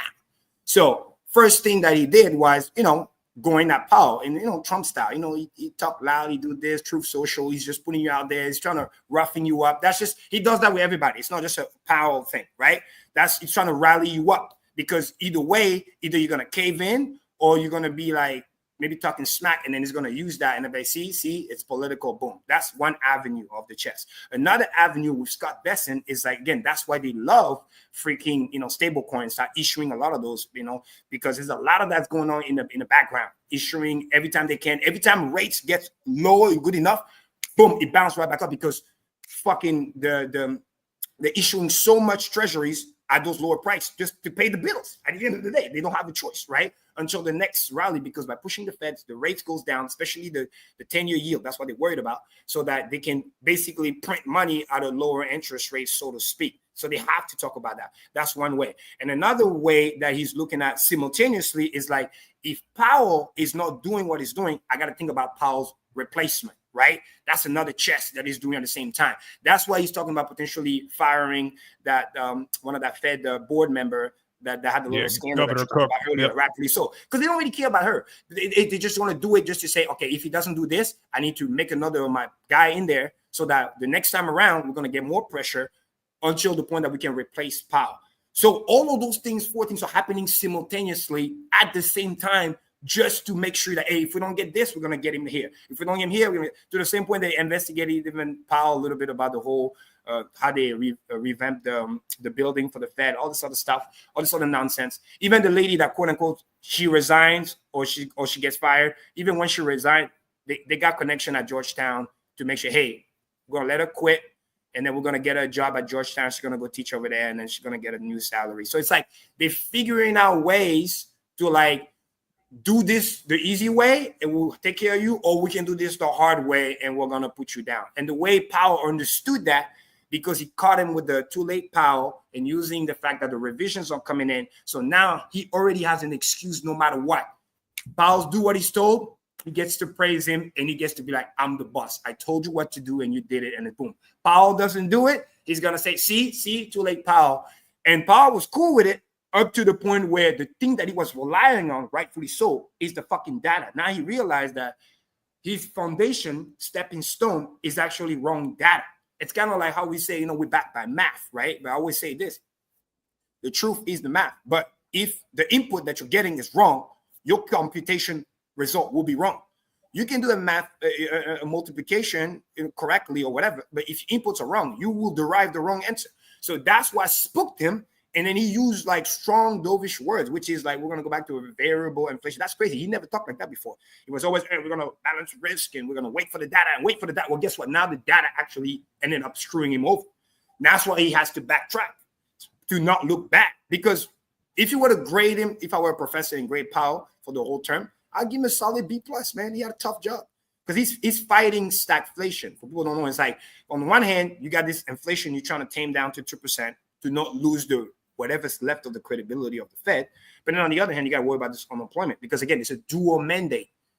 But even though it's a dual mandate, those who really know the unemployment weighs more than the inflation. Because guess what? Even if you're not a humanitarian and you love people, let's say your pure mathematical stance. Because guess what? If you let that goes down in terms of the unemployment, you'll be forced to then push the rate to zero to recuperate the unemployment rate that you lost. Because companies are cutthroat. If it gets so bad, they're going to fire people. And make no mistake about it. Those people that they're firing may never come back. Let me say this again. Never come back. They're just going to replace you with AI. Optimize. Let's go. So it's very important that he fix the Band-Aid now, because if he doesn't do it, when the cascade fall comes in, I'm going to give you like a crypto analogy. It's like when you broke the camel's back, you broke the structure. Remember Do Kwon?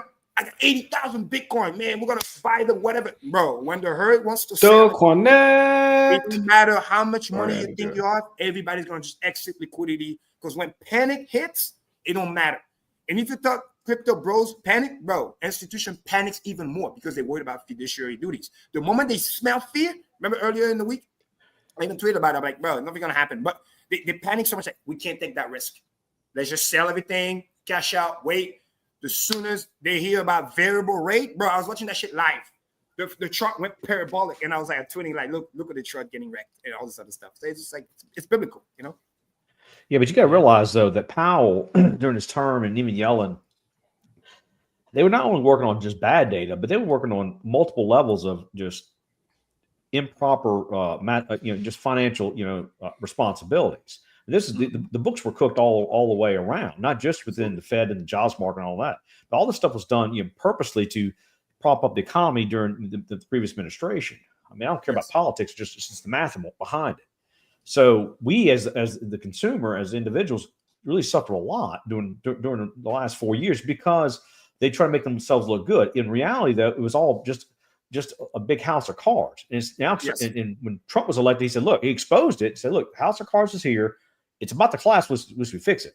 And Benson and the others who got to have some sense about how these things can be run, they come up with good solutions. And I know the stablecoin bill, people had different opinions on it, but it itself, though, to me, in my opinion, I think I look at that as a way to try to lessen the effect that the Fed has on policy, because with that tool will allow the government, the legitimate government, because the Fed is not federal or reserve; it's private. Exactly. It allows the government to have a little more say so in how things can be moved, and to have a little more opportunity and flexibility to move around, not rely on the Fed so much as the means of their ability to provide liquidity and the financial backing of all the treasury notes and stuff. So they have, I think they, like you're right, Green, they have a longer term view in 4D chess. And how it plays out will be a function of obviously the retail / big business, how big business wants to interact, because Amazon's, Apple's, and Microsoft, all the bigger tech companies, how they want to interact and get their finances in order. Plus, you got oil and you get big energy. You got a lot of them. It's a big conglomerate, and you got BlackRock and their big push. I mean, it's a lot of moving parts here. And for us, we just want to try to get our piece of the pie and not get left behind. And for the little guy, over and over, paying attention is what you got to do. You have to watch these markets and just don't be too scared, because you're right, they will react emotionally because that's what they do. But in reality, though, we are on the precipice of potentially even a depression if somebody just screws something up. It's a fact. The United States is so bankrupt. I mean, it's even worse. Point is the only thing that would ever get us out of it. Yeah, because in the day and age that we live in, and I'm talking to those watching who are like, I would say, 25 or younger, it's like you're in a day and age where if you can't even work enough to beat inflation, bro, you're running behind. You're being screwed. You're seeing that inflationary pressure.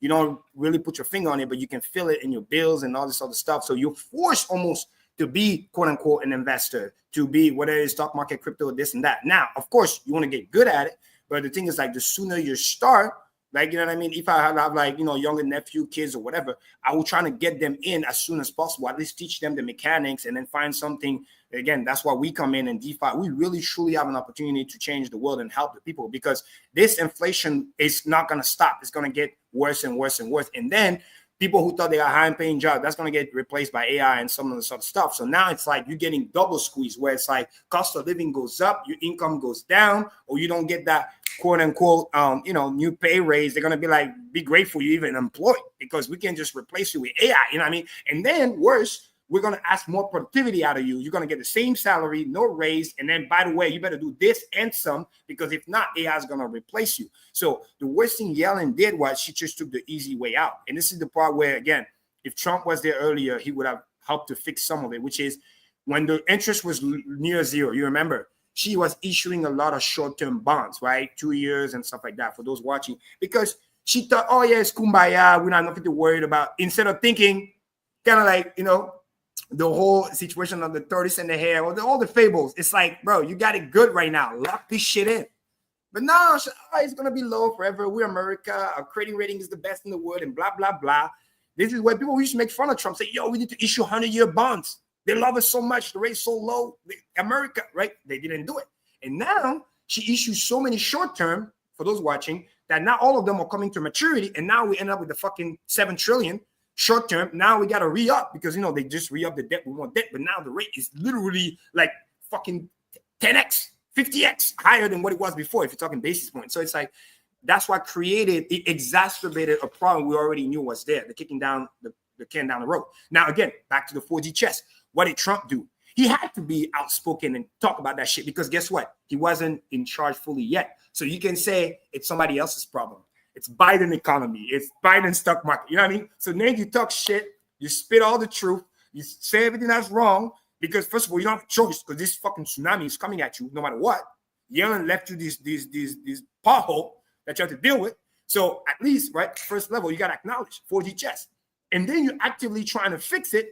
You do the deregulation. You're trying to remove all the red tape, all this other stuff. Let the economy run, because the only way is to realistically, you either inflate your way out, or you create Great Depression. Well, Great Depression is, everybody knows, is bad for voting. Nobody's going to do that.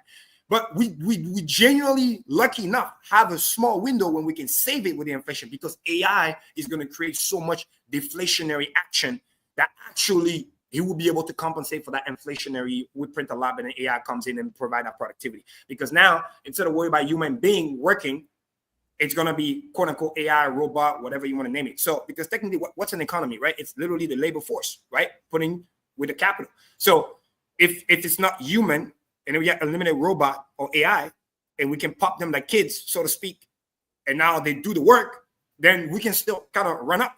That's why you see those crazy valuation for AI and stuff. People don't understand, because the productivity is about to go insane. So this is why Besant is running this play with the economy, the deregulation. Now, we're going to see in 2 to 3 years what the final result is. But if they genuinely have a shot at it, they got to do it now. Run the plane down, lower the rate now, pump the fuck out of it now, run the inflation a little bit higher now, so that by the time it's about to get bad, the productivity of AI kicks in, which then help all the mid-cap company too. It's not just going to be the Magnificent Seven. Think about it. All the Magnificent Seven, they're going to run up no matter what. But mid companies, if AI comes in, you so-and-so company, mid-cap, 5 billion, 10 billion market cap, AI comes in, Palantir comes in, say, hey, we can optimize your system. You don't have to hire people, so to speak, but I can increase your productivity by 30, 40, 50%. All of a sudden, you start showing crazy quarterly earnings that stock market is not even ready for. All of a sudden, the mid-cap start to look like little darlings. All of a sudden, like we talked about all the time, and Somni too, shout out to Somni for that. The PMI, business manufacturing, all this sort of stuff, it started to go above 50. Now the economy is booming. It's like, who provided that productivity? AI did that from optimization.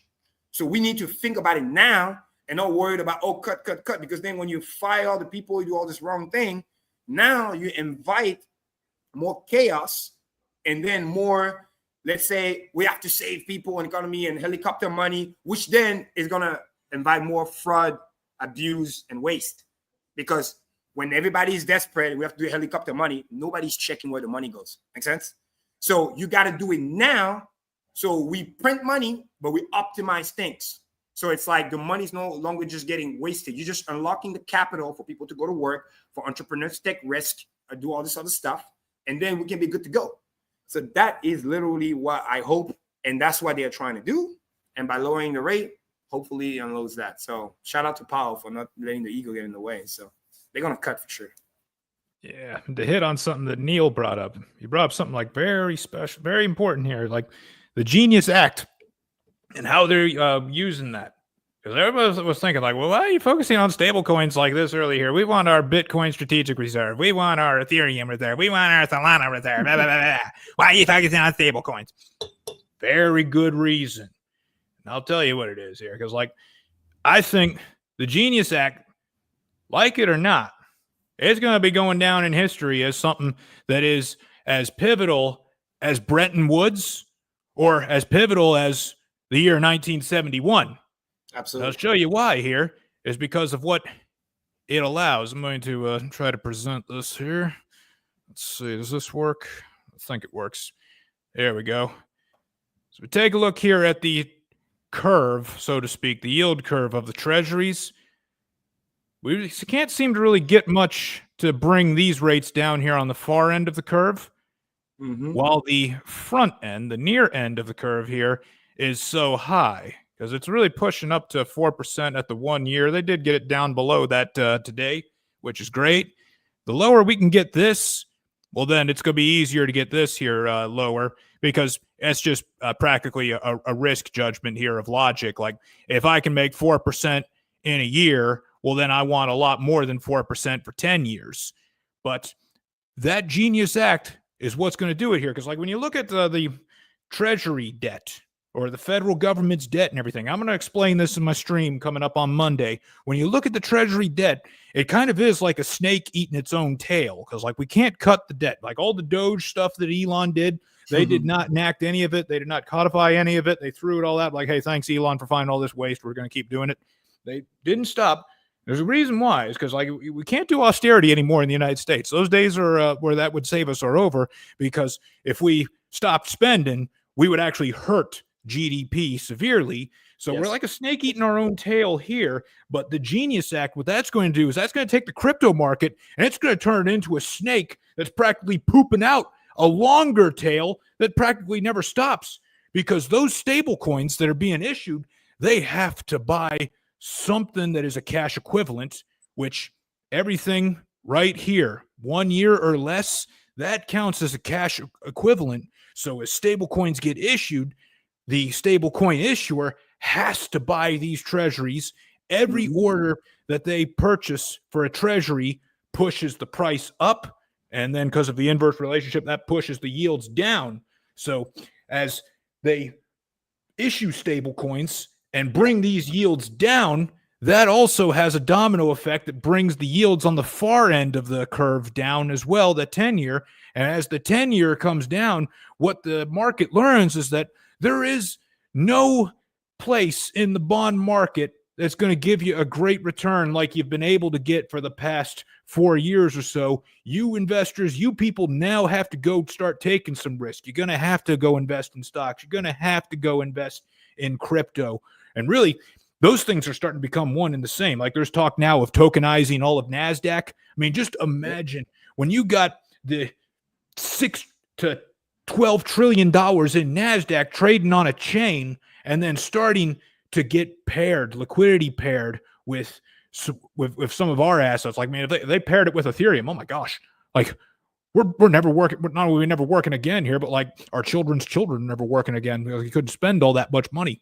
So absolutely, this is going to be like a snake that just keeps growing and growing and growing. It's going to go from like a tiny little coral snake to an anaconda.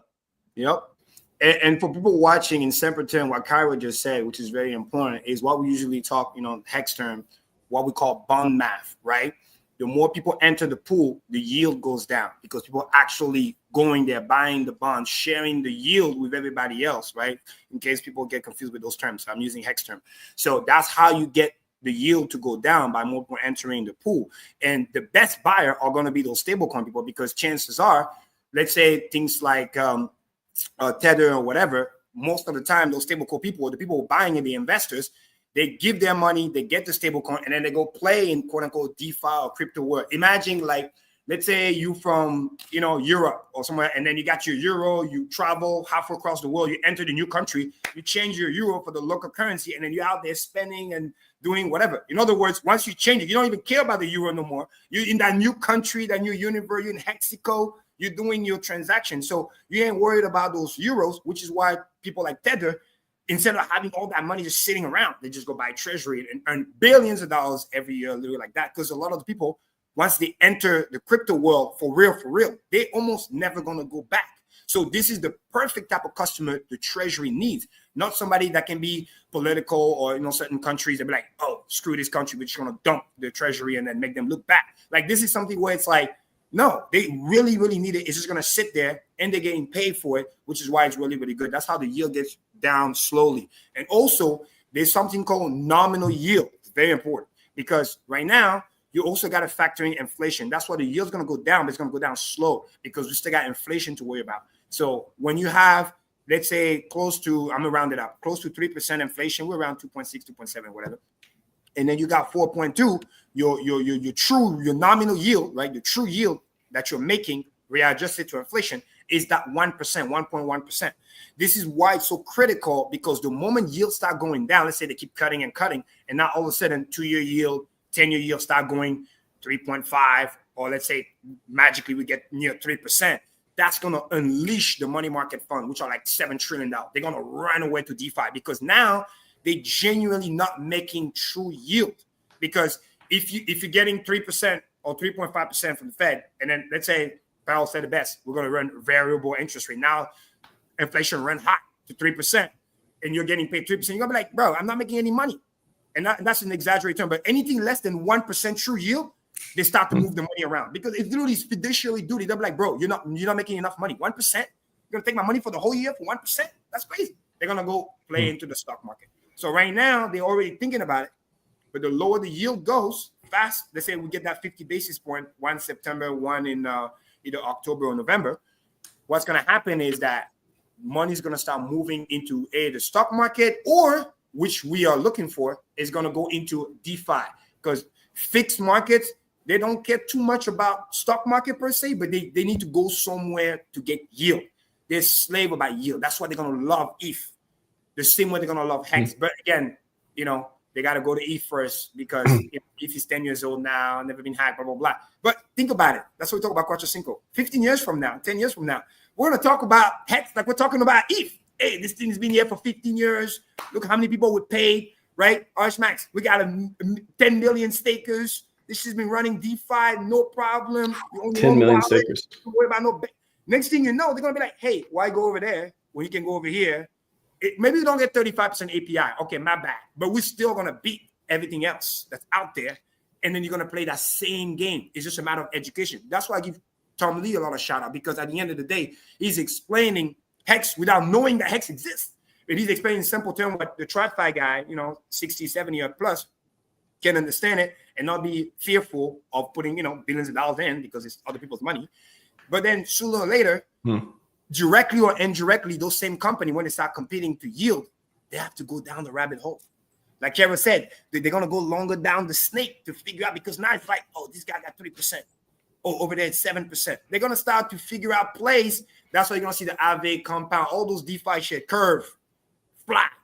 You know what I mean? And obviously, Rich going to be playing those stablecoin game too. Anyway, because you literally just sit around, get yield, right? Let's talk about sacrifice wallet for a second, right? People don't understand. The moment it crossed, quick math, the moment it crossed $1 billion, we're very close to that. For those who don't know, you see the 166,000 ETH. It's more like 170. The 5,000 ETH is that got moved. It's still there somewhere. Probably on PulseChain, ready to be unleashed. Could have got bridged back. We never know. But it's definitely not lost. People forget that. It's still 170 in my head, because I do the quick math. Every $100 Ethereum move, it's $17 million added to the treasury. Let me repeat that. Click this. Every $100 move is $17 million added to the treasury. Why is that important? When Hex went from where we were to 50 cents, Hex Clip, if you're watching this for you, the total amount, somebody calculated it, roughly was about anywhere from 100 to $120 million buy volume, more or less. That's how we went from, we did the 10,000X with just that money. Just to put it in perspective, in the last 10 days, the treasury went up more than that. As of right now, if somebody can put it on screen, it's somewhere around 175, 180 million dollars, just sitting chilling. Doesn't have to sell nothing. You can literally just play the little die game, put collateral, print against, boom, easy. The moment he crossed $1 billion asset under management value, again, another important thing that he can do, he, she, whoever. That's what all the big players do. You don't sell. You literally can just go stake that shit, get the 3% native yield, super safe. Quick math, $1 billion asset under value, under management, you generating $30 million a year. Passive, keyword, without doing nothing. And it's not like a Hex stake. You can literally retrieve that money every month. That's roughly 2.5, 2.3, $2.5 million a month. Free money, just staking. That's at 1 billion, which we can get. We'll probably get there around when Ethereum gets like 5,100-ish, more or less, we're there. So now, everybody did the math with the calculator, a little $3 million in the ecosystem, you can easily 3-5x the price. But remember, it moves as a function of a square. The higher we go, the easier it is to pump, because you're getting all this liquidity out. When a lot of coins, people sold cash, like, bro, even me as a Hex OG, right? If we don't know. It's not that, I know Staker apps no longer here, people stop paying attention, but there's not that many super sharp like it used to be. Like, we're dying breed. People say, oh, the OG, bro, there's not that many left. And then the one who are left, like myself, trust me, we're here for the 15 years. We ain't going nowhere. You know what I mean? So it's like the really, really selling has already been done. A little bit of money, the shit flies. The liquidity is low. The major haters have already sold. The people who really, really wanted to cash out, because guess what? They never staked long. We were talking about it for many years. They were already looking at, 2025, this and that, boom, boom, boom. Or looking close to the 7-year mark, the halfway mark. They're all going to be gone. And as we fly up, they're going to probably sell their last bag around maybe 10 cents, 15 cents, whatever it might be. But we're going to leave those people behind, and we're going to fly towards all-time high. And at that point, remember what I just said, with people back in the day bragging in the chat, I got 500 million Hex, I'm going to dump on your head, da-da-da. The price still didn't care, went up like fucking crazy. $110 million of buying was needed back then. We need way less than that to go back to all-time high. If I'm being nice, I can say 30 mil. And that's like, I'm being super nice. Because guess what? The moment this shit flies back, the same behavior is going to come back. When you look at your portfolio, what I just said about the $1 billion earning $30 million passive. When you look at your asset, I can trade or waste money. Oh shit, I'm retired again. Oh shit, I'm generating 6-figure off my yield annually. Why am I doing this trading shit? Why am I getting wrecked? I can just stake this shit, do a rotation once per year. January 1st comes in, pay my taxes. I get my quote unquote, 80, 100K. I live my life, go touch grass, right? What do I always say, right? Stake, date, and chill. Now, it might sound like it's crazy on Cream, but I'm not doing that right now. My math is saying, you know, I'm only making $5,000 a year based on yield. But again, you're talking at today's price. I'm telling you about this thing is going to do another 10,000x, bare minimum 1,000x, right? I wasn't here day one. Matter of fact, EHEX got lower than my first entry. I got in at 002. It got lower than that. We're right around that zone right now. It's the perfect time to buy. Perfect. Because it's so low, but also the liquidity is also lower a little bit, and then it flies. So let's say you were to build a portfolio now, preparing for that while it's low. When I say, you know, you can do on EXPX, it doesn't matter. Pick your one. It's the same code. Once you get to that point and Hex go back to 510, especially the psychological 10 cents, when you get that dime, people's wallet's going to look way gangster. All of a sudden, diamond hands get super diamond hands. Trust me on that. Because now all of a sudden, you got to think twice. Low liquidity. If I dump my whole bag, let's say I have, you know, 10, 15 million Hex on average. Price is 10 cents and above. You dump your whole bag, you might get hit 30% slippage. But if you just take and chill, this thing can pay you for the rest of your life. If the charts start to look like the Tron chart, like I talked about, well, after the massive dump, whatever, it's not as control structured.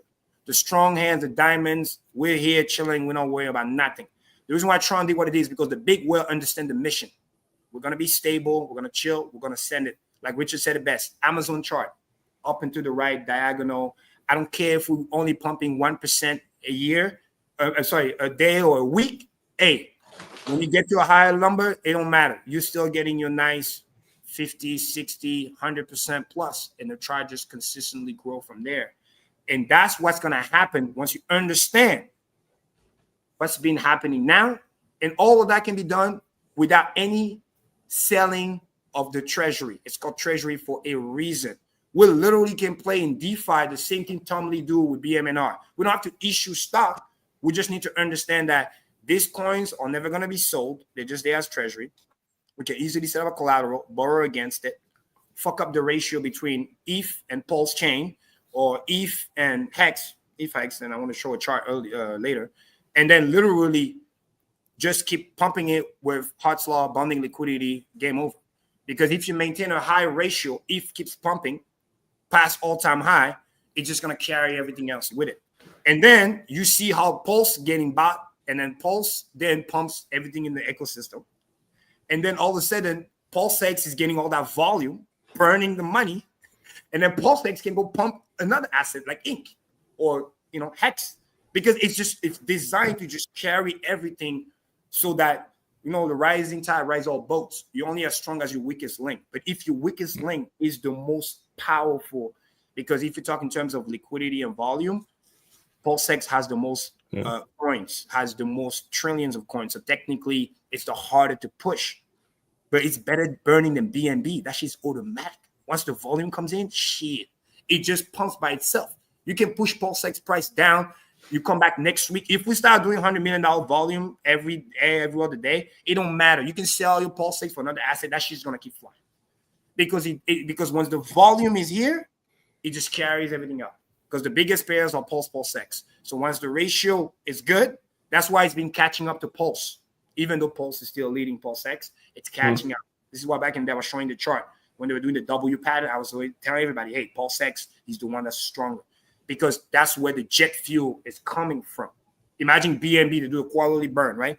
We don't even have to wait for nobody. It's automatic. It's built into the code. You can take that to the bank. It's like trust me. Let's get a Konnichiwa for that. Konnichiwa!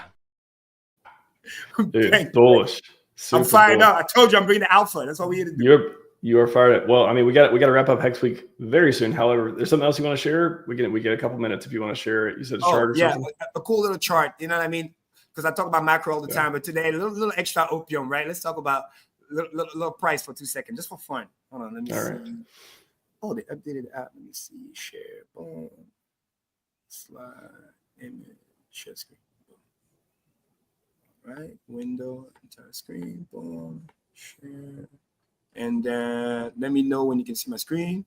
You can, right? Yeah, we see it. Mini screens. Yeah. Okay, this is fun fact. So let me preface this. This is the weekly chart of Hex ETH, right? So we can talk about moon math, right? A little bit for people to watch.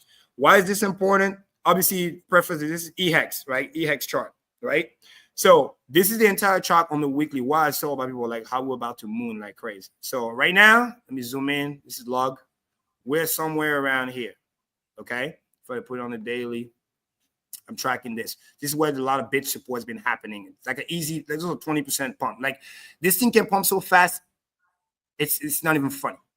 It's going down as Ethereum is going up, because what people don't understand is everybody's chasing the dollar value. So I need to explain for the new people how the whales are actually thinking, right?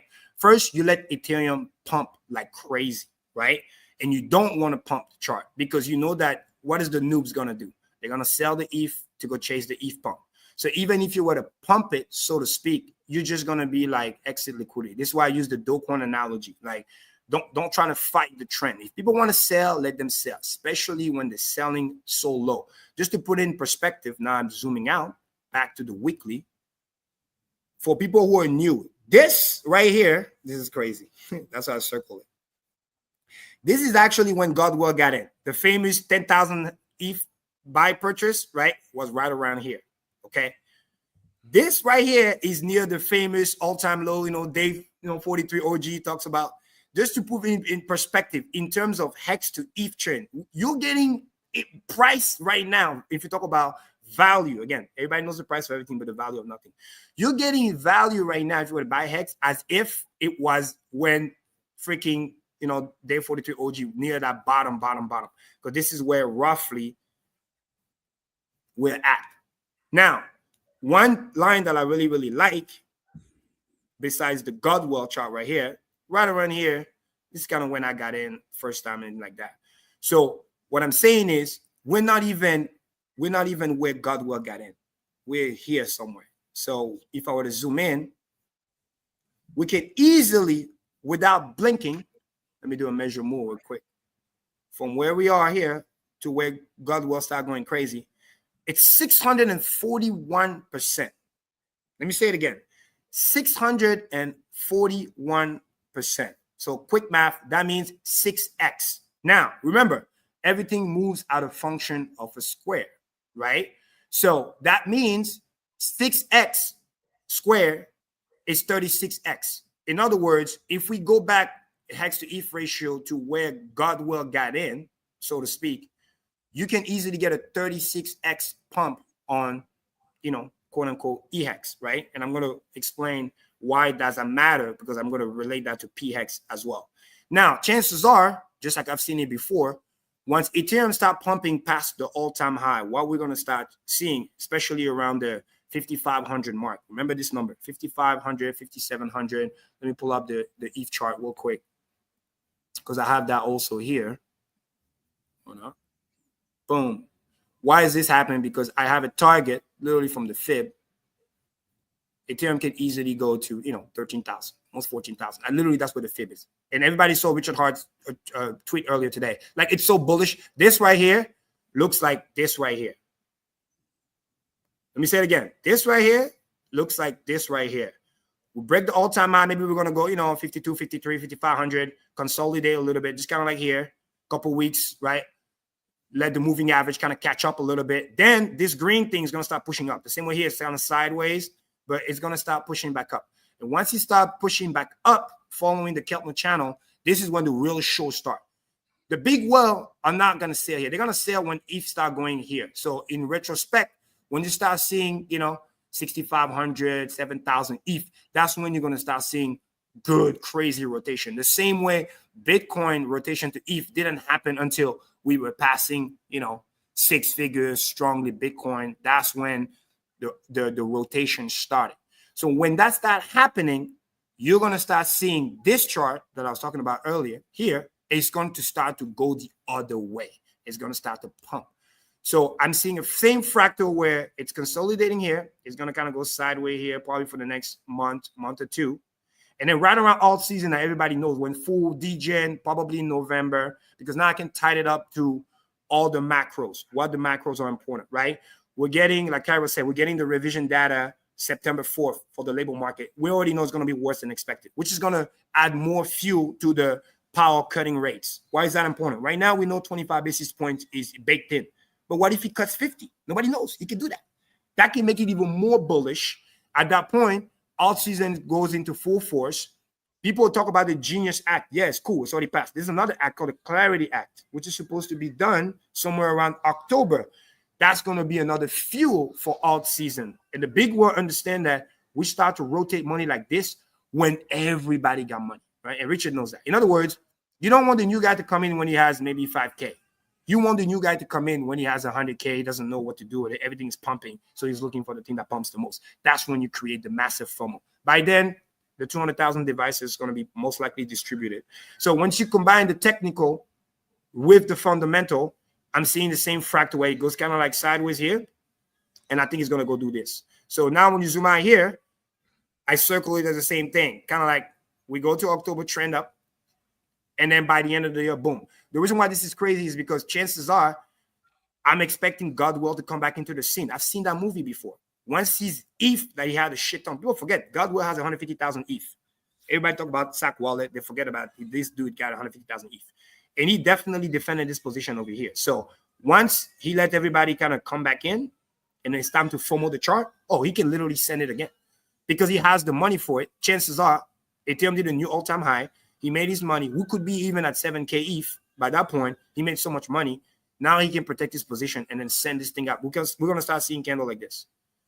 And the reason why this is important, remember, it moves as a function of a square. So let's just say conservative. I don't want to get everybody too FOMO. I'm going to say if we're here and let's say we go somewhere around here.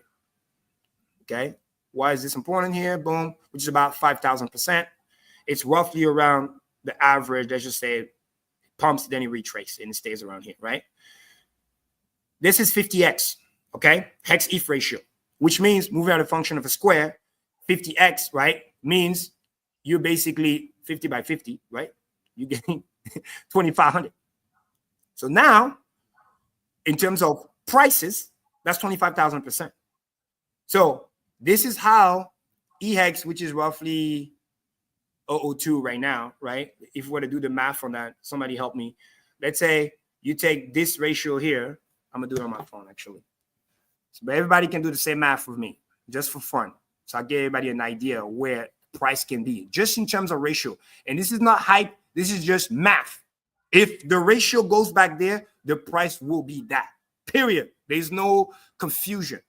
So if we are 0.00, so what is it, 40, and then it's a 22, roughly, right, based on the chart. And let's say Ethereum is, we're going to start slow, okay, is 1,500, okay? Sorry, 6,500. At 6,500 in terms of ETH, that means that this ratio here says 14.3 cents, okay? So now this 14.3 cents, because you readjust that to dollar term, this could literally be about, you know, we're getting very, very close to 20 cents, more or less, 20 cents hex. Again, assuming Ethereum is about 6,500 to 7K. You guys follow me so far? Because all I did is I take the ratio and I multiply the ETH price, right? That'll tell us where, and that's EHEX. Now, chances are PHEX should be, when we look at here, what does GoPulse says? GoPulse said the ratio is like 1 to 5. Obviously, as the price rise up, I don't think it's going to stay like that. It's going to go anywhere from probably 1 to 3, maybe 1 to 2, simply because it's just math. I know too many OGX, it just makes sense. Hex is hex. If the price starts shooting up too much, they're going to look at, oh, this one is expensive, this one is cheap. They're going to rotate capital from PHEX to EHEX. We saw that before. So let's just say it goes from 1 to 5 to 1 to 3. That means if I have 14.3 cents, which is the math that I just did, right? Which is back here, boom. This number here multiplied by $6,500 ETH gives me 14.3 cents. 14.3 cents multiplied by 3. You have a 42, almost 43 cents hex. And this is where it gets crazy because now you have basically PHEX at 43 cents and you have EHEX at 14 cents. So when you combine the two, you're at 55 cents. Basically, we're back to all-time high in terms of new all-time high when you combine hex. And that's just, we just retake where we were where kind of PulseChain kind of launched. We're not even talking about where he goes, let's say here, if he gets there or whatever. So this is the level of insanity where we are right now, which is like This thing is just loading.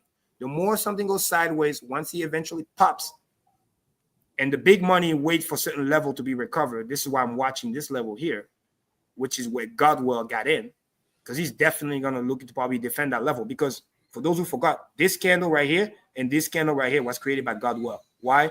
Because he was defending the same position. Because if you want a dollar cost average, when you're right next to your first entry, this is the perfect time to buy more Hex and put it away for 10, 15 years. So this is kind of the last cool little opium I wanted to share with you guys for today. Again, this is moon math, but based on actual math, literally. And I use EHEX chart because that's the one that has the longest longevity. But like I just explained, if you take the ratio between EHEX and PHEX, it's at 1 to 5 right now. Chances are as the price rise up, it's going to start to close a little bit. I don't think it's going to get to 1 to 1 just yet, but it's definitely going to close it. So when you just play ratio and you see where ETH can go, and if some of the ETH bros start to learn about Hex as well, and they'll be like, maybe they're hardcore. Oh, I don't want to go to PulseChain. That's Richard Hart. But I love this Hex thing. They might just buy it on the ETH chain. And if they buy it on the ETH chain, because if people are paying attention, the Guays has been going down, the fees has been going down. It's not going to be as good as PulseChain, but that's what I'm saying. It's the ratio might not be 1 to 5, 1 to 2, 1 to 3, because double the other one, you can pay for the gas fee. Triple, quadruple, quintuple, they're going to be like, well, this is cheaper. I'm going to buy it over there. Yeah, there's a bunch of it bridged over PulseChain too. Exactly. Yeah. So this is where, like, and by the way, you can do the same math. If you take PulseChain and let's say PulseChain to 100x and you look at the pulse to ETH ratio, you can kind of see where PulseChain can go. You can do the same math. It's so easy. That's how you really use ratio trading, not to trade, but just to see what's possible. Because if you know where ETH can go, and by the way, I only said $6,500 ETH. When you do 7,000 ETH, that's crazy. 10,000 ETH, that's crazier. 50,000 Ethereum, forget about it. Forget about it. We're at $10. Cairo's been reminding us, Wendio has been saying 25,000 ETH. So that's right. Like, it can get there real fast because, like, a lot of people are probably watching at home thinking, well, a year ago, Ethereum was just $2,200. Exactly. So it took a whole year to go from 2,200 to its previous all-time high. How is it going to go from 4,800 to 25,000 in just a matter of a few months? It is very possible because once we get past the previous all-time high, once we get past $5,000, the shorts are going to get liquidated.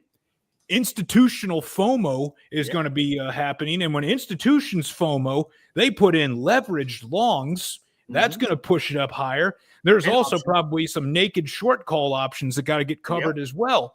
So even though this past year it's been underperforming, I know that Max Kaiser has been locking himself down in Stacy's basement, jerking off to the underperformance of Ethereum. But once these shorts get liquidated and once the leveraged longs come in, that thing is going to pop off faster than a virgin boner at a bachelor party at a strip club.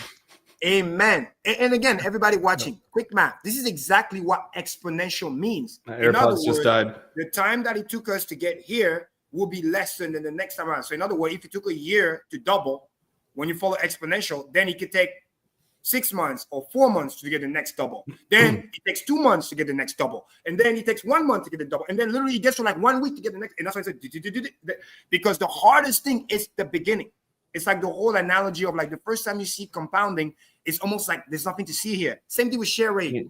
I remember the day where share rate was moving 2 points every other day. Sometimes you wait 3 days for a 2-point move. Now it's averaging 20, 30, 50 points every day. Moving up. Nobody even talk about it, but it's still happening.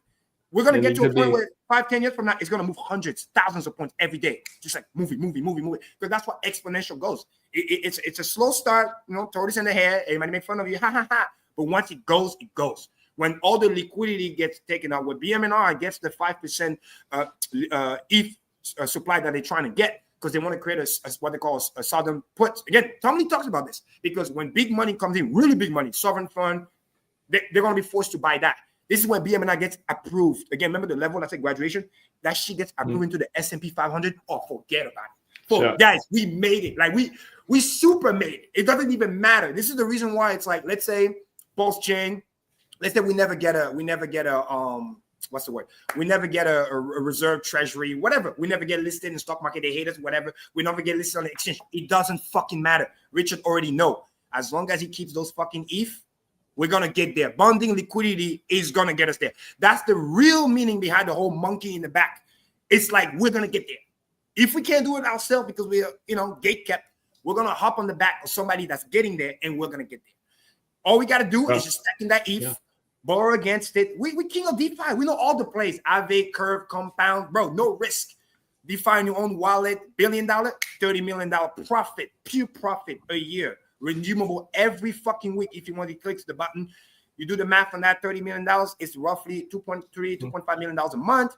You're talking about $600,000 to $800,000 a week. That's stupid. You put that in PulseChain, let's go. It covers everything. It covers all the expense. Everybody wants to sell. Eventually, you run out of sell. That's the beauty of true DeFi. There's no naked short. You can't sell Hex if you don't have Hex. You can't sell PulseX if you don't have. Sooner or later, you will run out of coin. We will buy you out, and then we're just going to be bye-bye, and then we're going to troll you from the all-time high, and then you're going to FOMO back in. And once you come back in, like Cairo said it, there's nothing left. So you will be recreating the new highs, and then, waiting for the next one. Neil, I think what he's saying is we're taking over.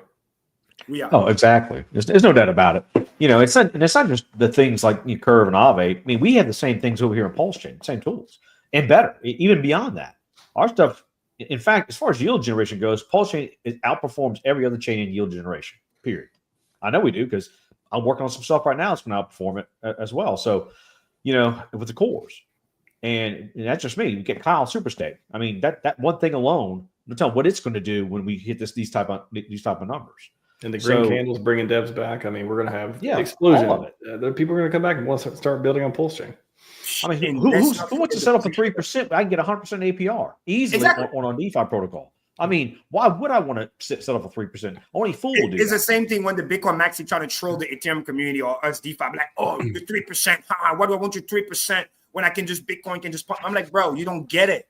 It's native fucking yield. Every time Ethereum doubles, that 3% is worth 6%. Then it's worth 12% because in dollar-nominated term, that 3% native yield goes up with the price going up. So if it goes to 25,000, get a 5x move, 3% is worth 15%. And in stock market talk, none of them niggas got 15% yield with that. None. Zero. And you come with extreme security. You don't have to do nothing. There's no like, oh, got to worry about all my keys over there. You can do this literally pure DeFi, and Tom Lee already figured it out. That's why he doesn't really need to shit on Bitcoin. He just get it. Like, bro, I know how Wall Street works. He's been there for 30 years. That's why he had the audacity, rightfully so, to say, bro, Ethereum's going to pass Bitcoin market cap. Tom Lee could be a Hexcon. He could be what Tom Lee is watching right now. Imagine he found out about Hex. Some team win.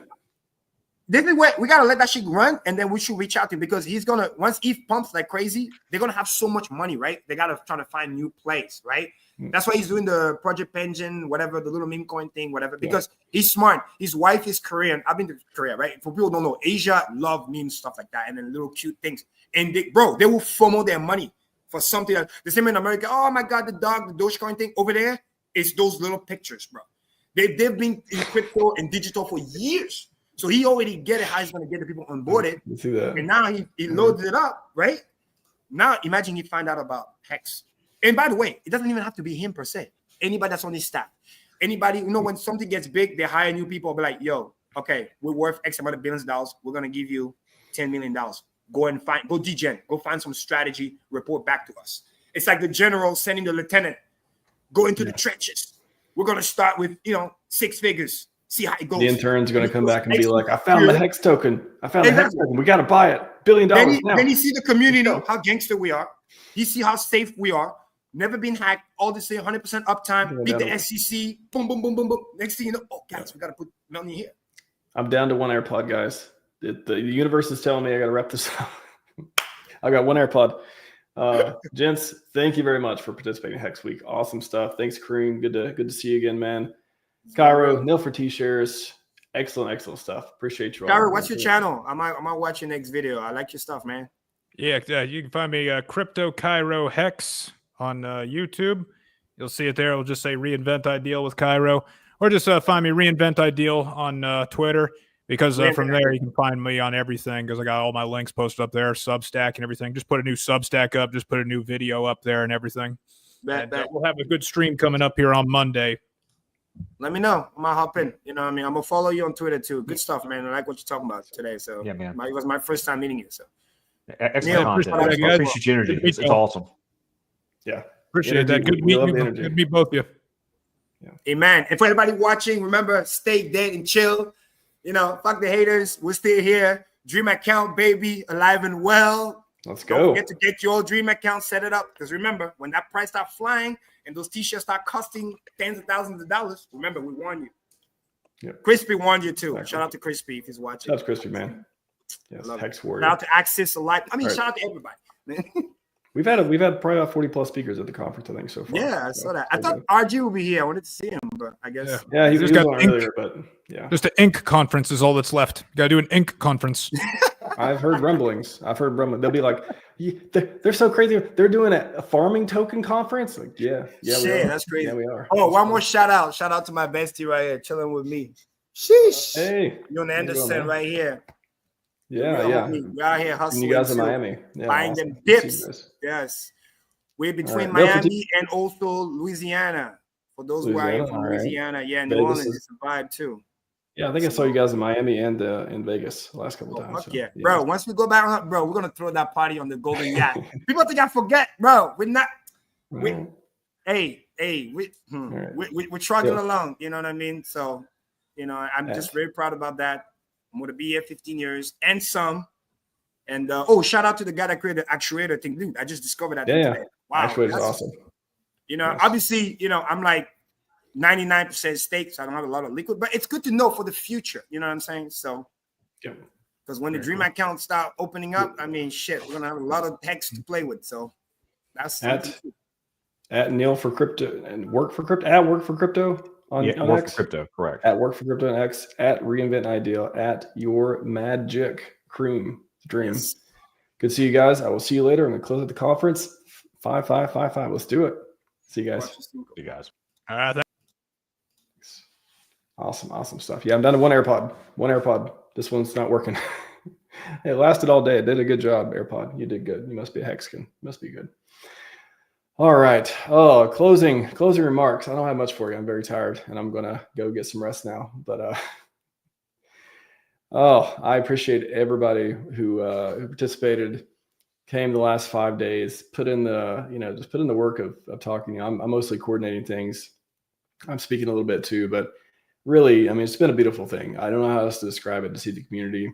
It just again, in these times where we're not up only, just come on, talk about all the bullish stuff, talk about what you believe in, and just show the strength of what we have here and the ideals. And it's amazing. It's amazing. So, that's the best I got for you now. I'm gonna get some rest. No streaming this weekend. I'm definitely taking it off. But I'll leave you with this video, which seems very popular, and you guys got a lot. So keep it amped up. If you're going to bed right now, sweet dreams. If you're going out to party, be safe. If you're hanging out with friends and family, be well. That's all I got for you. Scivive 5555.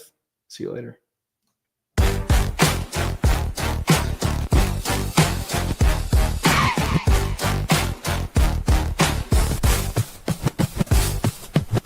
Years old, already reading fast. Gifted school couldn't hold him back.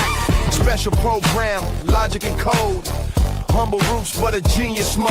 Dad fixed AC, delivered the news.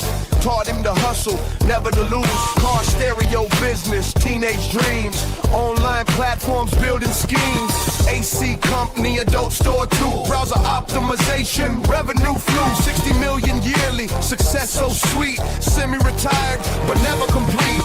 Reddit showed them Bitcoin's like blockchain future burning bright. Who is Richard Hard? He's taking control. Hex and PulseChain, that's how he rolls. I'm not fucking around, I'm here to take over. Crypto revolution, he's the composer. Who is Richard Hard? The king of the scene. Building tomorrow with blockchain dream. I'm not fucking around, I'm here to take over. Digital freedom, he's the bulldozer. First blockchain CD, Hex was born. High returns while others were torn. PulseChain launch, eco-friendly way. PulseX exchange, a brand new day. 27 million for research and health. Longevity research benefited from his wealth. Inspired the millions to break their chains. Financial freedom, healthy gains. Fighting scams with all his might. Protecting users, shining light. And safe came knocking at his door, but he fought back and won the war. Who is Richard Hart? He's taking control. Hey, Hex and Pulse, crypto revolution. He's the composer. Who is Richard Hart? The king of the scene. Building tomorrow with blockchain dream. I'm not fucking around. I'm here to take over. Digital freedom. He's the bulldozer. Red notice came from Interpol's call. Finished claims, trying to make them fall. Tax fraud allegations, assault they say, but the system's broken. Games they play, business rivals using legal schemes, crushing innovators, killing dreams. If haters wanted to get me down, they'd raise more than my 27 million crowns. Diamond worth millions, watches and cars. DC allegations reach for the stars, but he denied it all. Stood his ground, blockchain freedom, that's what he found. Won in court, they didn't appeal. Justice served, victory real. Ecosystem vision, wallet and all. Independent blockchain standing tall. Bitcoin and Ethereum left behind. Community value, peace of mind. Richard Hart, he's taking control. Revolutionary leader, that's his role. I'm not fucking around, I'm here to take over. Second crypto wave, he's the composer. Hex.com.